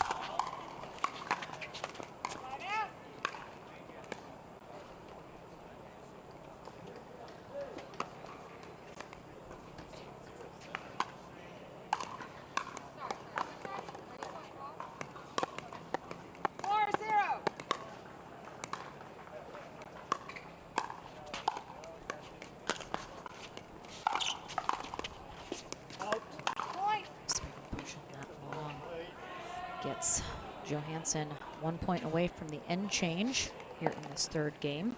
And Bill, absolutely a shout out to Boxcar. They rocked the production over on CC1 all weekend, but Eddie Atkins actually rocking the production over here on CC2. So a big shout out to him, keeping the company over here. Do you have like a name? What's your name? He has none. Eddie Atkins Productions? Eddie Not Webby Productions? All right, so Johansson does indeed find the same success he did in game one on this near end. Up big 6-0 going into the end change. So he heads to the far end. David Spearman will conclude on the near end. And again, we'll see if Johansson now can continue and build on this lead once he heads to the far end, where he struggled a little bit in game two, was eventually able to sneak back in, almost able to come back totally as Spearman struggled to close out that second game. Took him 8 game points to do it. Some courts have different backgrounds, but this court actually does have pretty much exactly the same backdrop on both ends. So I can't imagine ends really playing too big of a factor here for these players. Not a lot of breeze, as we mentioned today, so wind not really playing any sort of a factor as well. Again, Johansson simply needs to keep that foot on the gas pedal and not let up at all. Doesn't want to give Spearman a chance to get back into this third game.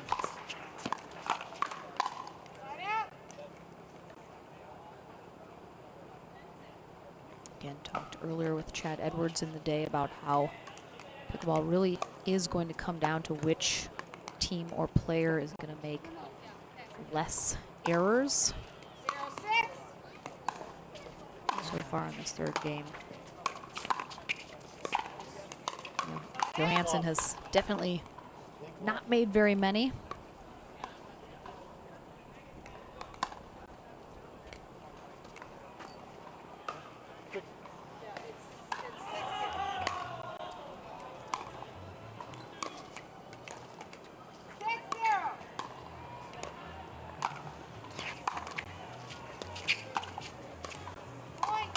Just a beautiful shot there from Johansson. You can see Georgia Johnson and Andrea Koop warming up next door here to us as they are getting ready for their women's pro doubles gold medal match coming up after the men who are playing currently. They take on Simone Jargim and Paris Todd. Rematch of their winner bracket final that actually happened today, since our ladies had to get moved to today due to rain yesterday.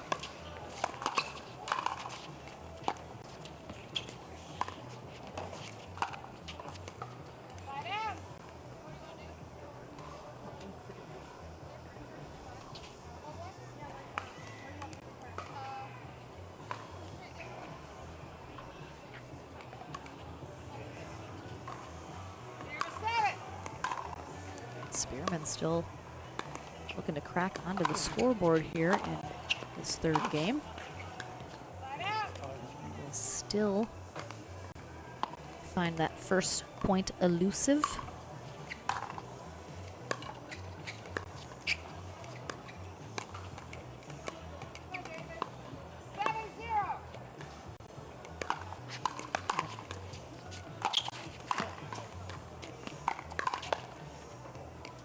Well done there from Johansson, going right at the body of Spearman there as he speeds it up a little.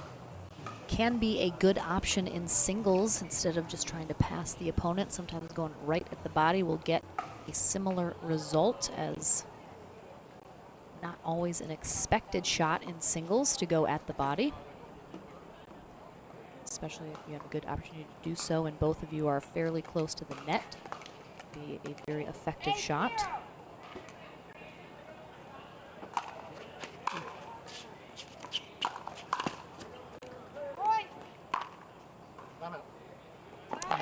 Timeout from an understandably frustrated David Spearman here, who is trailing 0-9 to Johansson in this third game. And Spearman had a similar lead in game 2 that almost dissipated completely. So he certainly still has the opportunity to get back into this third game. Until Johansson gets that 11th point, there is always a chance. Definitely going to need to start executing at a higher level, though, than he is currently in this third game if he wants to get back into this. Otherwise, Johansson right now, not a lot of errors, playing very cleanly. Receiver, you have 1 timeout. Server, you still have 2 timeouts. It's a tough thing to face if you are not currently playing at the same level. Side out.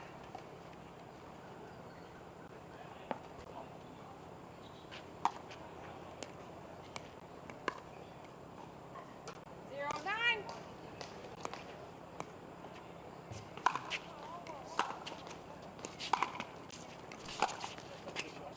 Side out. So Spearman has really only had a few opportunities here on side outs to start to put points on the board, just has not been able to do so. Johansson's fairly quickly just getting the side out right back. And then he is putting points on the board during his serve.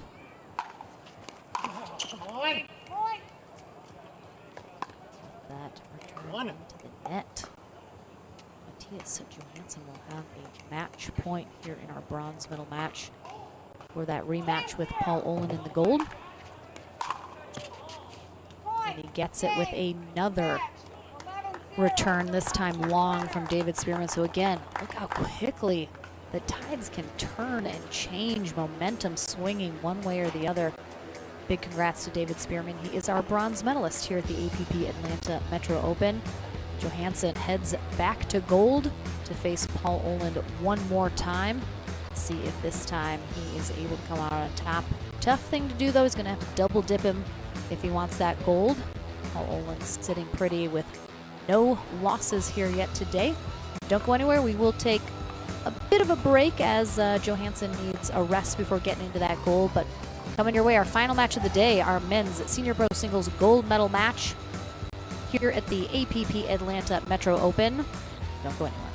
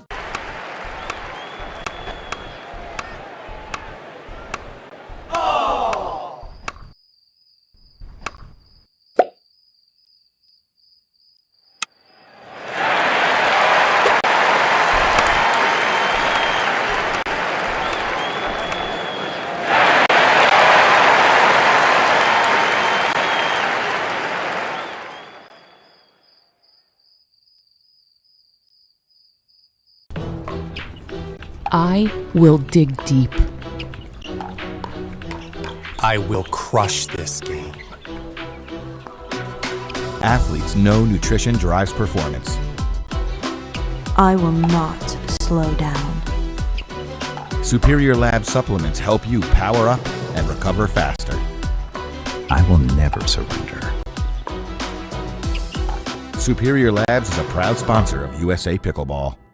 Consumer Cellular has the best customer service. They care about the customer. The best price with the best quality. The prices, the coverage. The coverage is great. It was the same, if not better. Consumer Cellular provides the exact same premium coverage as the nation's leading carriers for half the cost. Switch to Consumer Cellular and get talk, text, and data starting at just $20 a month. It's like 4 scoops of ice cream for the price of 1. Switch today and get a 100% risk-free guarantee. Call or go online.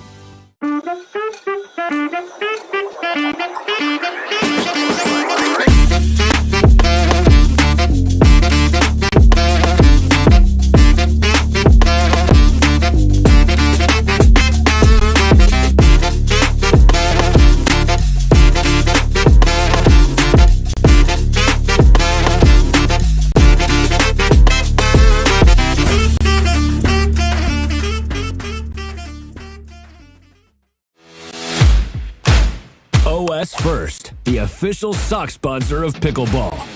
Stay in the game with OS First socks with purpose and compression bracing designed for comfort, injury prevention, and improved recovery. OS First is the official sock brand of USA Pickleball and the PPA Tour. Visit www.thepickleballsock.com to learn more.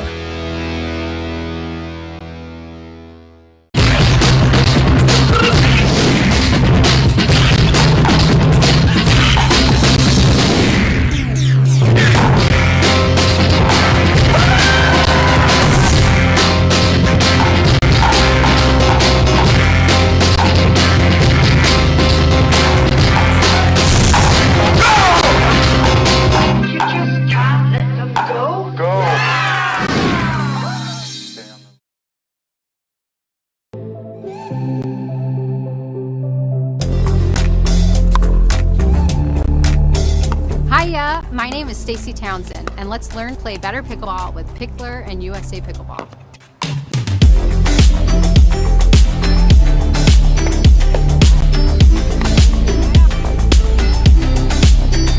Learn to play better pickleball for free with Pickler and USA Pickleball.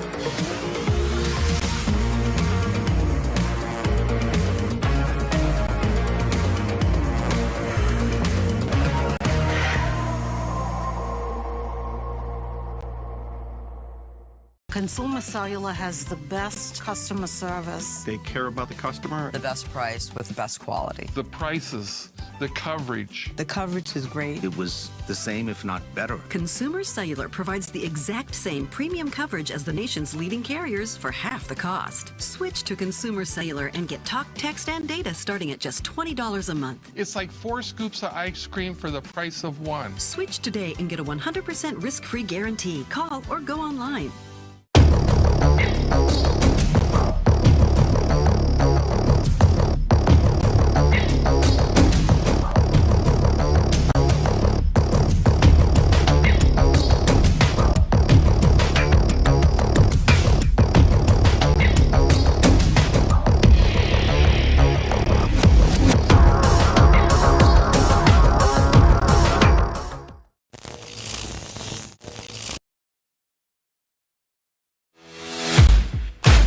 OS First, the official sock sponsor of pickleball. Stay in the game with OS First socks with purpose and compression bracing designed for comfort, injury prevention, and improved recovery. OS First is the official sock brand of USA Pickleball and the PPA Tour. Visit www.thepickleballsock.com to learn more.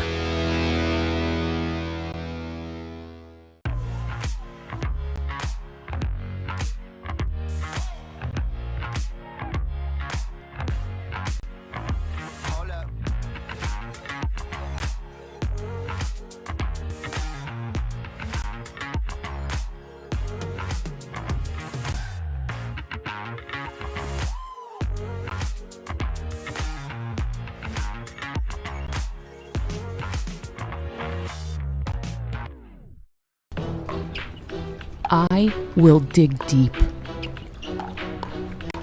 I will crush this game. Athletes know nutrition drives performance. I will not slow down. Superior Lab supplements help you power up and recover faster. I will never surrender. Superior Labs is a proud sponsor of USA Pickleball.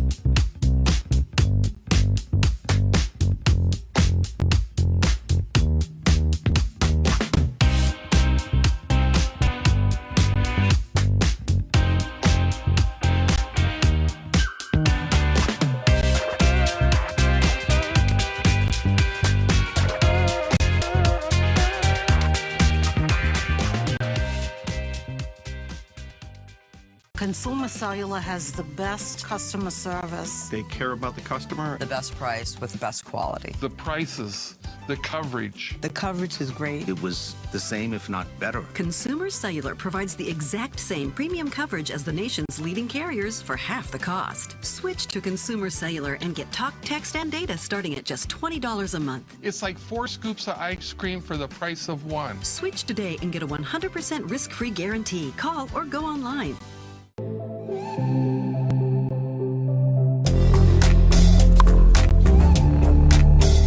Hiya, my name is Stacy Townsend, and let's learn to play better pickleball with Pickler and USA Pickleball.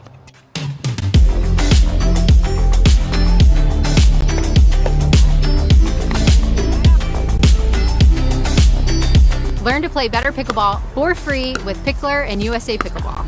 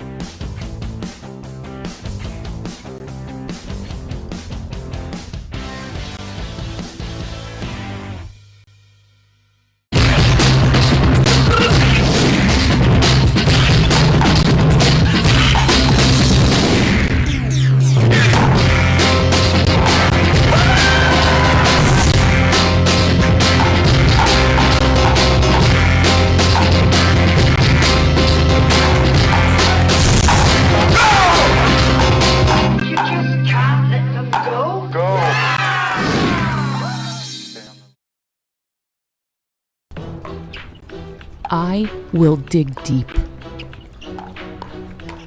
I will crush this game. Athletes know nutrition drives performance. I will not slow down. Superior Lab supplements help you power up and recover faster. I will never surrender. Superior Labs is a proud sponsor of USA Pickleball.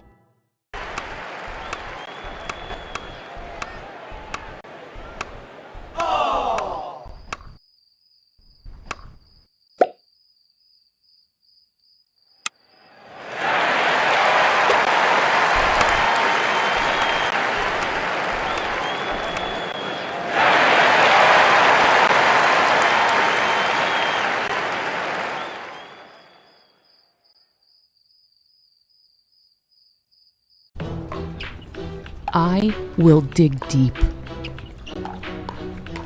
I will crush this game. Athletes know nutrition drives performance. I will not slow down. Superior Lab supplements help you power up and recover faster. I will never surrender. Superior Labs is a proud sponsor of USA Pickleball. PPR is proud to be a partner with the APP Tour, which features 18 tournaments and more than $750,000 in prize money. Several PPR members play in APP tournaments throughout the year. Are you at least a 3.5 pickleball player? Then become certified to teach with PPR. Check out our website at www.pprpickleball.org. And as the saying goes, do what you love and you never have to work a day in your life. So give us a call at 843-842-9777. We look forward to hearing from you.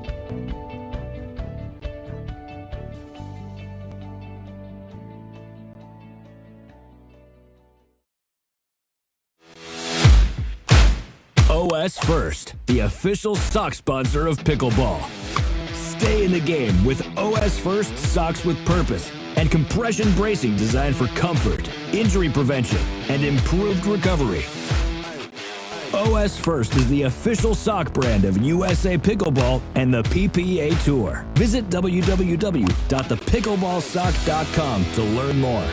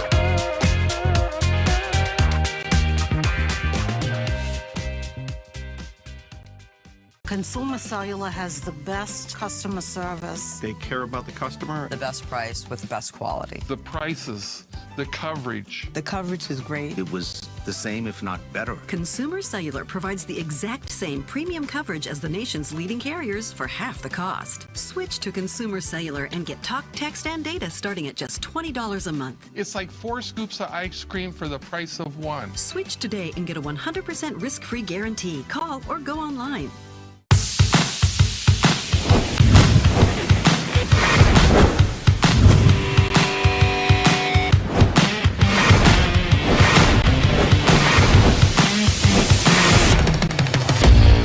This is Next Gen Pickleball. I am Next Gen. I am Next Gen. I am Next Gen.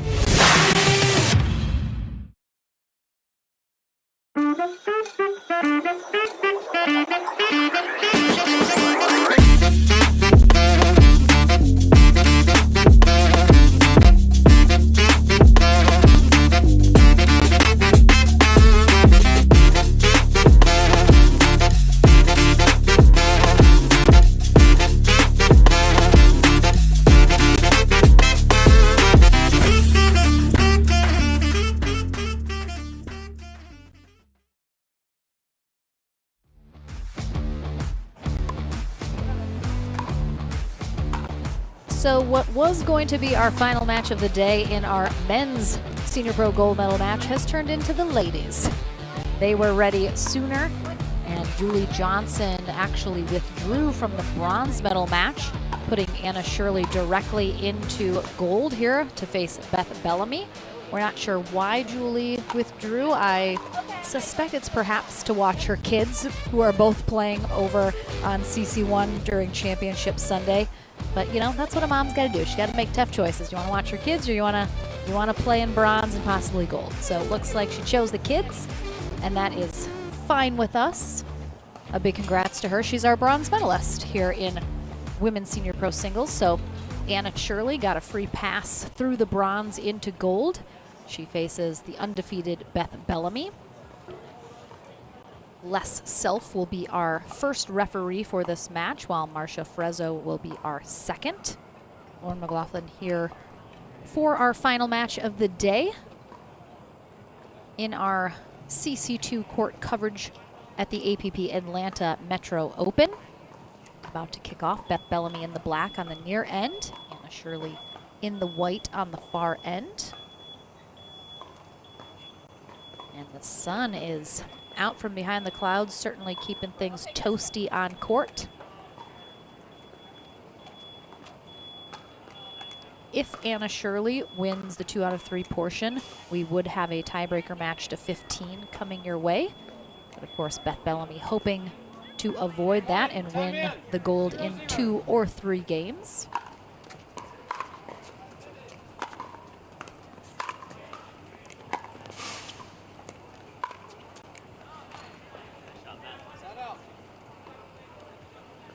Getting some fun facts from these ladies before they started. Apparently, Beth Bellamy spent 20 years living next door to Anna Shirley's mother. So when Anna would come visit her mom, they would play some tennis or paddle tennis together. So they've known each other for many, many years. Really nicely job done there. Nope, none of those words went together. Oh, I'm getting bit by an ant. It's biting me on my ankle. Do not appreciate that at all. But these two ladies also together are national champions in paddle tennis. I believe they said 2006. They won the US Open for paddle tennis.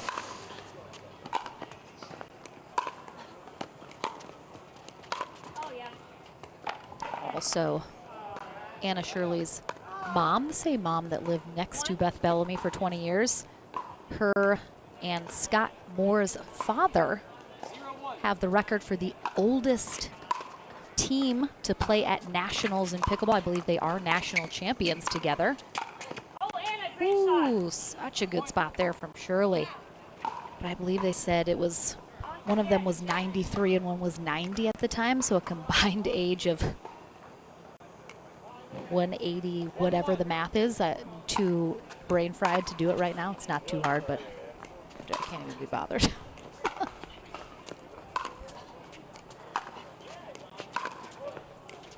Great spot there from Bellamy. As Shirley made the move up to the kitchen, try and control that rally. Just too good of a shot there from Bellamy.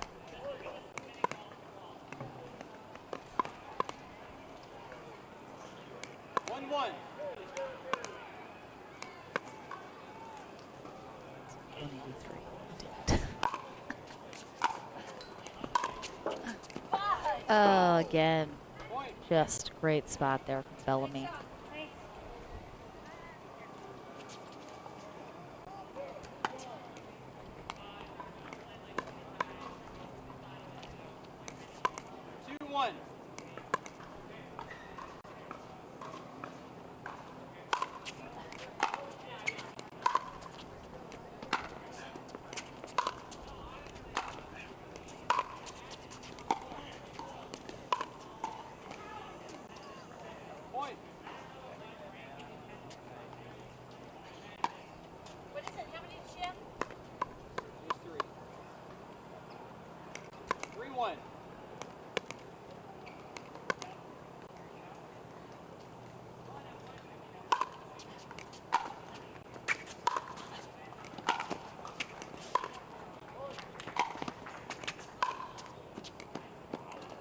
there from Bellamy, just working Shirley side to side.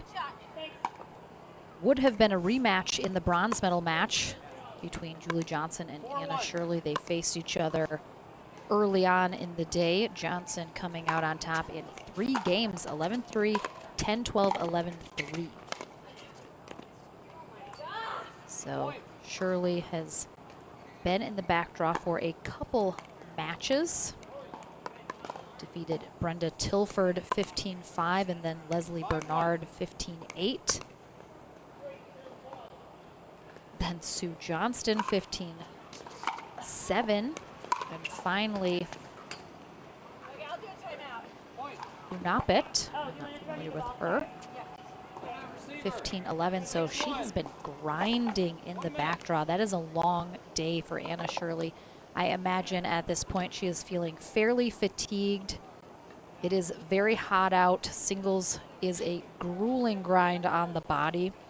Again, she did get to bypass the bronze medal match against Julie Johnson, which would have been a 2 out of 3, even tougher than those matches to 15, but got the free pass. But again, just a lot of matches played here from Shirley. While Bellamy has had the easier road into this gold medal match.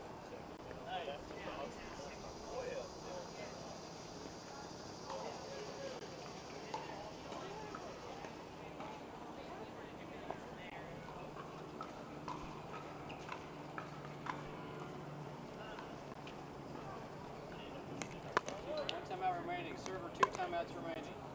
Time in. 6-1.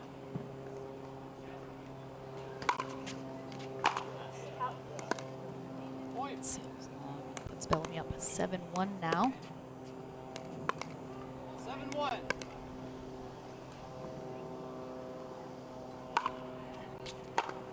Out. Point on the return.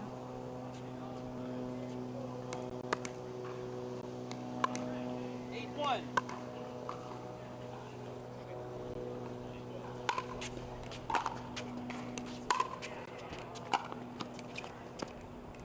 Point.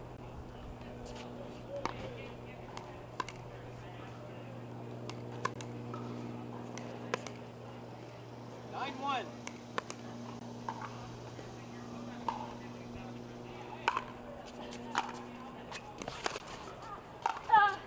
Oh, really nicely done from Shirley there. Hanging in there, gets up to the line. Two-handed backhand put away with a nice angle.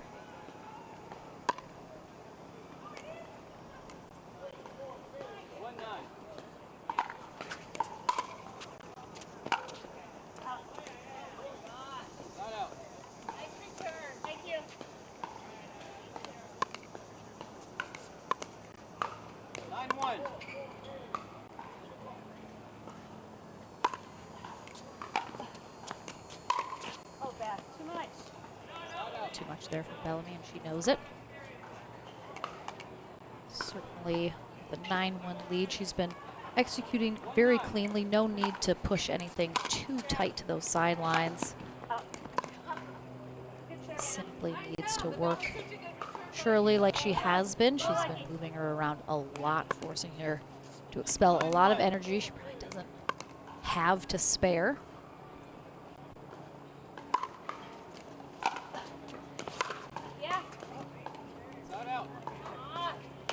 Really nice return there, right on that baseline for Shirley.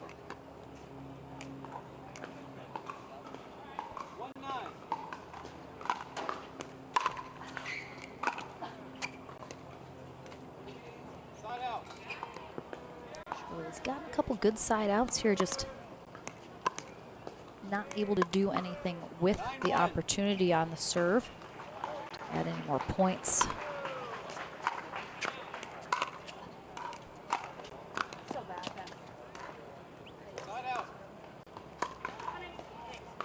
Shirley has managed to stall out Bellamy here at 9, though, for several rounds. Not letting her reach that game point.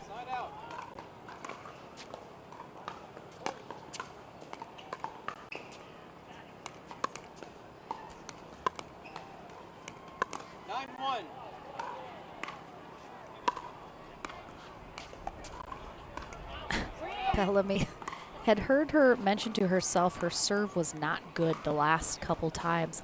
She goes to mix it up this time with a bit of a lob serve, pushes that one wide. Oh, but Shirley returns the favor.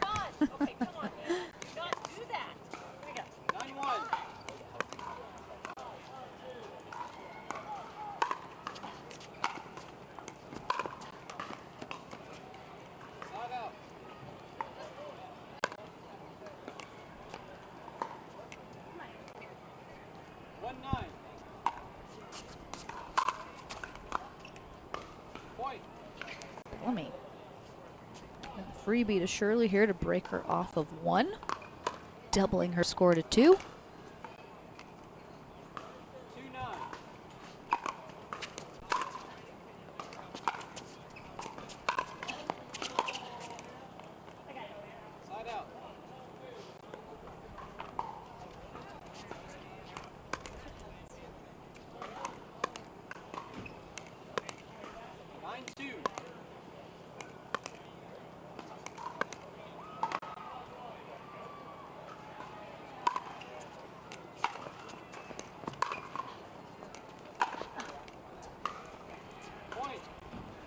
So taking about 4 or 5 times to get there, but Bellamy finally earns herself her first game point here in game 1 of our gold medal match for our senior pro women's singles.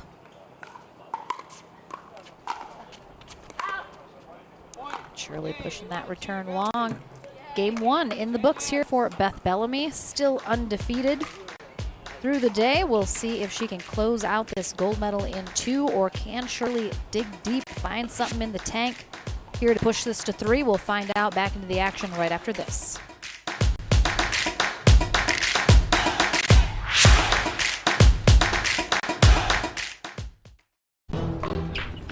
I will dig deep.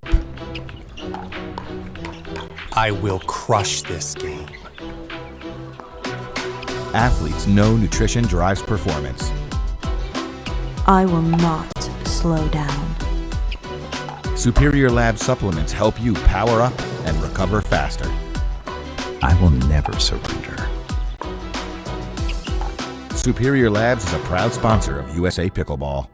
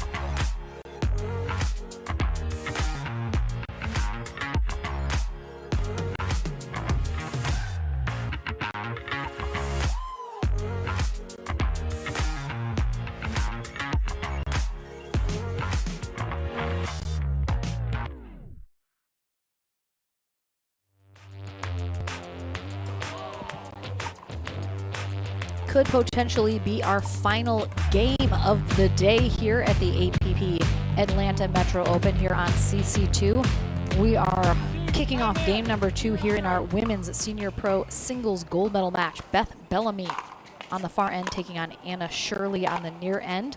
Bellamy taking game 1 11-2 after coming through the winner bracket final, defeating Julie Johnson to make her way here to gold. Johnson withdrawing from the bronze medal match, putting Shirley with a free pass here to face Bellamy.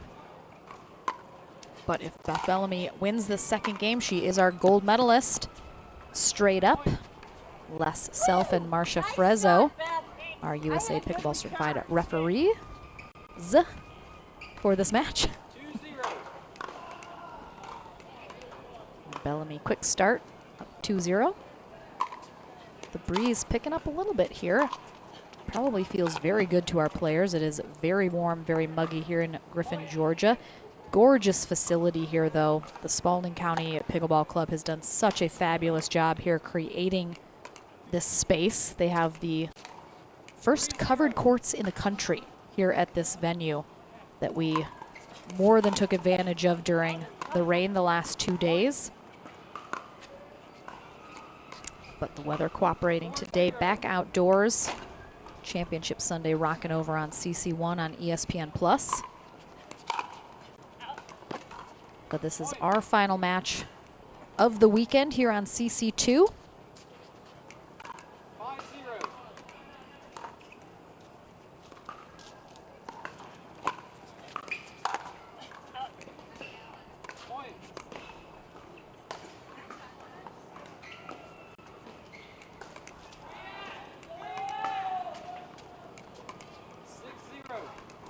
Just rolling here in the second game.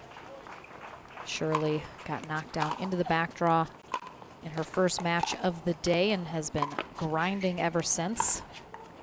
Oh my gosh! Okay, I'll do a timeout now. Okay, so now Shirley says she'll take a timeout. Again, quite the accomplishment for her to just grind all the way back through the back draw into this gold medal match.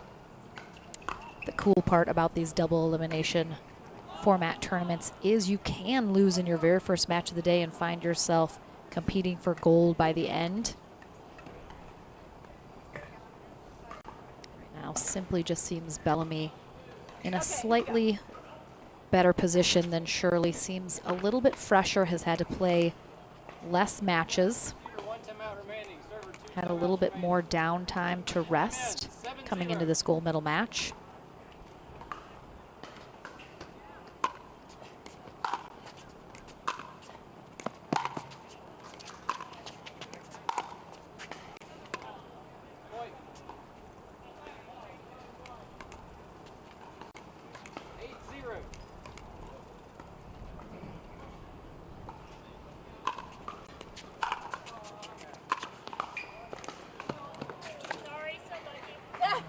Gets that sideline and puts Shirley into the side fence.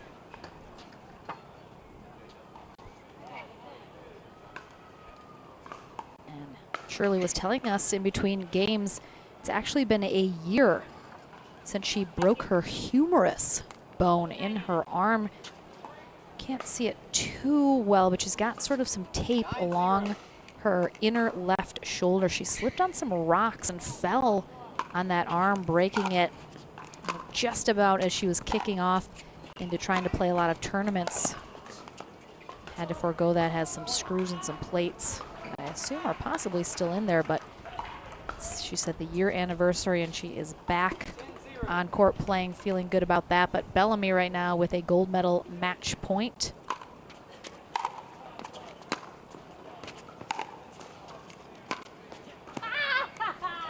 And she'll get it done. So Anna Shirley, our silver medalist here at the APP Atlanta Metro Open. Quite a day for her coming back through the back draw, but Beth Bellamy snags herself another gold medal here in Atlanta. So a congrats to her, but we are done with our coverage here today. We're back in 2 weeks in Sacramento, California, so definitely plan to join us if you're not already on ESPN Plus. Our coverage of Championship Sunday still going on over there. I believe our women are battling it out over there, but a big thank you to Connie, rocking out our scoreboard a lot this weekend, absolutely crushing it. The volunteers here with the Spalding County Pickleball Club have just been so amazing, rocking the concession stand, getting everything needed, and of course with the rain out here vaptoring the courts, squeegeeing them off. We cannot do it without volunteers, so a big thank you to them. Of course, Nicole Hobson crushing it on the tournament desk as always throughout all of the issues this weekend. staying nice and calm, getting everyone in their brackets played out. Big thank you to our USA Pickleball certified refs here this weekend, and of course Eddie Atkins rocking our production over here on CC2, killing it. You got to come up with a name though. You don't have a name for your company yet. You got to do it. And a big shout out to my friend Anthony McIlvain over in England. He said I need to come up with a sign-off line because I don't have one yet. For now, we're going to steal one. So a big thank you to Chad Edwards as well, who's over here on CC2 with me rocking it out. But Lauren McLaughlin signing out here from Atlanta. You stay classy, San Diego.